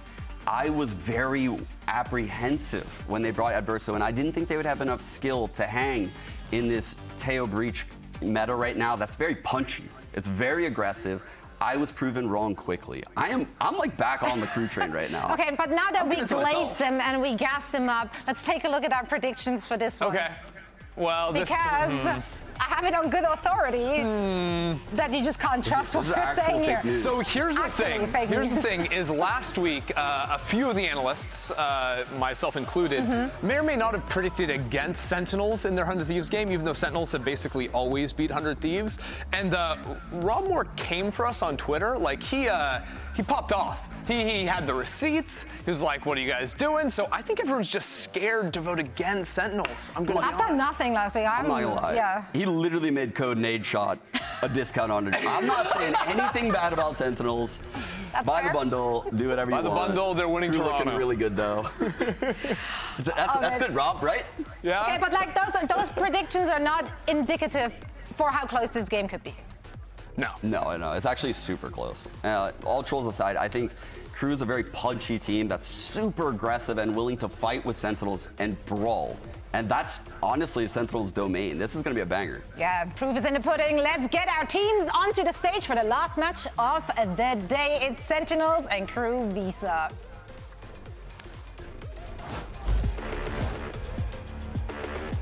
Here they come. Sentinels, forever a fan favorite, and for good reason. They bring the personality, the clutch factor, the firepower, and Qbert. And that too. Sure, they have it all. Now on the other side, KRU Visa, of course, that's the team that is eyeing their first Masters appearance in 3 years. But do they have what it takes to take down Sentinels, who are coming into this hungry after their Masters Bangkok performance? I'm sure they want to run it back. Yeah, I mean, especially after, you know, taking that win down against 100 Thieves, crushing in map number 3. This team definitely needs a strong bounce back and to keep it running, because I feel like KRU is going to be some of their strongest competition, right? You win here today, you're setting yourself up beautifully for making it deep into the postseason. I couldn't agree more. And the key question here is, where are we ending up map-wise? I think the reason why I stuck to split there is both these teams historically love this map. Oh, yeah. I feel like there's a high likelihood this map will be in the series at some point. I don't know if either team is willing to pick it against the other one, though, given the successes of their opponent. Is there a map do you feel either team should avoid at all costs? Ooh, I don't think Sentinel should play Icebox. Yeah, that's fair. Historically, I haven't really liked them there that much. I think Adam as well in an interview was saying that they don't really feel like they have a permaban necessarily, so it's a little bit more targeted to the opponent they're playing. That's obviously a little bit difficult too when you haven't seen a team play a whole lot in the last few months to know what their tendencies are going to be, but surprise, surprise, we're starting on Lotus, folks. The NA teams do love picking Lotus to kick off these series. I mean, that's the map they won most recently, but they gotta be feeling very confident getting into Lotus. I alluded to it before the last series. These NA teams pick this map a lot in Americas, and ultimately, it forces you to start in defense. No one's gonna want to start on defense on your map choice of Lotus. Besides, they're gonna start attack. So you are up against it right now as Sentinels, and if you start cold, you're in these 3-on-1s as KRU is entering site. Oh, here's the Icebox you wanted to avoid. Wait, it's SEN going to Icebox, though. Oh, wait, no, I'm trolling. I was looking at the underneath part. Fake news. Man, I've seen Kesnet do some filthy stuff on Icebox. Yes. Yo, he's the classic, like, oh, insert him over on yellow on attack on the jet and let him lurk into the B site while the team is, like, faking execs towards the A site. They've got plenty of strats from way back in the day. And of course, we do have Split as our decider, so both teams will be happy to go all the way. Holy, I think we might get 3 maps right here, guys. This is going to be amazing. And do we see Zekken branch off out of Yoru here on Icebox, or do they stick to it? Yeah, that's the crazy thing, right? Because we've seen a little bit of the Yoru Icebox, but we're expecting to see a lot more of like the Jet, even way late potentially on that map as being very powerful picks. Nothing new there. Zelsis Vise, trust me, it's good. So we'll see Zelsis locking down likely C site quite a bit with John on that Viper. Such a brutal combo to go up against. Kesnet Yoru again, let's go. Yeah, I'm a big fan of this. The ability to flex between different sides. Yeah, he'll just fight and shoot Zekken. It's a good matchup. It is a good matchup indeed. We're all set for the first round of this series, which we hope to be a banger. And we have 2 of the best in business on the mic. It's Uber and Wyatt. Thank you very much, Zoe. Yes, KRU Visa taking to the stage. Generally a competitive team in Kickoff, but the last time they won against Sentinels, it was Champs 2021. Since then, they have not won a singular map against Sen City. Which is wild to think about. Even the other day, their coach Adam on the LATAM broadcast saying that the only 2 teams he's never beat in America's G2 and SEN, and he wants to win this badly.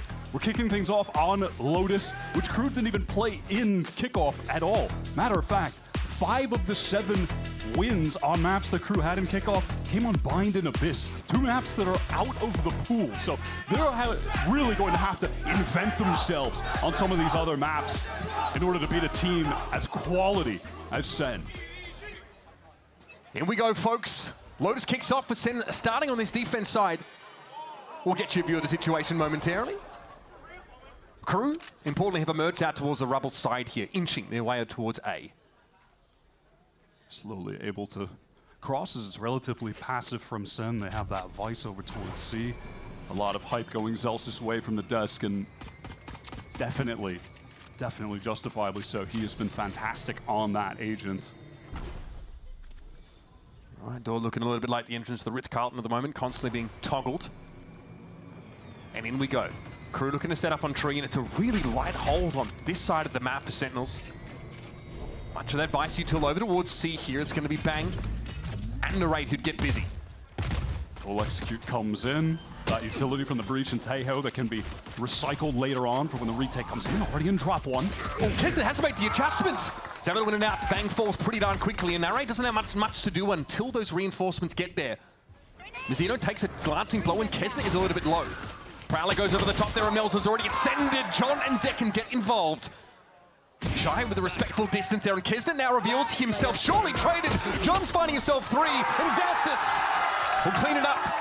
SEN allow KRU to come into that A site and have the retake util with the fade when needed. KRU really tried to take the fight to them there in heaven. And SEN were all grouped up for pushing through there. Easy for them to find those kills as a unit, swinging for each other. And perhaps regretting not. Oh my god, what a shot.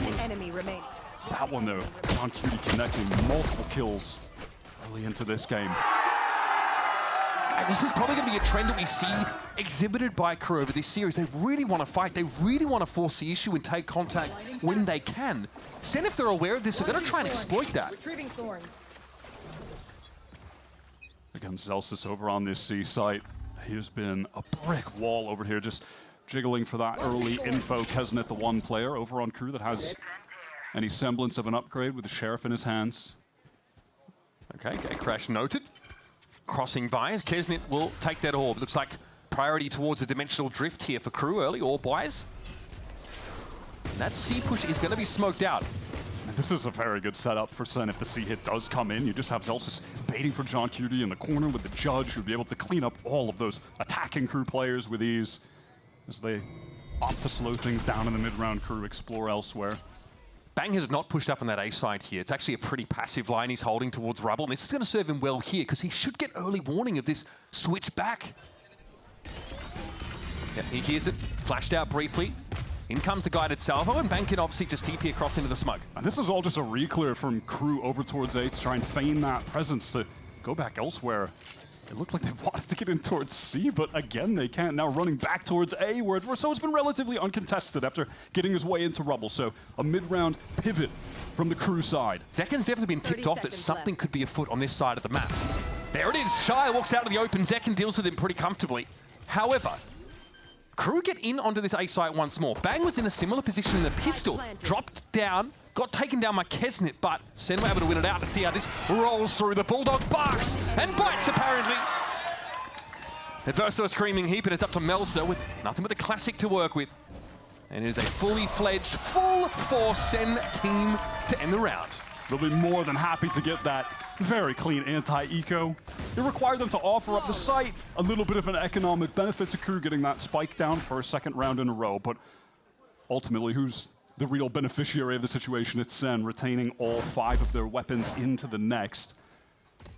I wonder even if they're going to opt to play that similar setup towards C, where John was tucked in the corner with his shotgun and didn't get sniffed out. Maybe they'll try to set it up, or a round where they could opt to go for more of an aggro play, set something up with Zekken, getting it deep on the raise with your breach. It was anti-eco protocols last round, but SEN are not pushing up out of B main. They're not pushing up over towards A either. They're sitting back and holding pretty passive positions. So it's going to get messy now. The fault line comes in. The cross is there for Melsa, but the C's nade combination does chunk him down. Zekken gets off the line. Bang is going to be playing inside this smoke and thinks twice about it. TP away behind the screen of that Viper wall. SEN can set up behind this now. They're trying to retreat out of there as KRU gain the space after a big exchange of utility. You had John over towards C. He's rotating into spawn, and Shy is so concerned about potential flanks at this point. You know, and indeed, SEN, they are trying to prod on defense. They're trying to throw something unorthodox at KRU to win this bonus round to convert. This feels like a carbon copy of a previous round. Just funneled into A. Bang is in heaven. Time to play for retake yet again. The difference is, though, Zekken hasn't caught anybody on the cross, so no free kills early in this round here for Sentinels, and nobody's in drop yet. That's now been confirmed. SEN really holding back off the A site for now. And there's definitely some danger from KRU on account of the fact that a couple of their players are on wicked low HP. You know, these SMGs could get easy kills here, and Mizzino there, he goes down, he was low.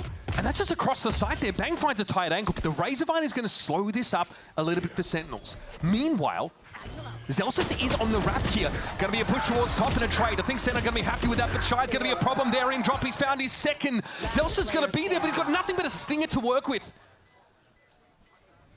And really, has no business doing much more in this round. Play for exits perhaps, but KRU maintain 3 guns coming out of this round in theory. Certainly getting what they came for. Well, Zelsis will have an opportunity at a fight, but not at the range he's desiring. Shy able to shut down the final player after converting multiple when Sen were trying to swing through heaven together as a unit. I like that first opening where you had one player jump around the corner, obscure that crosshair placement so the next could get around, but jumping that far forward, you are in the waiting arms of Shy, who is playing down low. So well done from KRU, finally able to convert on one of these A post plants, but you have to wonder how much of that just comes down to the fact that they had a significantly better buy this time. Exactly. I mean, and the fact that Shy can also put a Razorvine so far forward and upper and play off that to bleed the clock. Again, we're heading into this fast A brawl, exchange of utility. Again! And again, gets the nail! Also goes down to it. This time, Banks, he's even further forward. He might have a timing here, and yes, Kesnet goes down. Mizzino at least able to find that aftershock here, and numbers are even after a frenetic opener.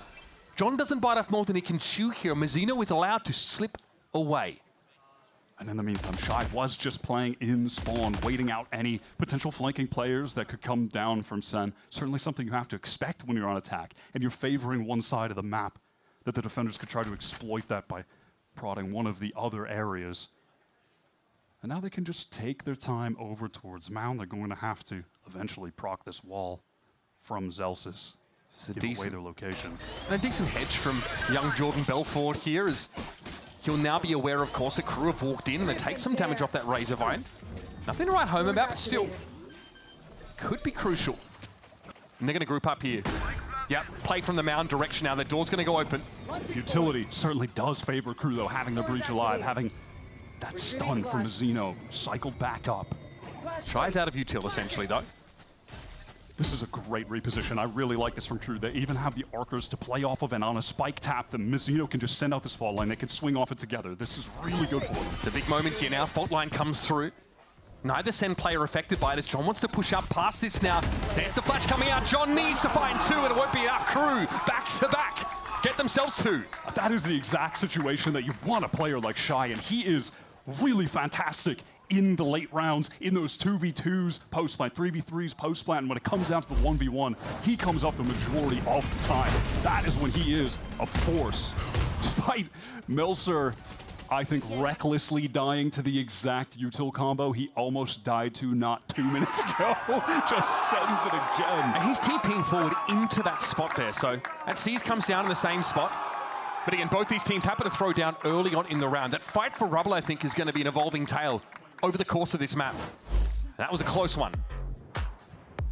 Already we're into this early timeout call from Sentinels as they've won the pistol, and now things have gotten out of hand. KRU's economy building, getting very close to having a full circuit of ultimates when we get back into this. And Sen forced down onto the eco, so you have Coach Kaplan in the mix trying to get a little strat here, something to throw out, something cheeky while they've just got the sheriffs, whatever upgraded pistols they can get, but then focus on that next crucial buy round where they're going to have the economy on the line and their ultimates to play with. So that round 7, when we get to it, is going to be massively important, or 6 rather. One of the biggest issues for Sentinels, they said, coming out of Bangkok was when they're confronted by something unexpected, they freeze up and don't have that adaptation. That's something that Zekken said in that moment after they were eliminated. Yeah, that very a team like KRU is going to test them. Speech that Zekken had to his team. I mean, I expect to see that in this game. KRU are going to throw you those curveballs repeatedly. I mean, especially considering they've never played Lotus in 2025. Sen don't know what to expect here. They don't know what comp they're going to run. And you've got Kesnet on Yoru. And you've got Icebox next. Absolutely. It took 139 matches for Kesnet to finally play Yoru. And he's doing it again this week, too. He looked fantastic. We stand a consistent king. I'm excited to see more from him on this agent that has been so relevant in the meta. Look, a big ult round here for KRU. Dimensional Drift. Rolling Thunder at the ready now for KRU. Zekken does have that showstopper to work with here, but more of a re-clear option should be needed. A bit of a pistol round here, though, for SEN. Yeah, and they're saying, I think these guys like the A site. What if we just play with 3 players in this site right now and try to stack this up a little bit? Dimensional drift. Big Brother's watching. Yeah, get that valuable info. Oh, wait a minute. Rolling Thunder comes out. Tekken actually pulls the showstopper here.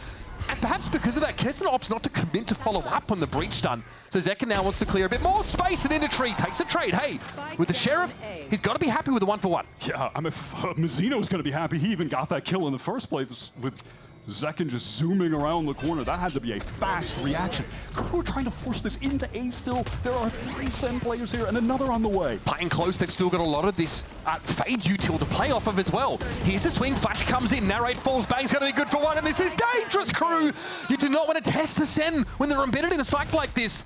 But there's no time to pull out. 20 seconds left in the round. KRU are fully committed. In for a penny, in for a pound. And Melton needs to make an opportunity happen here, but he's low! Chunked to pieces by the Sheriffs, and Keston has to bail his team out of this unenviable situation.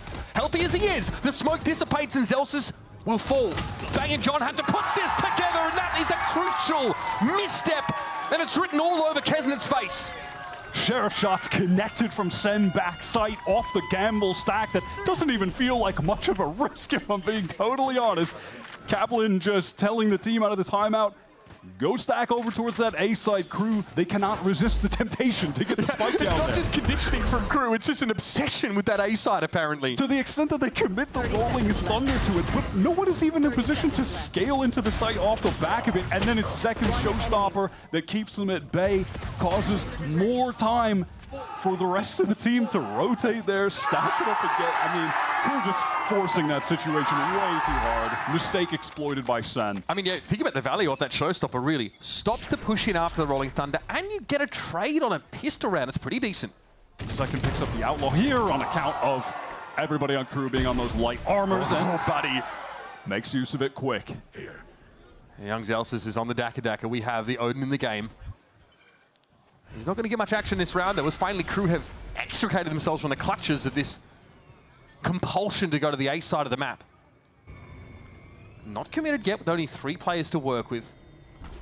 KRU trying to tease something out of this C site. We've seen KRU get a little antsy when they're starved of information. They always want to fight for it. They're just not well equipped in order to do so here. At the very least, so he was able to recover 1 orb over towards Mound, so you know, eventually, no matter what happens this round, he'll have the Armageddon in the future when they get to the next buy. Tiny consolation for KRU as they hope to get into this C site where SEN have the read. They are stacked up. Paranoia ready to go off sound cues from KRU. This should be an easy cleanup. Yeah, Bang is virtually vibrating with anticipation here. They come in here with the Paranoia. It's devastating. And Bang is ready for Melson to take that high ground. Swatted down by one of the most elite site anchors in the game. You can always trust Bang on defense. He is always good for a couple when you hit his site or when you're trying to take a part of the map where he is stood. Again, he is not pressed whatsoever. The Paranoia is perfect. Water, toss speak on water, toss speak on water. Send City. All right. Now, on the full buy, ultimates in hand. I don't want to control. Let's see. I mean, he's brimming with confidence. I can't blame him. Play off the one way, but has to TP once the guided salvo comes in. At 11-3. Proud as a peacock up on that C site, daring KRU to test him, and they will. John has been over towards this C site all game, which has resulted in him not getting a whole lot of action. A little bit on the retakes, but obviously it's been KRU favoring over towards A. And I love this setup from SEN. They're just able to stack one side of the map. Oh, cool, you don't want to come into the stack? Enjoy going into the Vice elsewhere. They don't know about the Odin. We haven't really seen this Zelsis tested too much. His site hasn't been getting hit. But when we've seen him on Lotus prior playing this Vice, Narrate. We need a haunt off Narrate here for Zelsis to play off. Door to the open. Kesnet actually wants to challenge this, so Zelsis is going to be forced back here. Cavalry's arrived though for SEN. John inserts into this A site, and Bang is he's really feeling himself here. And that is the beauty of the Vice. The delay you get from the Razor Vines allows for timing to rotate, but Bang That flank exploited. We're going to bounce to B here. KRU immediately change of tact here, and SEN realize it, but they're about half a second behind. Yeah, that's an excellent mid-round call from Adverso, trying to get into the site. Aftershock to force Zekken back, not allow a flood. Narrate needs to wait for this. The timing couldn't be good. Spacing going to be crucial here. Mazzino's really struggled with some of these raise nades coming in. Mel's already a couple in this first couple of rounds too. Okay, here comes that annihilation here. Well, Armageddon, excuse me, but there's Zekken from up on high. Is able to take the one at least. Kesnet wants to push up, and Array gets into the game now. 3 versus 3. How do you get value out of this Odin here for Zelsis? Hold in one for the boys, maybe. Steel Garden gotta be popped. That, of course, is from Shy. And there it is. Zelsis has found Adverso. Happen to hold that line. Narrate with a shorty as well. Oh, that hurts. That stings. Shy down to 52, but Zelsis has a lot of work to do now, and he will be surrounded. Tough pill to swallow for Sentinels. KRU get a crucial round back. Oh, painful for Narrate. Trying to take that fight with the shorty. Had the ideal weapon for when you're getting hit by the Steel Garden. That is tough, but that is also a SEN losing a round to KRU, who throw everything they've got into this win. And necessary that they do that with the state of the economy. They needed that win desperately. And Sentinels already getting themselves those 4 defense-sided rounds. It's a pretty comfortable spot to be in, sort of so early here on Lotus. Oh yeah, you're always worried that the attack team can just snowball so hard on Lotus. They've been keeping a tight lid on KRU's economy, forcing them onto very awkward ecos, stopping any of that momentum to build, but good first blood from Kesnet. Apparently through smoke entirely, as Zekken was just perched in that corner on the orb. Okay, like a re-clear here of A, but KRU playing pretty compact here. And now we have the Viper spit over towards the C side, maybe rendering that as a non-option. Wow, they want to fight close with this paranoia. What is this from Bang? Yeah, oh, it's madness. He's going for it. He's pushing this. Are you kidding me? That's 2 consecutive rounds of Bang, maybe overheating just a bit after a great start here. Where's the recovery going to be for Sentinels? It might be too much to ask here as Narrate burns down to the Aftershock, and Mazzino's classic deals with Zelsis. It's up to John in a 1 versus, checks notes, 5. It didn't even matter that Zelsis took the primary weapons out of KRU's hands. They were just up in the numbers. The utility from them was excellent. John gets 1, but ultimately should just be a consolation kill. John trying to see what he can get here. This will be KRU looking to even up the game. Silver lining? SEN in a position, obviously, to still buy up in that next round, look competitive. John obviously hoping to do some economic damage because KRU's money is far from stable. It's a little here and there. Getting another gun in this round, I think, would serve John well. He himself is pretty flush. And I think, honestly, we're going to start looking a little bit closer at what Bang is doing. Is he pushing up on these lurks? He's looked incredible in these multi-kill scenarios, but he's maybe just overstepped in the last couple of rounds. I liked the idea from SEN there after they initially lost Zekken. John pops that Viper's Pit over on C, essentially saying, it's going to be a challenge if you're hitting this site. And then SEN stacked 3 players up towards A here, but this, frankly, was just messy. Bang playing forward alone, taking that fight alone, while the rest of the team are being forced back by this util, overwhelmed. You had the dimensional drift from Kesnet spotting everyone out. That was fantastic from KRU. And there were a couple mistakes there from SEN that they're going to wish they had played in a more clean fashion, as they had been exploited to the max. Tight game now. Sentinel still able to buy it properly. Kesnet wants to push out. There's actually no smoke here towards Rubble this time. No attempt to tap in the orb from Sentinels. They've gone back to this, well, a little more backseat approach to defense on Lotus this round. KRU are certainly making their presence known over towards A, to say the least. Now, can they follow up on a Rolling Thunder if necessary? Because last time, there was a showstopper that made it very difficult for KRU to play off that. Kesnet trades the clone for the wall activation to deny some passive info gain from Sentinels, who are just throwing pieces of util one after another to get info. Rolling Thunder to get in, but no one from KRU can actually make that effort. They want to go into B anyhow, just a pivot to a site that they hope is free. So it's part of the sale. KRU get themselves into this B side, make no mistake. Narrate pretty close here to oh my god, that was pretty scary. Real? Yeah. What? Is that a real thing? No, he was pinged out, of course. All right, able to see him. Here comes Zekken, has to go and take the fight, but where's the follow-up? Narrate is there for 1. bang caught inside the Razor Vine, and that wall's going to come down sooner rather than later. He would be exposed in that case, and Mazzino was tucked in the perfect spot. Bang can't see the wood for the trees as Shy will end the round. I love these pivots from A to B in the middle portion of this half from KRU after, if we go back, starting the half, just slamming their heads into the wall of We're watching A evolution in real time. They really are. They become upright, you know? They've discovered that they can make Sentinels think that they'll be running into A again. But actually, we're just going to go through the baby door, go to B, and then have this fantastic post-plant setup. Mazzino on this late lurk. We have presence in main. I mean, to commit a Rolling Thunder in order to sell that fake is pretty substantial investment. So I've got to feel good that they're able to have a really clean post-plant scenario there. And Alpha Sentinels... Another timeout. Yep. Coach Kaplan here needs to get in their ears once more. God, I feel for Qubit. Somebody help him. He's looking extremely matter-of-fact here. And again, this is acceptable, I feel like, for Sentinels. I mean, Kaplan's not going to be saying that, but a good start to this game off sort of winning the pistol, getting those 4 rounds, but we need something. This next buy for them has to be big. They've got the Nightfall available now, of course, and Showstopper's not far away. I think it's 2 orbs off, so defensively, you can look to try and make a play with those, or even to shut down some of these fast hits with the dissuasion of having a Showstopper at all.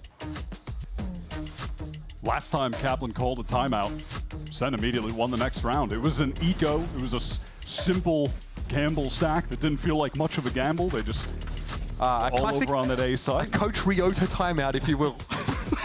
It is a... That's a game changer. That is a... There's some small portion of the audience that loved that one. It is some deep lore. All right, this time though, KRU, who have been favoring opening towards that A side and finding success there, they're going to take things slow towards C. Okay, so this time we actually have, you know, Zelsa's over at that C side as opposed to being solo away. Again, looking at the weaponry, I think is probably why Zekin buys down, at least is able to get a Vandal in hand. John also. Because Zelsa's playing forwards here. It's going to be a clone that crosses by him. He's fortunate not to take any sort of incidental spray damage there. KRU far from settled, and Bang again has not really moved past that rubble point. Now, the only time a Sen player on defense really pushed to the point that they were in the attacker spawn, they immediately just got killed by Shy. It was Bang. And it was Bang pushing off C. They do not want to relive that miserable experience. Zelsis, this is uncomfortable. Oh, what? Okay, apparently Zelsis gets away with that. Must have been a dark cover in his way. Gets away from the Razor Vine. Flash comes in, Zelsis hears this. Has the Stinger, pretty well suited for this kind of range as Paranoia comes in. He doesn't care, he knows approximately where Adverso is. Surely not another 50, surely not another one here for Sentinels. Melsa gunned down and Shy try as he might. Oh, KRU have just sacked another round here. Thrown it into the crater of Krakatoa and Sentinels get to 5. I'm stunned. I need to see on the replay. What was that? Any eyeball havers who want to look in the direction of Zelsa? Anybody with ocular nerves, perhaps? What was happening in main? I would love to know. Okay, so he's fully paranoid. He pops the fight. He's just out in the open. These guys are not blind. I don't think they're blinded. They're just looking, man. I guess they just assume it's impossible for him to be over there. Like, he wouldn't go into the... okay, that is bizarre. Like, who in their right mind will be standing inside the Razor Vine? 2 Kaplan timeouts, both resulting in an immediate eco round win. We'll take it. Didn't even have to douse his players in Saratoga water, which is impressive. They're really hustling out there. They're going back to the well. It's time to go towards A. They've had enough of the C site. Okay, Zelsis here sits pretty shoulder peak, yields a pretty decent amount of information. And gives some fair info to KRU as well, who know that if they hit this site, they're going to be running into the Vice setup. They know they're going to have this diagonal wall to contend with, flash over entry, the standard Zelsis stuff over here. Fake teleport. Okay, KRU again, biding their time. It's going to be Kesnet at the 4, unsurprisingly. Aftershock sort of confirms that no one is tucked in this corner, so Kesnet will continue to look to take liberties. There's a sheer wall ahead of him. This is all going to bleed clock. It's going to have to be a play through tree in second. He just found the timing. Finger on the pulse. Kesnet without one now. And here comes that Nightfall. Information galore now for Sentinels to make informed decisions about the setup. No plant yet, of course, and 26 seconds left in the round. Time is getting thin for KRU. The wicked's burning. And where do they go from here? It's awkward. Try and pull their way out, but how do they get to another side? Celsius is hot on their heels. He does not want to let him get away with this. Spikes over towards Rubble. Shy finds the one. With 10 seconds left, there's not much more to do except for Sen to try and wrest these guns away. KRU have just found virtually no success on these big site executes. Sen have been lights out on defense, playing around the win con of this comp, which is to stack up one side of the map, let your Vice delay on the other, and that delay will allow you enough time to rotate that death ball of players over, all fight together, stop the hit for coming in all together. This really has been lovely play from them. But this is the question. What do KRU do when they're starved of information? It's a question I want to roll over onto their defense side as well. They just can't find any edges there. Sen, don't give them anything for free. They've got one more chance, KRU, to tie things up, get one more round on attack, which is typically the side we look at as being favored on Lotus. Second's got a showstopper in this round as Bang has to TP away from this pretty standard util combo. Fault line plus the salvo. Bang is on the C side, not playing passively towards Rubble here, so that does mean, of course, there's a paranoia to work with should KRU come knocking. Perhaps not this time.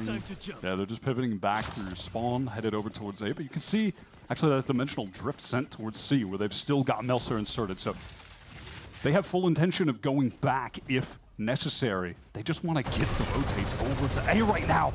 That is awesome from Celsius, able to spam through the wall to get rid of the clone so the wall doesn't get triggered.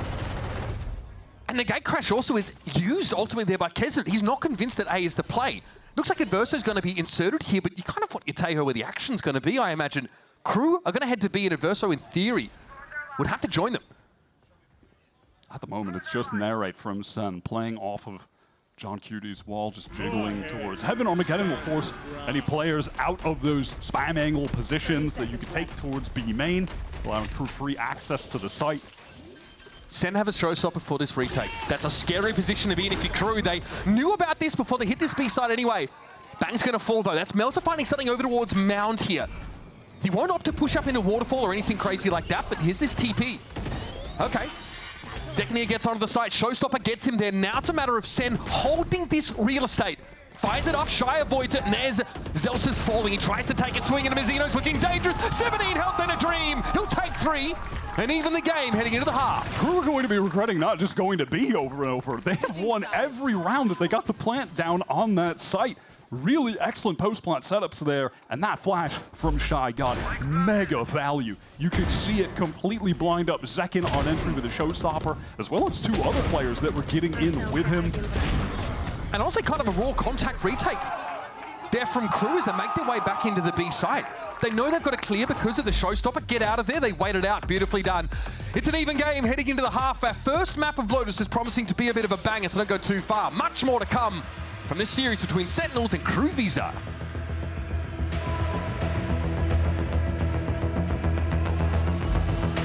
It's for you. Do you like it? Come on, Charlie. Use your new door. Come on, let's go. I said go. Let's go. Silly dog. I'm gonna trade you for a cat. Red Bull gives you wings. The new Red Bull Zero is here. 100% wings with monk fruit extract.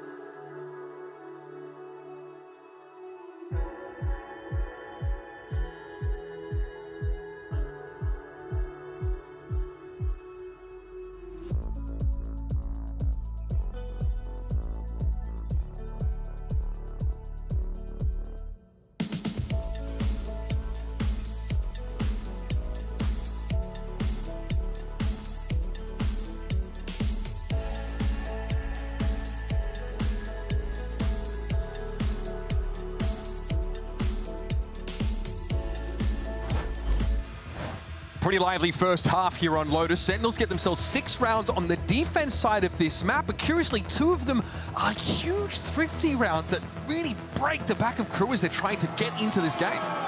We'll definitely be regretting not trying to go for as many of those late round pivots, hitting B where they were finding a lot of that success. Damn, that's crazy. On the run from the banquet. That's crazy work. I guess he's a little intimidating. Yeah, again, KRU couldn't help themselves. Like you said, they just want to force the issue. Here's the pistol, sent on the attack side now. And a big trap play set up from KRU. 4 players involved in this. Well, didn't need much of a trap play, just one person apparently would have been enough to deal with Zelsis. KRU, though, they do get that advantage they're looking for early and can now scale up towards rubble. Kesner having the option to embed himself here and get out with the gate crash later. They're going to cross the wall, deny some of that passive info for the defenders. Now forced to look at B main and SEN pivot. Wanting to go for this C execute after the Razor Vines have been depleted from Shy. Okay, will be narrate first. Second also making his way up the C site. It'll be left empty of KRU players, of course. They'll look to try and retake from Halls, and Zekken wants to get ahead of this now. Wow, okay, Paranoia also committed to that effect. Zekken going to try and get out here. Here's Util will, of course, spot onto KRU as they look to flood now back onto the site. Sentinel's going to be ready. Bang doesn't really know where to be looking right now. Flash comes in, but Sentinels have been able to set themselves up here at the back of the C site. So we're looking for a no-holds-barred brawl for control of the spike. And we get what we asked for. Mazzino finding a second. There's some sharp shooting, but eventually he'll find his third. It's up to John. And the Moroccan Mastermind cannot hold the tides of KRU at bay. And that's how KRU are looking to start the second half. What a lovely retake from KRU. I like that SEN were trying to fight for some of that backhall's control. We saw that from Zekken's point of view. You want to get some of that extra space. You want to find a way to actually get a pick onto KRU when they have that man advantage. But they just flood with utility onto SEN. They forced them all back, routed behind the site. Awkward position for them. The spike is planted forward. I mean, that was just an excellent usage of the minimal utility you have access to on a pistol round. It all found value. And a lot of his Sentinels don't have control of Waterfall in that post-plant scenario. Yeah, so Bang is looking at Halls and then Waterfall and doesn't really know, and it ends up pulling back for safety's sake. There's maybe a world where Sen could have benefited from taking some more real estate, but it's hard on that C site regardless. Pistol 1 for KRU, they get ahead. Kesnet and Melsa get Bulldogs. For SEN, straight up 5 classics. Even though they got that plant, they are not going to risk anything. They want the absolute max buy when they get to the gun round. Okay, pulling off the B side pretty quickly here. You can see Sentinels want to take control of that Waterfall route over towards B side. Shield Wall going to be thrown up here as well to give them that early warning. So KRU, great flood last round. What can they put together here on a dime? They have 3 actual guns to get back in on this too. And so much utility from SEN to wade through. 2 players at upper here. Melsa actually forced out. He has to retake this space, but off the Paranoia, he's able to. Keston fires 1, but Bang could be a problem. Adverso, though, is sharp as attack, folks. Another nice flood from KRU. You could really see the potential for danger there, as SEN were able to set up in the site really well off of all of the different mollies that they have to just throw onto the ground from John and Zelsis alike. But it's a KRU biding their time and going for that full retake with really tight timings. Everyone getting into all the different areas of the map here. Melser pushing to Baby Door. At the same time, they take a double fight on Zelsis. Scaling through the smoke together, out Baby Door together. It is really nice, all those timings. So already a dimensional drift developed here for Kesnet on this defense side. On a big map like that, just having that available to you defensively is a huge boon. Especially against a Viper with that lurk wall at 8. On the bonus round, look at this aggression from KRU. Hello? Oh, buddy. Okay, Zekken's going to be ready for that. Bang TP'd on out, and Zelsis is waiting for the push-up for Shy. This one has fallen flat from KRU. Sen laid the trap.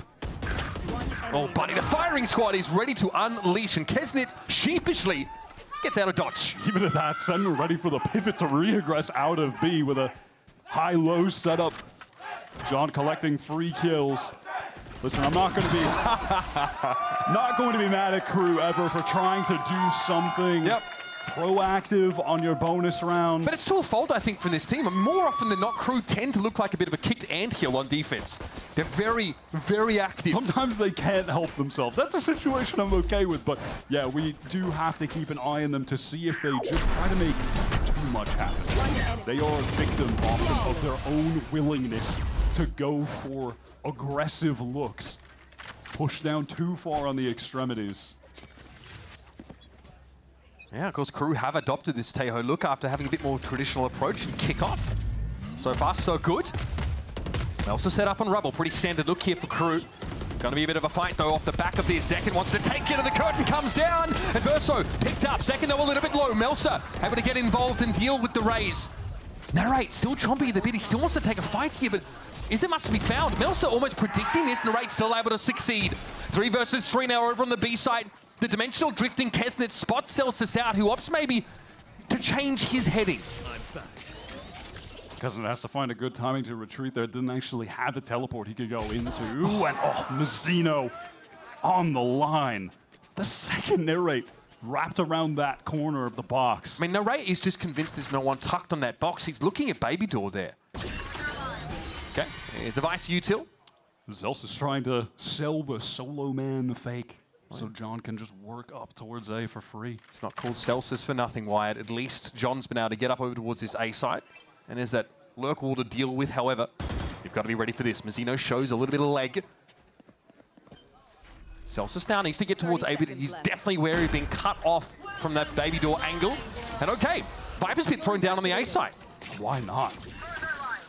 2 versus 3 makes it a realistic chance to actually convert this. Oh, this is a dirty angle too, but John can't play off this. He cannot help Celsius right now. He's just got to sit inside the pit. I love this decision from him. He's just playing passive. He just wants to waste the time of KRU, who now have to go and explore this pit entirely. Is he going to be quick enough? Celsius is already wrapping around. He's no longer looking to be keeping busy.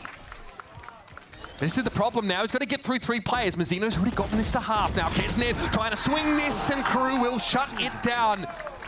Decent ideas. Celsius, though, can't really keep KRU interested enough in him. I do love how they set that up. Unfortunately, Kesnet gets that kill onto John with the run and gun. Couldn't even convert onto him. When you don't have an initiator alive to send in a drone, you send in the human drone, which is what Kesnet is right there. But he also finds the kill. The human drone? That's what they call it. Good round. Rolling thunder here for Mazzino. Who can I just say, really, that return to playing initiator on this KRU squad, he's looked very, very good so far in stage 1. And once again, as defense, they are opting to fight this A side so aggressively. It's a dangerous proposition against a team like KRU. This is really their bread and butter, Wyatt. These early pops, these fights here, these anchoring crossfires, they love to set up. Then just maybe want to do it on a syncopated timing, but they've lost second there. Kesnet audaciously just holding a line already. Poison Orb at least is going to let Sen imply that they've walked out to Rubble, but KRU are not buying it for a second. They were even ready if Sen tried to refight to just rip that Rolling Thunder on them, but I love this. They take it a little bit slower, get the full re-clear right now with the stealth drone from Adverso, so they know that Sen have no intentions of slowly contacting back up A at the moment. They could be more concerned with elsewhere on the map.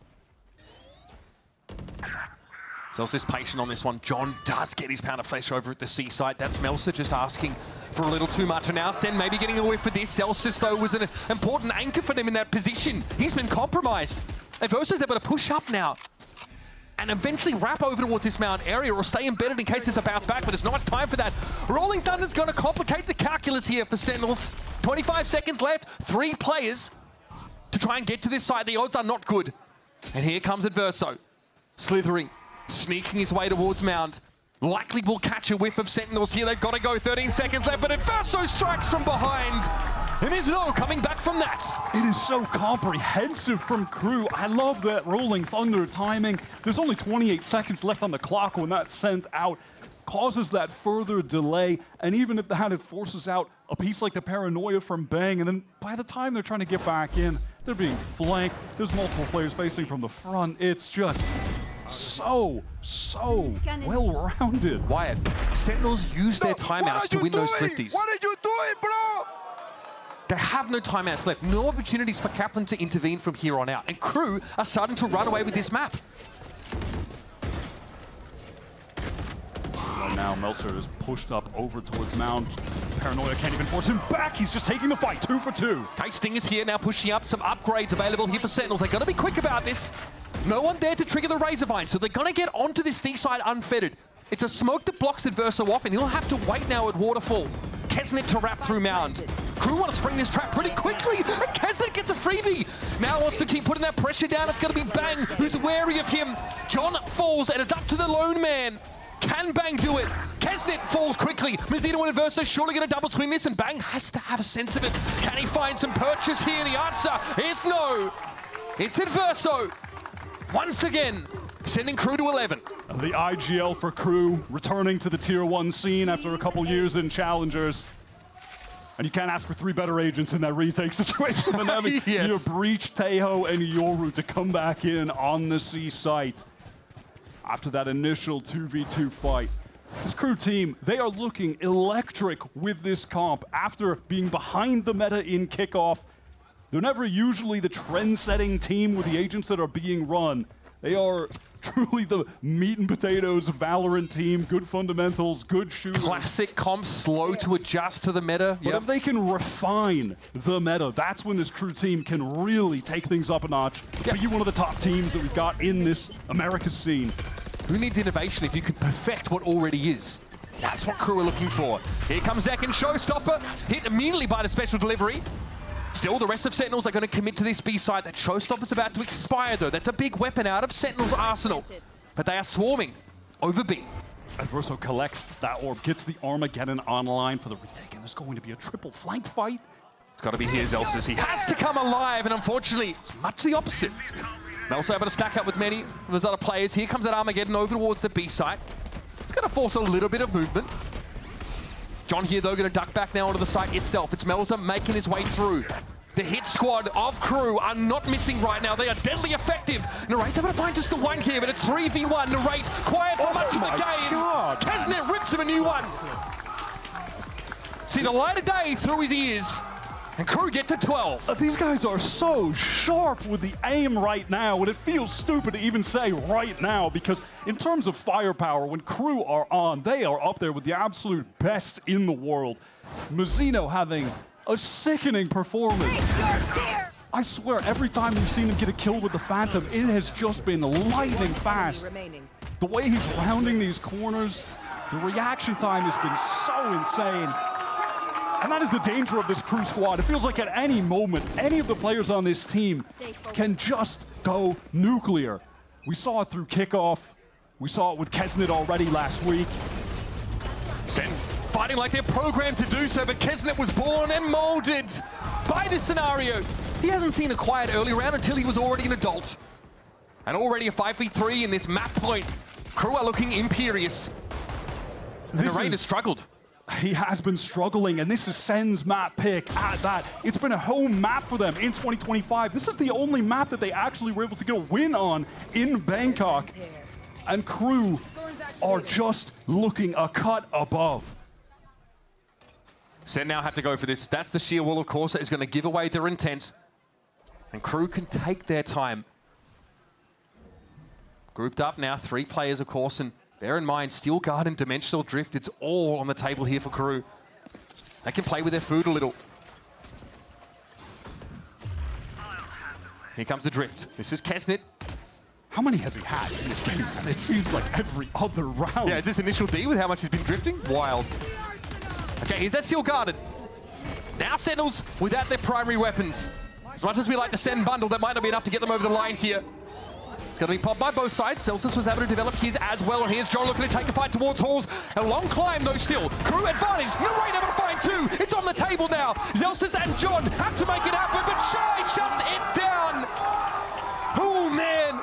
What a statement to make. Sentinels map pick of Lotus with Icebox next in the rotation. KRU grinning from ear to ear. They are firing on all cylinders individually. Feels like top to bottom. Kesnet with some of those entries, Mazzino in the retakes, and Shy is always going to be good for a couple in the late round. He is the closer for this KRU squad. Their defense was immaculate after giving us question marks on attack, where they were hard forcing some of those sight hits, giving SEN openings to win eco rounds twice, and they're still able to definitively beat them on their map pick. What a showing for KRU. 6 defense rounds for Sentinels. Not too shabby at all, but they use all their timeouts. For the rest of the game, Kaplan is essentially gagged. Note the KRU don't call any timeouts. They don't give Sentinels a chance to talk to their coach or to try and set themselves up. That is just domination. And it takes me back to that clip of Zekin after being eliminated from Bangkok, where he was talking to the team about not just himself, but the rest of the squad struggling with that adaptability in the moment when your coaches use both of his timeouts at the top of the game while playing against a KRU who haven't played Lotus yet in 2025. You don't know what they're going to be running. Kesnet is suddenly the god of Yoru after only playing it for the first time in a match last week. Oh, buddy, it's crazy out here, but we're going to step away for a moment. Up next, Zoe and the analyst desk are going to break down this wild first map.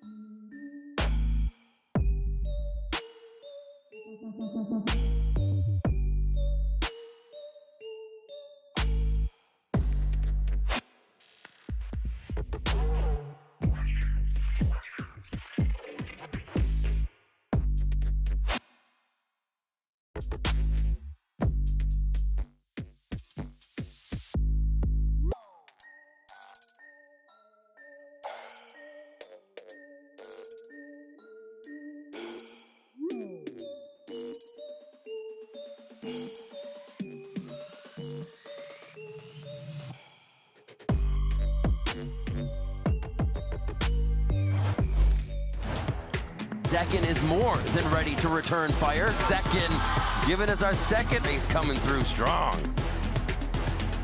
Angelo Mori quiere el primer ace de la VCT Americas. Van a ser 5 bajas en la pistol. KRU's out in between maps and a fantastic first map as well. The KRU starts off this season with the power they usually end with. What's the X factor? Where is it coming from? And how are you starting so strong? I think that the biggest difference for this year is the group that we built. I believe that we have a really experienced players, and also I think it's the focus of the team, because we built this team to win, to lift a trophy this year. So they are pretty on that mindset, so they are working pretty hard, most than any other year. And I feel that we are facing more prepared each match, so it's easy to perform in that way. Eyes on the prize. The team's looking great. Best of luck in the next map. What Welcome back, everyone. Man, he looked smug in that interview. And he deserves to. He deserves to look that way as well. Let's break it down. How did KRU get it done? It started off with a back and forth here, but then second half, KRU started to run away with it. Yeah, the first half looked like it was like Sentinel's day, right? They won the pistol. They won two thrifty style rounds. Yeah, like what's up with that? It's like, yeah, this is one of them actually right here. And it looked like, you know, the stars were aligning and there just wasn't going to be enough for KRU to win the map. And then they switched halves. Yeah, the second half was a complete I mean, one round is all that Sentinels are able to get on the other side of things, even when they move over to the attacking side. And it was just so shocking because, again, like Sentinels kept it competitive, winning these eco rounds, snowballing it to another one. But all things considered, I think that KRU looked the much stronger team with their approach in the second half. Oh, when Mazzino is shooting like this, a prime Lev Mazzino performance out of your breach in a breach Teo comp, oh man, this team is terrifying. Look at Shy, 7 deaths. He's 16-7. I can't believe how good Kesnet is on that Yoru, given that this is the second time he's playing it. Like, I actually don't believe it. I mean, the caster like, calling out, like, did he ult like 5 times in that game? No, like, it's crazy. It's actually ridiculous. Busted. This team looks so good right now. Who would have thought? I mean, the way Adverse was pivoting these hits, he was always finding the empty B site in the first half. I'm just blown away by how good KRU looks strategically right I think the thing that amazes me the most about them is KRU have always been a team where, like, they've got the firepower, right? Yes. And they'd always get flamed during the regular season because, like, their execution fell apart, right? It'd be like, oh, it's like the Kesnet show, but, like, their util isn't quite there, their strats aren't there, but they're playing, like, new meta agents, coordinating utility beautifully, still maintaining the individual level of performance. Like, they're putting all the right pieces together. Yeah, I mean, Wyatt said so as well, right at the end of the cast. They're the meat and potato team. They're keeping it very vanilla, but not anymore. Vanilla and they're looking on the so meat and potatoes? No, they're keeping it vanilla. Vanilla and meat and potatoes the same thing in this scenario. Don't worry about it. Don't worry your pretty little head about it. It's all good. It's all good. Who should be worried, of course, is Sentinels, because they have to bring this one back. So let's hear what Kaplan has to say ahead of Map 2. I'm here with Kaplan before Map 2. Last week when we talked to Zelsis, he said KRU can come out and just farm teams sometimes. What do you do now? How do you reset and just get back into Map 2? Yeah, I mean, we lost for a few reasons, but we need to target the ones that are relevant to how we are right now in a match, relevant to the next couple maps. We definitely weren't proactive. We didn't play the game on our terms. We let them play the game, and we let it happen to us. So it's easier when we played really well one weekend ago. It's not that hard for the guys to remember. I think they can remember that. I think they can channel it here. Just more confidence. That's it. It's just more confidence. All right, Kaplan, thanks for the insight. Best of luck in the game. We let it happen to us. That's me at the end of every day. Yeah. It just kind of happened to me, and then I go to bed. But you got to brush it off, right, and come back strong. Now, however, they did lose their map pick. We're heading over to Icebox. Expectations, hopes, I'm scared for them. I am scared for them. You're very scared today. They've got some good wins on Icebox in the past, but it's required heroics out of particularly like people like Zelsis and deep in the series. Like, this has never been at the top of Sentinel's map pool. And Icebox is Kesnet's map. Like, Kesnet on Icebox and Ascent. Like, we are entering a world with these two maps coming back into the pool where Kesnet will just fry. You have to find an answer to him, whether or not it's going to be on the classic Jet on this map or maybe some Waylay stuff that might have been alluded to. Like, he's going to be coming out so good. And for Sentinels to leave this in their pool right now, you have to know they have something up their sleeve, right? That is the one shining light here for Sentinels. Maybe they have a new look on Icebox, and they're not going to go into one of these old veg comps. Well, we'll find out in just a little bit as we're heading into a quick break, and we're back to see if KRU can finish this out or if Sentinels keep themselves alive. After this.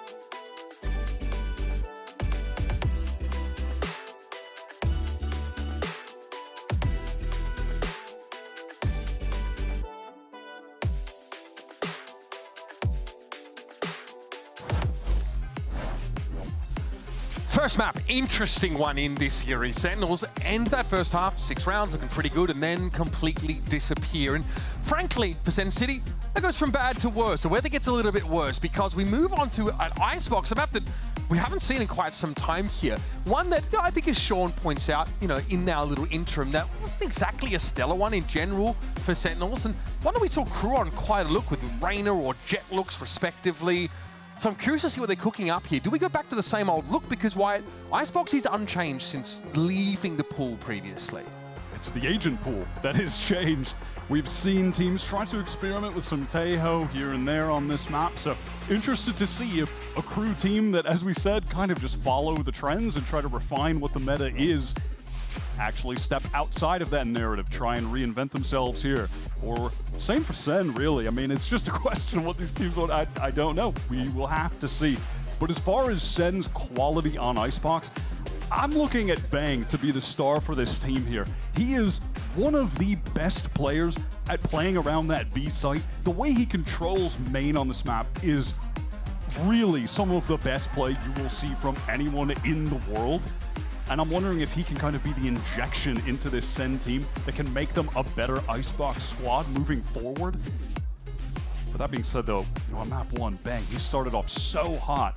At one point, his 11-3 was 11-3, and then he ends 14 for 15. Okay, here is our Agent Select heading into Icebox, and no huge changes here. Very much a classic comp, even featuring the Killjoy here, as Sentinels haven't really innovated too much on this look. Of course, John QT now, of course, in this role as the Shed on the KO, so KO Sova, double initiator setup. I bet Mazzino is going to play Harbor. I've got a feeling. Yeah, here we go. Okay, similar look to what we saw from Leviathan on this map in the past, right? Double controller, Harbor Viper there for those walls. Killjoy here for Shy. What year is it? I mean, yeah, this is a time machine matchup. We have stepped into the past with these two comps, but we don't really know what the current day holds on this map anyhow, so maybe these looks of the past will just maintain being the best way to play this map. We'll get to really see.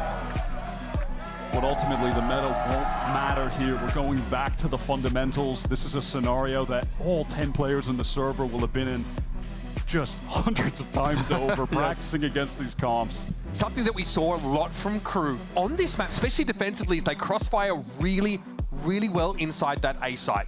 Something that even with the Rainer comp they'd like to do. They played Rainer for a while and wanted to embed her in the side and not worry too much about verticality and just have good crossfires. Let's see what Sentinels have for us on this attack side now. We're off to Icebox, folks. A glimpse of the past. Trying to take some B main control. We're going to see that standard high tide thrown out by the Harbor that covers both those doorways. Oh my god.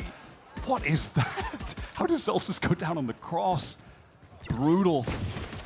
Nasty work under tube there from Shy. Standard Viper wall set up, though. We'll get Sentinels essentially onto this B site. John with the spike in hand, but Mazzino playing pretty close here. Now looking to take a close fight, and those right clicks are good. Narrate has struggled over the course of this series thus far in KRU. Oh, they're doing what they do best. They love to sink their teeth into a team like this. And that is a convincing fight win. Was an effortless dismantling of SEN. That starts off with Shy. Couldn't tell if that was through the smoke or not in mid, if that was just some intuitive tapping with the Ghost. Regardless, brilliant first kill. What a shot. Silky smooth, man. And then I love how Mazzino is playing around the site here. Who realized, wait, they're trying to take Snowman control? Let's just go fight them. And they swarm them, all angles, encircled, absolutely torn to shreds. Yes, the Marshall buy, very standard for Kesnis. And again, here's that high cut wall, just cutting off both doorways. Yeah, crucially, that debuff applied by it. Very standard spot here for Keznit, just looking to play above the walls. Contact shot is good. He sticks around for a second one.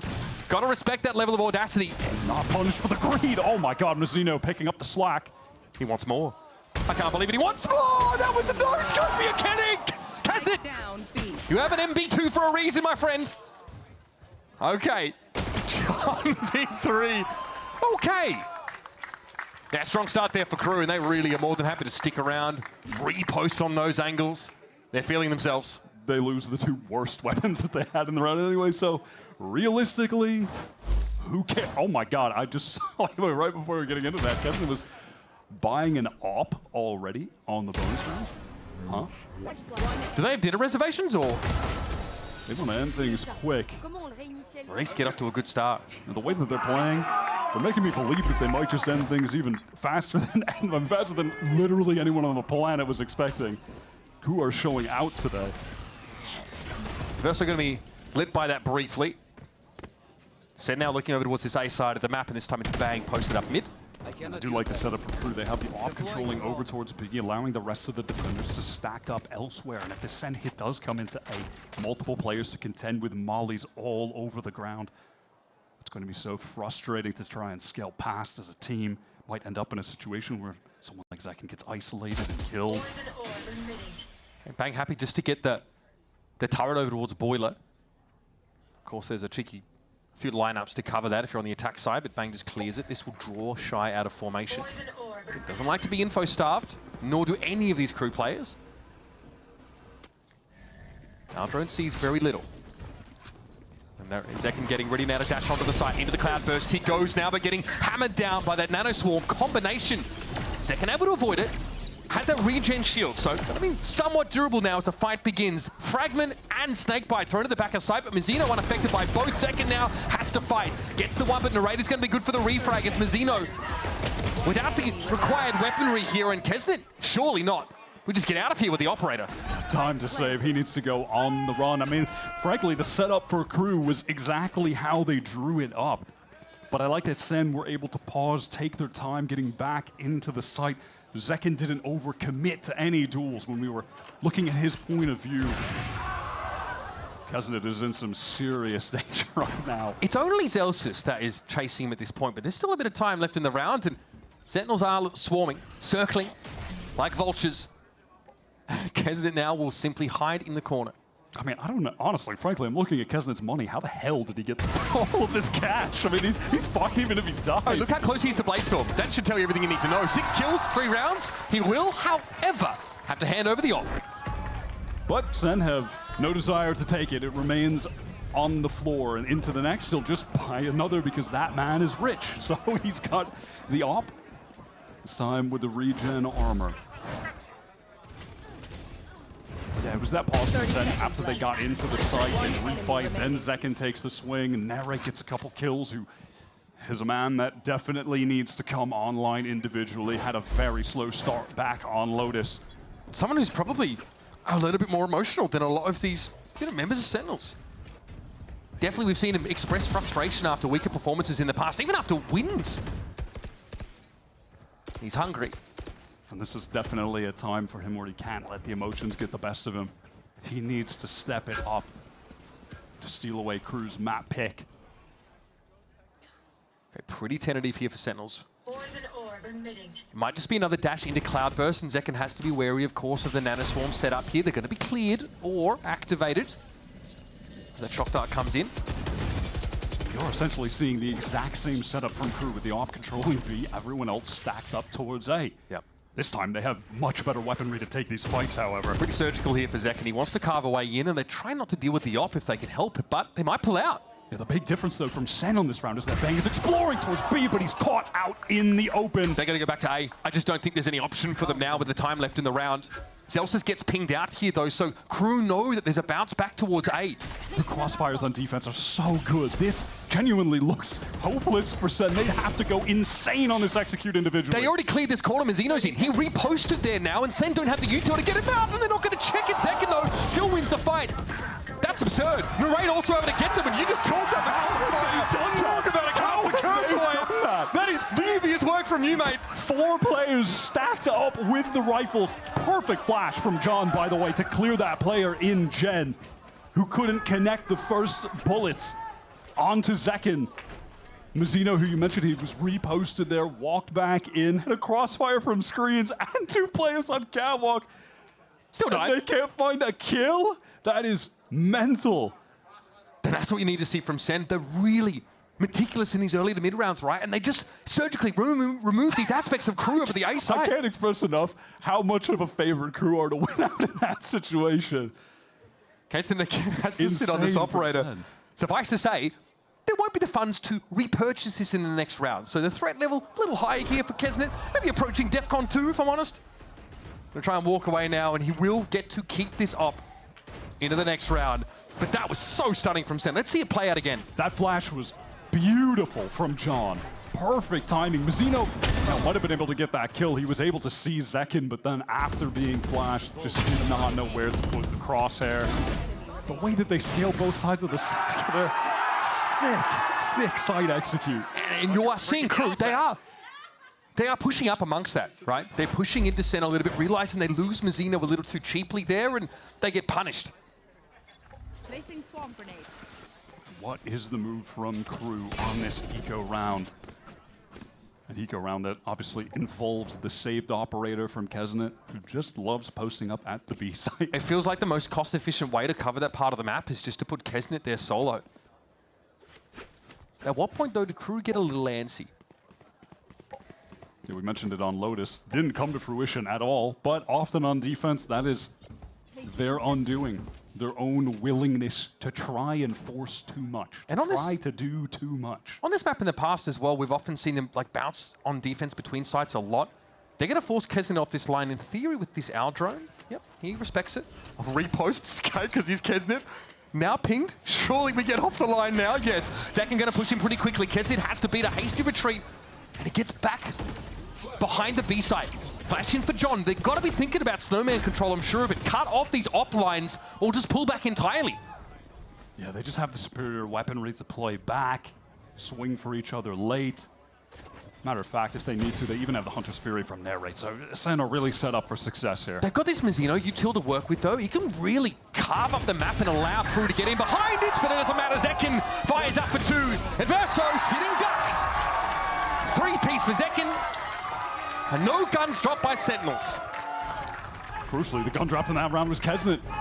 Operator remaining in the snow as we get to round 6, was able to carry that over several in a row with the economy for KRU booming early, but it has been shattered. Love the timings on these fights taken here from Sen while the cascade drops. Swing from Zekin is perfect. Zelsis off from main. Fundamentals looking clean there to dispatch. It feels like that was the go signal for Sentinels. When they see that Harbor util come out, they say, no, we are now going to try and take a fight here while they're midway through this. Now we have to see how KRU are going to play this defense without the operator. We saw that they wanted to leave 1B favor towards A. Frankly, they're doing something similar right now, but they've adjusted Melser over towards that B side as the execute comes in. Okay, it's going to be a fast hit for Sentinels coming in, but Zekin's going to fall early. Null Command, though, will pave the way, and Narrate's having to deal with the Verso. Mazzino back aside, taken down a little too cheaply, I think, for KRU's liking. And Kesnet here opts to take a little bit more of a passive angle, allowing for a plant. Looked like Zelsis was doing some kind of Arsenal roleplay, getting that kill out top. Kesnet trying to swing back in on the left side. Oh, man, it's so audacious, and who's covering him? That is strictly a solo effort. Melser is able to pick that line up eventually, but was in no position to play off of Kesnet. And frankly, that's just a two-gun save. I love how Sen positioned that double face to hold anyone swinging from Cat, where we saw Kesnet die, and one player stood on the box. On the default plant position, the other top by the rope. That was a really cool little setup. Sen are looking smooth on this attack side right now. This is very impressive, especially given there were question marks coming in. We heard that from Sean on the desk. Was worried about the level that the SEN team would be at, given that Icebox was never a go-to for them in the past. But this is a new roster, a new era, and it's feeling like they've really put the work into this. And it's a question of if we're needing a timeout here on the KRU side of things soon. SEN are starting to... That was crazy, man. And yeah, look, I mean, it's just Kesnet trying to take a fight there at that point. All right, guys, welcome to the server. I'm glad we woke up. I need a cigarette. No, you don't. Definitely don't suggest that. Whoa. Look after yourselves out there, folks, and stay in school while you're at it. It's a timeout from KRU. V's are good.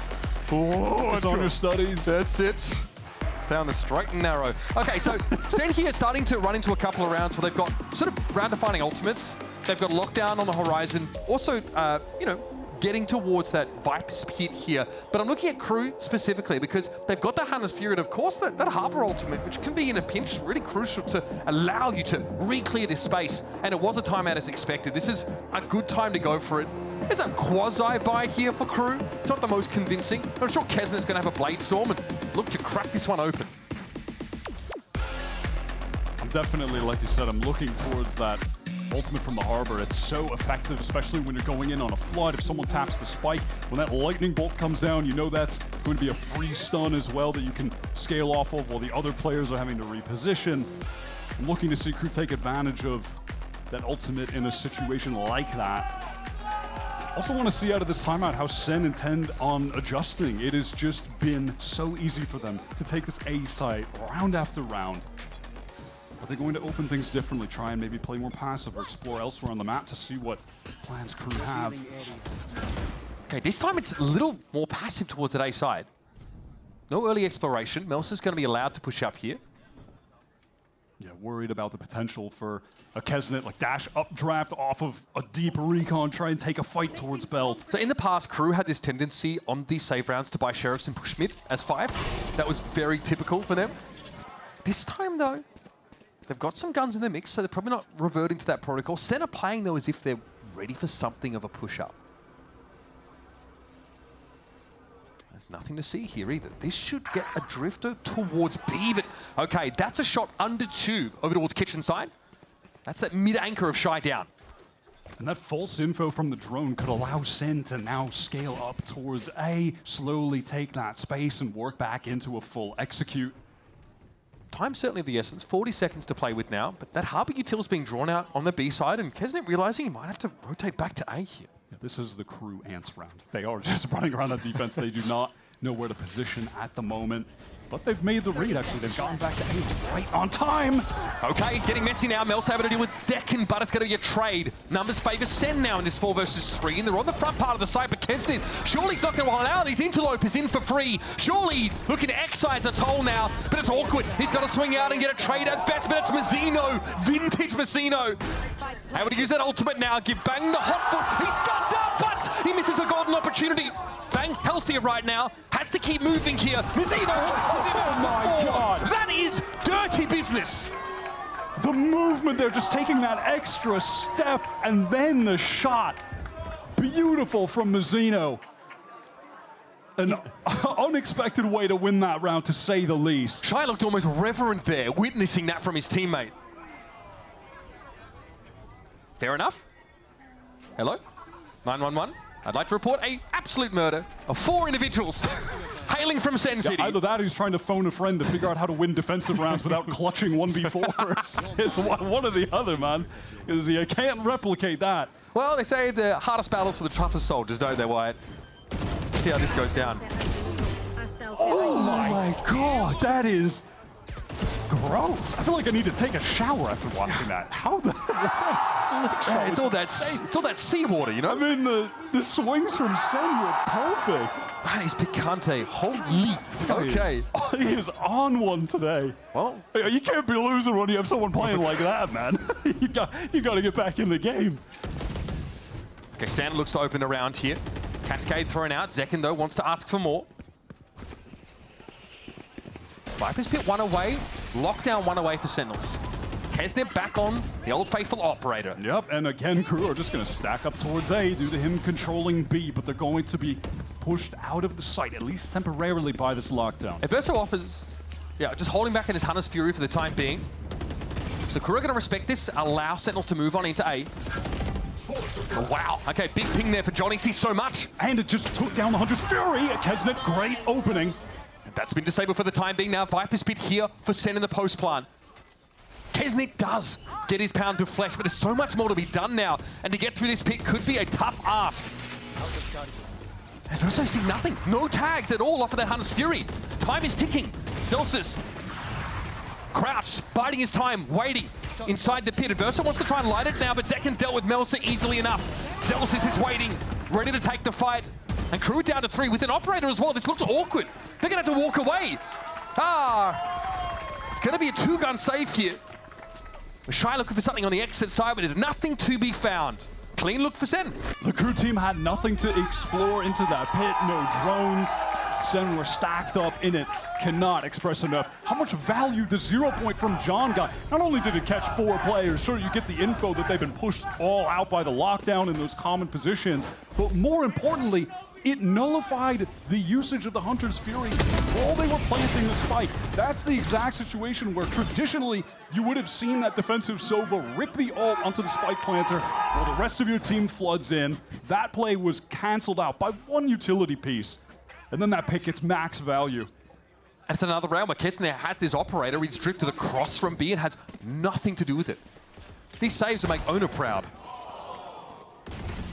The SEN team have been so strong on the A side. I'm really impressed by the way that they've been getting into the site. Watch him just stay here, even without Tailwind. Yep, gets his one. Mazzino watching his off angle here, and Kesner is going to trend back. But of course, they've got that one-way orb to play off of as well. Clean opener.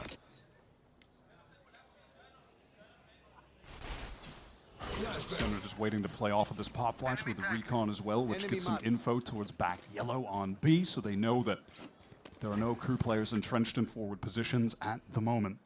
More stall here. High tide thrown up. This is going to slow SEN down. And currently, Zellsis is rummaging through the pantry at A, but hasn't found a whole lot at all. At the very least, though, he's providing information for the rest of SEN that there's no one actually pressed up. He's given the rest of the team a good amount of space that they can just run up to, go into this site hit, where for the first time, they don't have to contend with 3 or 4 players. Not like it's mattered in the past. That crew are always stacked up here, but this is the first time they're really just going to get this thing for free and play a post plan. Yeah, Zellsis has given Sentinels a good staging ground by clearing a lot of the front part of this site.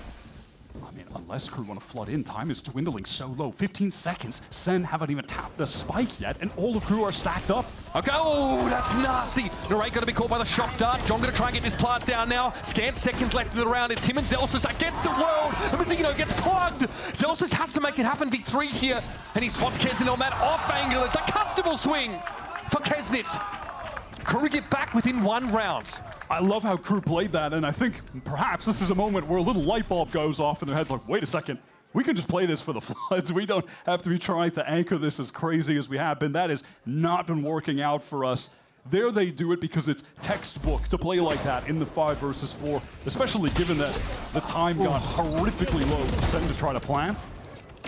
But I wouldn't be surprised if we start to see this crew team take that approach now on A. And who better to have flood into a site like this? This is crew's bread and butter. And you've got all that harbor util to cut off a lot of the post plan. Angles very effective there. Or to stall out at B because you're not all committing to A with Kesnit the only player at B. Yeah, speaking of, they mixed up the setup and now he's taking his operator over to A, peering over towards Belt. Not on top of Gen though, so Kesnit does respect the L drone to no. Okay, well, as I say that. Does head there. The respect. Had an idea and then I threw it out. All right, Narrate. Okay, does see his opposite number there, and Adverso is pinged. So now we're at the front of the side again. SEN knocking on the door. Shot for Kesnit goes a little wild. He has to get away from this now and allow for a plant. So again, crew are looking for one of those signature floods. This time, the shock dart won't claim Narrate's life. Another half as they try to flood in. Zekin is too sharp. Oh, buddy. That is filthy. 3 for Zekin and now at null command in play. Given the rest. Just Kesnit left now and Zekin will box it away. There is your iBuyPower ace, folks. Remember, the first ace of each week. We're giving away a PC over at iBuyPower. Hashtag unlock your ace at iBuyPower on socials. Whoo, buddy. What an energizer. Well and truly back in the server. Oh, look at this. Devious licks here, that 3-piece. No, and he said, let me just do something a little extra with the dash into the ADS WhatsApp. Let me just give something to the crowd really quick, something light. This is a little good pick-me-up. Right? Twinkle toes. Effortless, didn't even smile, didn't even grin, not even a little smirk, no adjustment. Just kind of stared at the cam, like after Lillard hit that 3-pointer in the playoffs. Just looked right at the camera, stone face. All right, we loosened up now, Sen City. Oh, okay. Far from done, just above the wall. Kesnit spotted, head goes rolling. Couldn't ask for a much better plant than that. Already taking the jet out of the game, and the guns are not good for crew. John is just ready to throw up this pop flash on the spike tap. The rest of the SEN players swing off it. No, never mind. Let's just go fight them. So what if we just shoot at them? They're going to blow off some steam at some point here. Here comes Zekin around the corner. It's Melzer. It gets lobotomized. However, the numbers are even after Adversa was able to deal with John here, but Bang will wait. Through the high tide he goes, and he connects beautifully. What a correction! Ooh, buddy. Clean as a whistle with the spray transfer. What was Zelsis saying on the hot mic? Something about, oh, we're waking up. Something along those lines, right? They got their beauty sleep on Lotus. Looking like a bit of a different team here right now on Icebox Attack. They're woken up the crowd as well. Feels like the oxygen has re-entered the room. Look at this. With that. Okay. And again, moments like that, they just look to try and fight. They say, okay, we have the advantage here. Just a dirty Blade Storm play for Zekken, and what a time for him to come alive after a bit of a lackluster first map. Standing ahead. Recons exchanged over towards A. SEN have been essentially for free, getting all the space pushed up to where Zekken is at right now, where you're in prime position to just hit that execute. KRU really haven't tried to contend forward very much. Part of that being the fact that Kesnet is constantly opping. So over on A, they're just set up to anchor the sites heavy, and that has not found them any success. They have never come past 410 on defense on this side. And yeah, constantly flooding to try and retake. And again, Zekken, who gets beautifully embedded under rafters at the back of A, it just seems like a dangerous proposition. Over towards B seems to be the look now. Zelsis going to take note, of course, on Nano Swarm that he skillfully circumvents. SEN can fall back now towards these positions, towards yellow. KRU have significant ultimates for this retake, though. Looking for, yeah, there it is from Arbor. Have the lockdown as well, and Zelsis exposed. Oh, that's dirty work. Okay, Mazina's able to find one under tube, and here come a full 5 of KRU. John has to keep moving here, of course, but the Harbor ultimate has now expired. Narrates, okay. Great recovery there, and okay. Big damage on the second. Pinged out, has to fold away. It's all up to John QT. Spray is good, but Shai was waiting for him. A lively first half, genuinely competitive stuff here. SEN get themselves a little ahead, stretch those legs, but good to see KRU in these post-plants, these floods, have looked very solid. Yeah, just biding the time with the big ultimates to come in for that B retake, doubling up on them. That was well done, but SEN, despite it being 7-5, honestly, I don't think the scoreline illustrates how much it feels like they've been in control of this half, running over the A site as they please. Really only a couple rounds here and there at B that didn't go their way, or when Kesnet found an early pick and then they had a man advantage flood towards A, but I gotta say, it feels like SEN are in control at the moment. Yeah, unconvincing defensive op play perhaps there from KRU, despite Kesnet looking very good this game. We're gonna go to a quick break, folks. When we come back, a 7-5 half with Sentinels in the lead in a must-win map in this series for them. Don't go too far.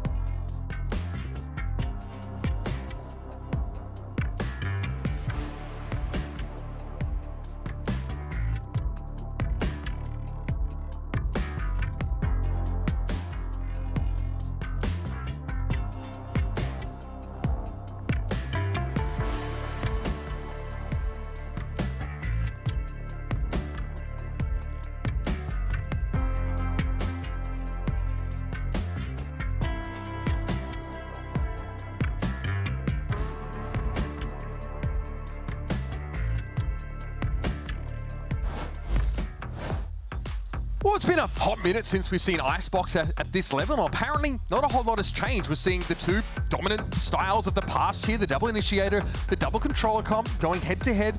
Sentinels have Zekken drag them into a lead with a massive ace and then a beautiful follow-up in the next round with the Blade Storm. Get them 2 rounds ahead, and you touched on it before the break, right? It really has felt like Sentinels have had control of most of this game so far. Definitely, but regardless of that, KRU have been able to just get their rounds here and there. Look at, if you look at the timeline of the game, they did not do anything they didn't string anything together. It was just, oh, we finally got one. And then they get another one a couple rounds later, and it's resulted in 5, Not too bad, but SEN have looked really fantastic on this map. After we had question marks about the level they'd be playing this, it wasn't their best in the past, but they're looking much better at the moment. And this double controller util is going to let KRU just completely cut this side off and basically force flood retakes out of Sentinels unless they want to anchor and play aggressively in the site, which feels like a risky proposition against a team like KRU who hungers for those opportunities. Well, and yeah, I mean, a hungry Kesnet is going forward to take that initial first duel, finds the kill, and now they're setting up 5 versus 4 on the site. KRU want to play crossfires.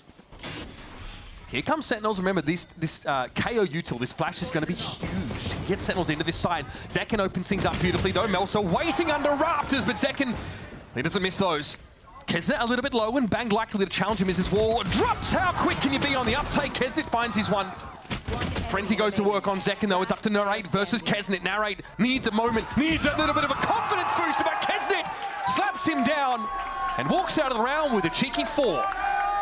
Both duelists are really just turning up right now, Kesnet and Zekin both. But I love the KRU were able to press forward in the site while getting the spike down. Kesnet finds this kill, all right, bet. And then they go back after that. Just set up the crossfires in sight together.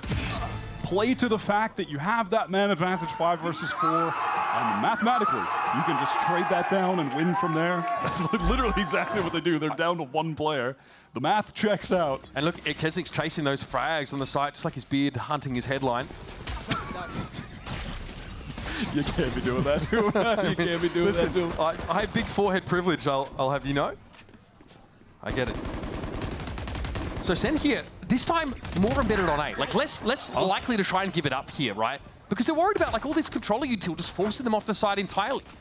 Bang looks a little silly there, but I think a pop flash came up from John Cutie that he was, you know, had his back facing where it was landing and goes down in silly fashion. Okay, investment in the Marshal this round for Sentinels is just a little anemic, of course. They lack the weaponry to make much of this round. Kesnet and Shy armored up and also with rifles to work with. Zelsis with his favorite weapon. They have opted for a pretty big investment here, which is, you know, juxtaposed to the same situation on Lotus where they just had a couple weak pistols. Zekin is happy to do damage, especially given what I was just saying. They invested heavy into this crew. They should be able to walk away with this, though, with those 2 rifles in tow comfortably. Sentinels will look to challenge, but Melsa will be left behind. There was Zelsis now and Zekin, just hoping they can dig someone out of position. It's unlikely, and of course at this point, the odds of taking anything out of the round are 0 to none. And KRU, with that pistol win, have even up the game. Are they going to try to full commit to a buy here around the rifles that they've got, or just play with those 3 and then have 2 weak weapons so they can ensure a full in the next duel? Again, to see what they opt to do. They want to play it riskier or a little bit safer. 1 enemy remaining. I do think like these 2 teams probably look to play very differently to one another on defense, just because of double initiator and double controller comps. You know, it feels like every time we watch this KRU team at the moment, it's like they have one side of each map where they look, well, I don't know about that. Sussy? Yeah, suspect. And then the next half, they look like the most perfect VALORANT team that you've ever seen, which is exactly what happened on Lotus. And now I'm looking to see if that's going to be the case here on Icebox. See, Sam, this group up here, they just do not want to be caught off the side. Recon, though, spotting John out. He sees 4, so pretty clear to Sentinels what the intent is for KRU here. I suggest you move. Okay, here's that reckoning. Now the defenders have to get moving. There's a bit of a gap here that Bang can occupy.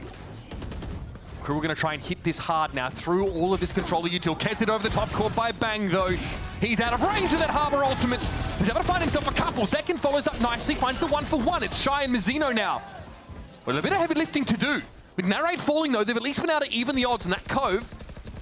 John has to swing wider to take the fight. Audaciously, Mizzino goes for it, falls. It's up to Shy. Canny, so cunning. Has the post planters. The KJ duel will decide the round. Nasty work. Ain't nothing like a Shy guy. KRU, get ahead. Shy in the late rounds, man. He is just too good. He's too consistent in those situations. We have seen this countless times over his career. And that has put SEN on the back foot. it's deflating, right? That's that gun round, of course, that SEN are looking for. And Zekin doesn't have the ability to build into like an operator early here, right? He's got a rifle with the rest of them. Only gets like a 1-for-1 playing from rafters. That was such an important round in the context of this game. Looks like KRU just want to keep it simple, take that space towards A, where you can use that harbor utility, the cascade specifically, to just get forward into prime position where you can activate the execute. SEN, they want to echo this site. Gainer raids, trigger discipline, works against him. Oh, that's a heartbreaker. Again, the weaponry's not there for them. KRU, though, now on the precipice of going up 2 rounds. Zekin's just got nothing to see. Now you're dealing with this really oppressive controller util in a post plant. Impossible really for SEN to fight through it, but they've got nothing to lose virtually in this round, except the Blade Storm that Zekin did commit. Yeah, at this point, though, it's like, I mean, damage be damned. It doesn't even matter. KRU have tons of cash behind them. Zekin is looking to be an actual miracle worker in this moment. That's one lethal first click onto Shy. Not much to see here, though, again. Another high tide going to be thrown down. All of KRU just huddled on the other side of it. Zekin says, right, well, there's a weapon to be gained here, and I will walk away at least with a consolation. Great opener there from KRU, though. You see when they walk into this anti-eco, they're confident enough just to hit the site. Very airtight protocols with that controller util. And waltz on in and take what's theirs. Indeed. Much like the beginning of Lotus, feels like SEN are doing so much right. KRU are making some silly mistakes, throwing situations away, and then suddenly they just capture that lightning in a bottle, and they're right back in the lead, strung 4 together in a row, the most rounds they've strung together in a row on this map. They've been hanging on by a thread throughout that first half, constantly on the verge of being ecoed, somehow getting to 5. And now they're getting in position to win this game. I really can't believe it. This time, Sentinels, though, with the luxury of actually having timeouts available in the second half of a map. So now, Kaplan able to address the team. I do think that there's definitely an inflection point in this round. SEN have a gun round at their fingertips, and they're a little far away from, you know, that sort of null command. And there's key ultimates that can really disrupt. So this is definitely going to be a round they have to win off the back of great fundamentals. Whereas for KRU, you've got to be a little wary, of course, of that lockdown looming to clear that A side if they want to hit it hard. I mean, God, get in there with a lockdown, then set that controller util up post-plant. SEN having to flood into that feels oppressive. And on this map, compared to Lotus, I'll tell you, Kaplan is relieved that he has some timeouts late in the game. Yeah. That was their undoing. He needed to use both of them to stay in it earlier on, find some advantages for the team when we were on Lotus. But here has them during crunch time. He's been so influential on the success of this roster over the last year into 2025 as well. That is a crazy stat. Zekin, 5 for 5 on SEN's first bloods. That's on the attack side, where they're not like using a solo WAP, you know what I mean? Like sometimes it's maybe more explainable if they were defending, but Zekin's in there with a rifle. It's huge for their first half. Where is he though in the second half? I could have just gone back to what is working, this early A-side default, using the cascade to go forward. Zekin, I like this though. You're getting damaged up by that nano swarm, but regen shield did work, flashing him over pipe here. Zekin almost fully committed. Tucks in this corner now. KRU don't have the timing to shake him out. Here's that lockdown though. A little early shenanigans. And that lockdown will persist by the looks of things. SEN have been forced out. The question is, do they just want to flood back in right now on the spike tap? Yeah, maybe go quickly, right? But there's a high tide already in play. SEN respect this. Are they going to try and wrap around the backside, though, with this Killjoy? It doesn't look like Zelsis is looking for a flank. And that is one of the difficulties of playing against this harbor. You can't flood in when all those walls are up. Kesnet might get cleared from that position by the fragment. Well placed there by John, but Mel's is still in Crow's Nest. Litho on the side. He's the only player there. KRU actually pull off the side itself and play from behind this toxic screen. And there's Kesnet, a double spray down. That's not what you want to see if you're a SEN fan. And Mazzino sneaks away. Now SEN have to show a little bit of leg, have to wager something to get this defuse. And it's going to be a 2v1. The must-win round for Sentinels after that timeout. And John's got nothing to do. He has to saunter away, tail between his legs. And that's KRU extending their lead to 3. Yeah, and the LATAM side, they're back at it again, giving you one questionable half into one God mode half. They look fantastic now on the A side, which was the story for SEN when they were on attack. The difference being how they play with the Harbor, that being the difference in their comps here. You know, I mentioned it during that round, but the way that it just bogs down any flood attempt while you're actually on the spike, you're forced to push through those additional walls, and the time that it buys that allows KRU to set up these post-plant positions. Great spray down from Kesnet.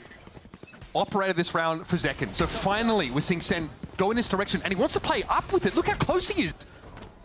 Is this going to pay off? Kesnet's going to see, oh, buddy! Zekin was on the line, and he's able to walk away from this to boot. He is determined to just will SEN to a win on this map.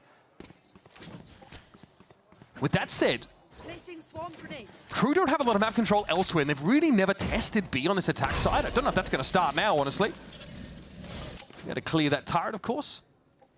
They've slowed things down over towards A. They've cut that noise. They just want to go for a re-hit later on. Again, Narrate is positioned over towards 410, which KRU have not seemed the best at clearing out. He's had opportunities for kills there before. You know, and now has multiple players to swing with him. Okay, Cascade towards that Gen side. This all Adams has slipped through in this direction. Narrate knows he's going to get fizzy, but there's also John here to cover the line. Where was John? Oh no! Poor stop of it. Now, we're even numbers. KRU have been allowed to make some serious progress onto the side, but Bang could still be an issue. A thorn in the side. John redeems himself there, and some. Leaving it up to Mazzino and Melsa, the latter with 3 already, with only 6 points of health. He has to know there's a player up on Rafty here. A strong wind would blow him over at this point. And 15 seconds left in the round. He, of course, carries the spike, gets that poison on up and gives it a tickle. Either Zekin or John floats in. There's a shorty going to work. SEN get a crucial round back, and not a moment too soon, but the money's still ugly. Ugly, but a round that was more than desperately needed. They would have been reduced to nothing. KRU on the absolute verge of taking this map, taking the series. What a risk to take, right? In a round that could sort of lose you the game if it goes wrong. Zekin just... That's the kind of play you make when you know you're him and you need to win the game for your team. That's because crazy. You are just way too locked in. It's like the stakes are higher and you're taking more risks. Absolutely. I mean, that is the kind of player that he is. He is fearless and he is consistent. Push up, going to be spotted here and there. Of course, is that Nanoswarm. I do love this adjustment out of the timeout from Kaplan, where he's got the team playing more proactively towards A, fighting forward, disrupting KRU before they can set up to go for the executes, find timings to get kills while they're in the setup stage. They tried to do that prior.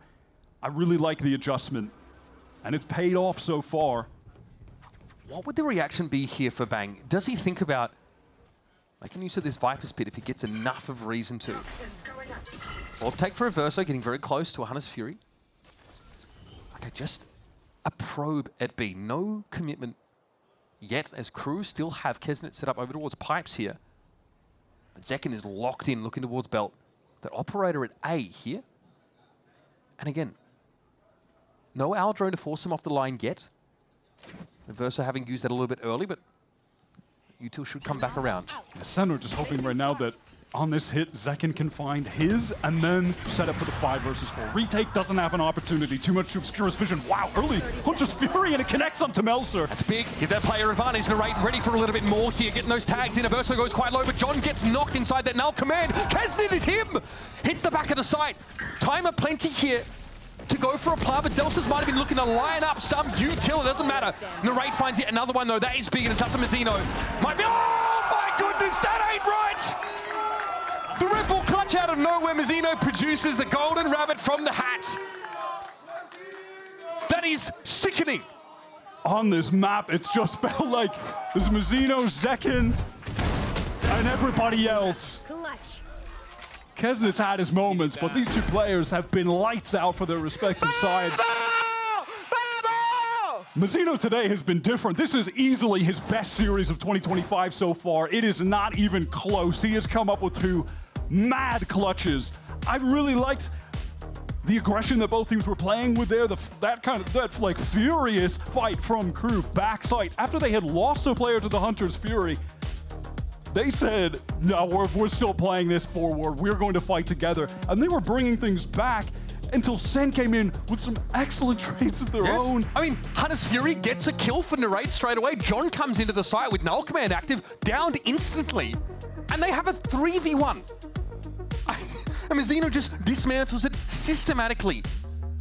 That is going to take the wind out of your sails. And I don't know if Zekken has another ace up his sleeve he can just produce on a dime here. Mazino has kept KRU in this game. And not just kept them in the game, he's gotten them into the damn lead. He had that clutch in the first half where KRU were not looking very good. And now the second that SEN seemed to be coming back out of a prior Kaplan timeout, adjusting their play, he just shuts them right back down, puts them now on the precipice of getting ecoed. This is a round worth 2 for KRU. This one round here could result in them beating SEN for the first time since Champs 2021. They haven't even beat SEN on a map since then. And they've got so many ultimates here to work with. The Hunter's Fury's up for reverso here. Post plan, of course, with that Viper's Pit could be the death sentence for Sentinels. 3 spotted out, though, by John. A lot of info about this early probe from KRU towards B. I cannot use that. Who have prior shown essentially no desire to go towards this B site, but now can use that cascade to get some presence in main and then use that drone to explore even further. Zekken's going to fight for this. Here's the tail with active. Does he know who's above him? It doesn't matter. He's going to be able to get out with it. The Blade Storm does connect. Ends up being a 2-for-1. KRU here, really want to push the issue. They're not sure, though, about committing a spike. It's Mazino being a little bit careful about this. The problem is now the poison walls. The walls are going to drop. And so KRU are vulnerable to multiple sightlines. Cascade will obscure any view from Snowman, but no SEN players are even there. Now that the cloud is up, some safety for Mazino. Narrate swinging from the top. Oh, buddy. That's rough for Zelsis, but he only had a stinger to work with. Reckoning now in play. Kessid suppressed briefly, but finds yet another one. That evens the odds here. Shy's a little bit low, but Mazino can play off this. Cove active. Verso went down with Hunter's Fury. Bang trying to get active here, but of course they need to get through this high tide. Swing it together, see what they can find. Nothing to be spotted, and now the Viper's Pit comes down. Bang takes a little bit of damage through the wall, but Sentinel's going to make use of this. They get ahead, clear the turret that Shy tried to place to spot them out early. Shy's going to go for it. 4-1, not a big difference anyway. And now Bang tries to get the defuse. Mazino with the spray, gets it to half. Mazino got to step up, and he completes the contract. KRU head to match point. And that's the round that was worth 2. How does SEN come back from this? 3 for 3 on clutches. Mazino is just on a totally different level today. He is actually him, but Kesnet, credit has to be given. What on earth was that first knife? And then even at that later, he was in a position where there were 3 players who could have potentially shot onto him, and he somehow finds another 1 for 2. Gives his other players a fighting chance. SEN have cobbled together everything they can. This is the team that win a singular map in Bangkok, and they come back to NA, and they look like they took their anger out on 100 Thieves. Looked like they were poised to become a top team in NA again, but this, a KRU-sized roadblock has caused them to stumble. And they're on the brink of getting swept in this series. Unfortunately, after that strong week 1 showing, they've ran into this KRU team who we know at any given moment have a litany of players that can take over the server. Back in Kickoff, it was Shy, it was Melser, Kesnet had a couple games. Today, it has been Mazino number 1, Kesnet number 2. Both of them have been exceptional. SEN have not been able to stop them despite Zekken's best efforts. It's going to require heroics on a bad buy from them in what looks to be a full B retake against a pit at that. And KRU can fall back to the edges of this pit, back towards yellow with his long sight lines. If Kesnet gets a 1-for-1 here, he's happy. And with a long sight line, they have a Hunter's Fury to play with as well. Kesnet has heard this. He knows that Narrate just dropped there. Hunter's Fury coming down from Reverso now. Melsa deals with Zelsis. Kesnet, he's going to get through mid because the Raiders vacated the zone of activity for the turrets. And there goes Bang. The pit comes down and Mazino drops him. It's all about Mazino today, folks. Make no mistake. KRU deal a mortal blow to SEN City. looking to ascend again to greatness. This team has been cooking. And they bring us an old classic on Icebox to send Sentinels to the Shadow Realm. Back on Lotus, they adjusted to the meta. Kesnet picking up to this Yoru like he's been playing it every day for years. He looks like a damn one-trick when he's on the Agent. He is sick on that roll. That comes over to Icebox, tried and true Jet. So many first bloods for him. 8, matter of fact. He had 8 first bloods. And then Mazzino was there to close everything out. He has the clutch DNA today.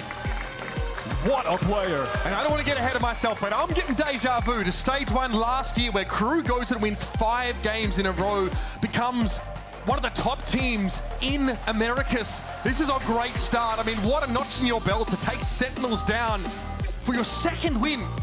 This team, again, they're not innovators. They're not necessarily coming out with anything new and spicy and niche, but tell you what, they take what has worked, what they know to work, they refine it, they make it theirs. They've incorporated the Yoru, they've incorporated the Teho, but in this series, it was back to brass tacks on Icebox, and they absolutely flattened Sentinels. And talk about question marks now for SEN. At Bangkok, having a pretty disastrous showing. I know the fans really wanted more from that squad. They come back, they look rejuvenated against 100 Thieves. Like you said, it looked like they took their anger out on them. They crushed them on the last map of that series split. Head into this, feeling on top of the world. We heard Zelsis say on one of the hot mics that, oh, finally, we're waking up on Icebox. But little did they know, they were about to go to the side swap where KRU decided to go God mode halfway through the game, which always just seems to be the case in 2025.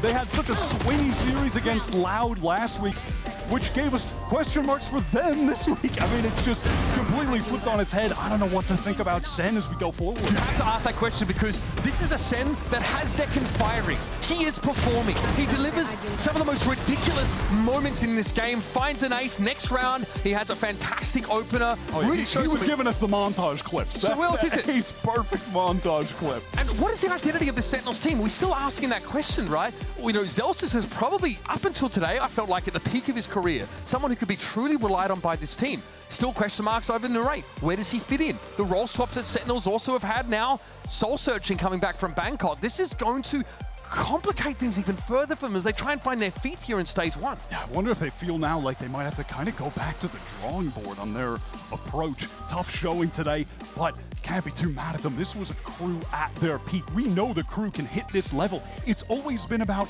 hitting this level consistently. Like when you talk about that 5-match win streak last year, they then went on a 6-match lose streak after that. We know they have it in them, but they have to do it every day. Absolutely. Now, of course, we're going to head down to Riv at the stage for the Verizon post-match interview with Shy.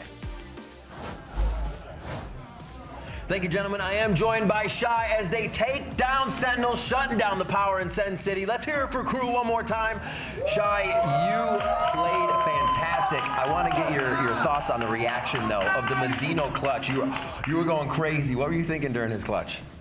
O sea, ese clutch de Mazzino fue algo que literalmente desde nuestra pop, que no es desde el observer, sino que literalmente estamos viendo lo que él está haciendo. Fue increíble el guate que le puso al, no sé, al que estaba al lado. Fue algo que por lo menos yo que asombrado, la verdad. Y esa ronda era muy importante porque veníamos voleando y veníamos perdiendo rondas. Y esa ronda siento que fue que nos hizo volver también. Pero eso tuvo un impacto también en, como muy anímico y como para volver a la partida. That clutch from Mazzino was insane. From our POV, we've never seen something like that, especially that kill that he got into the one that was next to him. It was insane, and also it was a big round for us because we needed to recover, and it was a boost in the mental to come back from that again.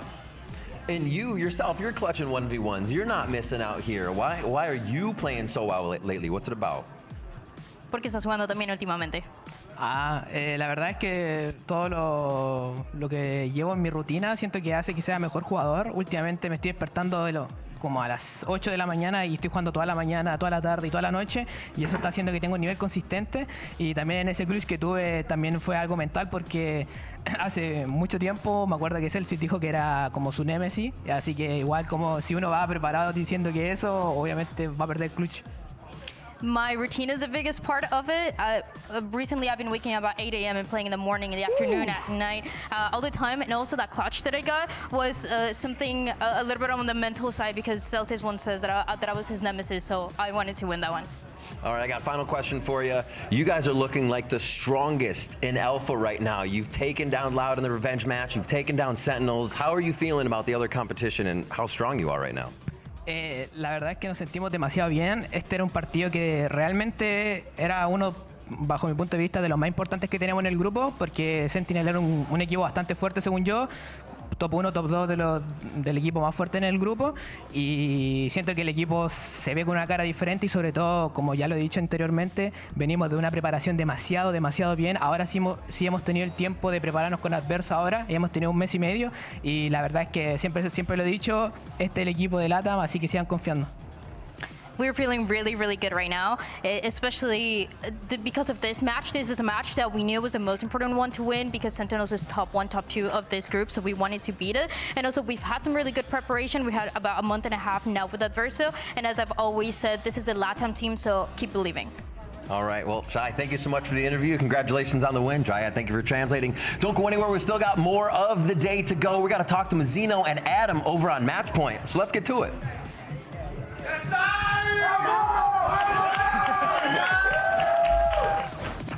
Yeah, Riv, let's get to it. We're going to be kicking off Match Point here by playing a fun little game called Stick It. The rules are pretty simple. I'm going to plant the spike for each of you, and your goal is to try and defuse it as close to 0 seconds remaining before it explodes as possible. So I'm going to go ahead and put the spike down, and Adam, we're going to let you play too. How much Valorant do you actually play? I assume you watch a lot, but... Wait, you plan to B? Yeah, I'm on B. Get over here. You got 40 seconds. You got time. Yeah, it's okay. I play like 2 ranks by month. Okay. That's a lie. That's a lie. I don't play ranks, just team deathmatch sometimes. Okay, so not a lot of spike planting. So if you be Mazzino, it's a little embarrassing, no? I would prefer to shoot with I'm him. really bad to this. I'm gonna be honest. I'm really bad on this. Okay. Well, I mean, you were shooting like crazy in that game. Like, yeah. I don't know. For my money, you're the best harbor we got. So. Ya entregaste, hijito. Oh, that's close. I don't know. No. You distracted me. You distracted me.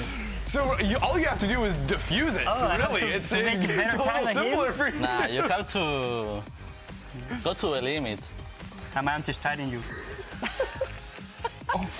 I love Mazzino. You deal with Sentinels like it's nothing, but defusing the spike is just a little bit more, challenging. Yeah, it's harder.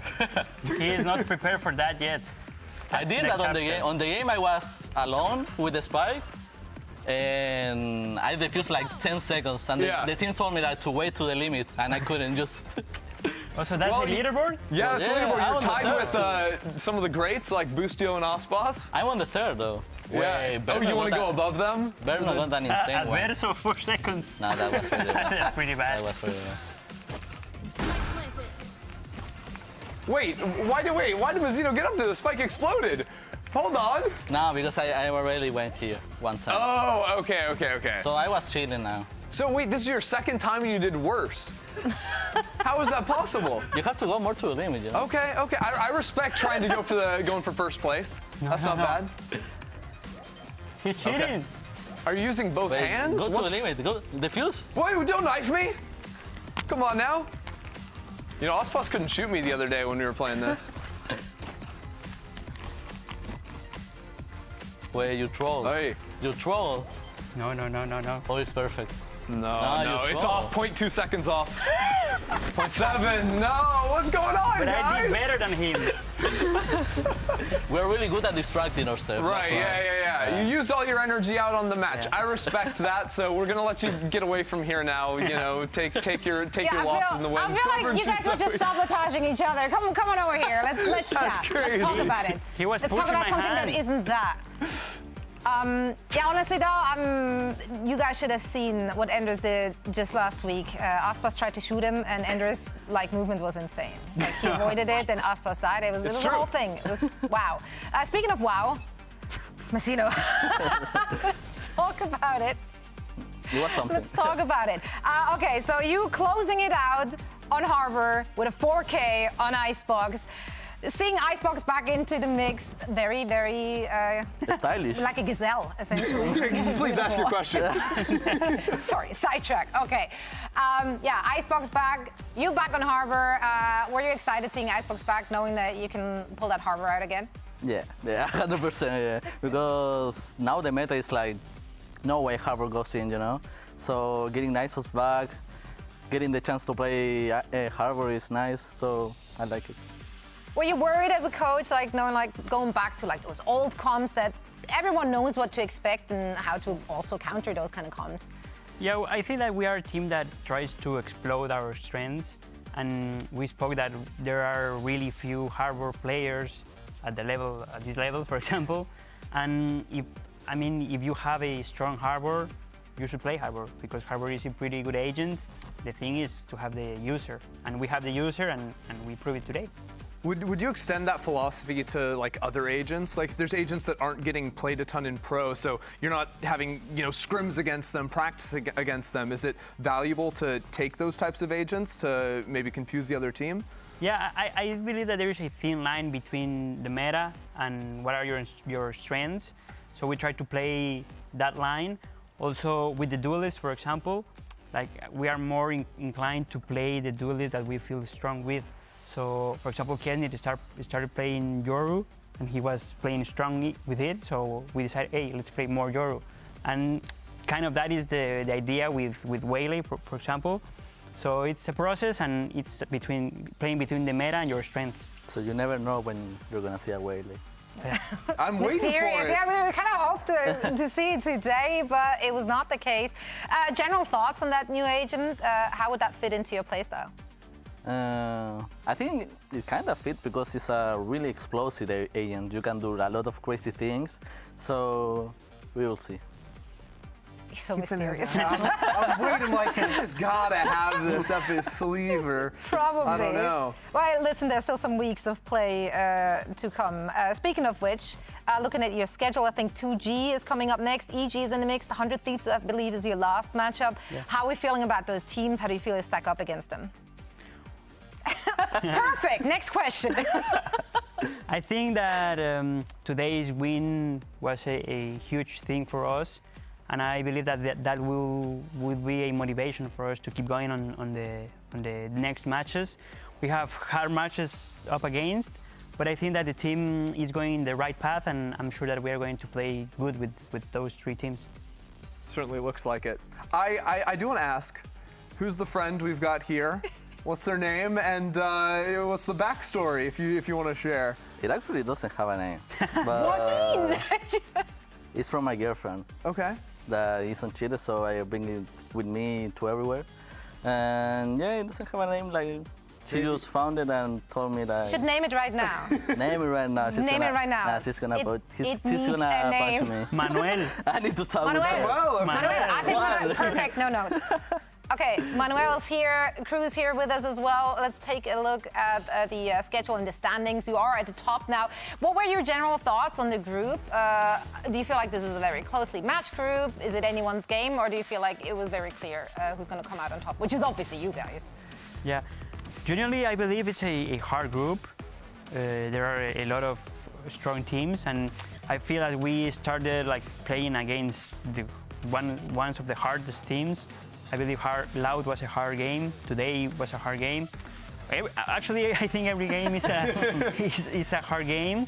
But yeah, I would call it it's balanced. Like it's not that impossible group, but also it's not an easy group. So I believe it's balanced. Yeah, at least there's no G2, until later down the road. Yeah, we're gonna reach in the final against them.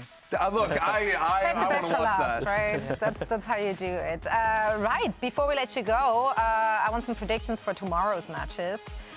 Which teams do you see coming out on top here? 100 Thieves versus EG. Who do you got? Starting with you, Adam. I'm not sure. I would say... Like, you haven't watched any of these teams. You were focused on today. I would say EG, I believe. I trust in EG. Okay. Trust in EG. How about you, Messina? I would say 100 Thieves. Okay. Yeah, Hunter, really like it. Yeah. I just hope both teams have fun. I just want everyone to have a great time. Well, you know what?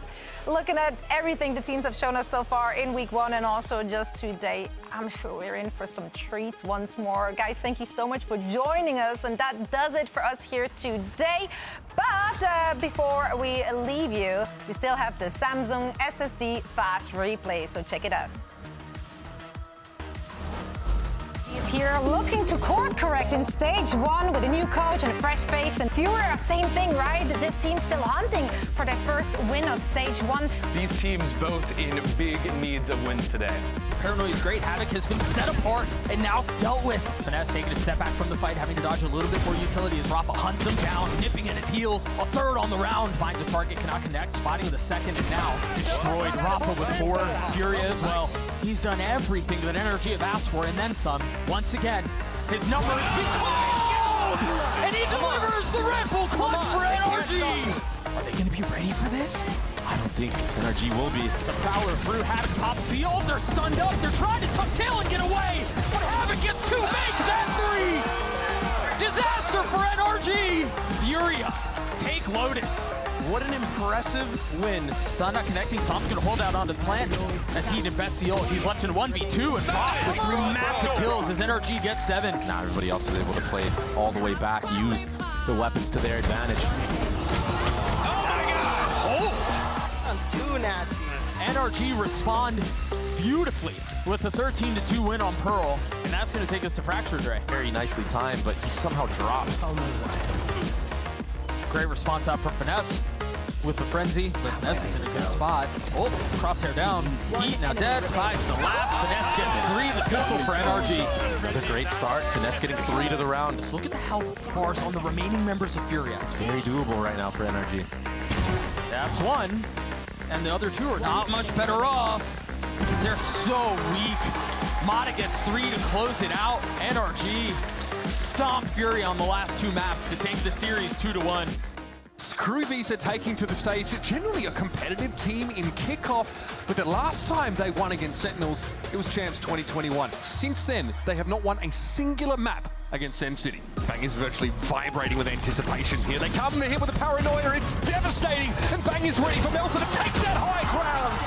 Swatted down. Finds it up, Shy avoids it, and there's Zelsa's falling. He tries to take a swing, and Mazzino's looking dangerous. 17 health in a dream. He'll take 3, and even the game heading into the half. Sen fighting like they're programmed to do so, but Kesnet was born and molded by this scenario. KRU advantage, Narrator able to find 2. It's on the table now. Zelsa's and John have to make it happen, but Shy shuts it down. What a statement to make. KRU grinning from ear to ear. Another half as they try to flood in. Zekin is too sharp. Oh, buddy. 3 for Zekin now at null command in play. Give him the rest. Just Kesnet left now, and Zekin will dodge it away. There is your eye-by power ace, folks. Zekin follows up nicely, finds the 1-for-1. It's Shy and Mazzino now. Well, a bit of heavy lifting to do. They've at least been able to even the odds in that cove. John has to swing wider to take the fight. Has the post plan as the KJ duel will decide the round. Nasty work. Another like a Shy guy. KRU get ahead. He's going to get through mid because the Raiders vacated the zone of activity for the turrets. And there goes Bang. The pit comes down and Mazzino drops him. It's all about Mazzino today, folks. Make no mistake. KRU deal a mortal blow to Sen City. Looking to ascend again to greatness. This team has been cooking. And they bring us an old classic on Icebox to send Sentinels to the Shadow Realm.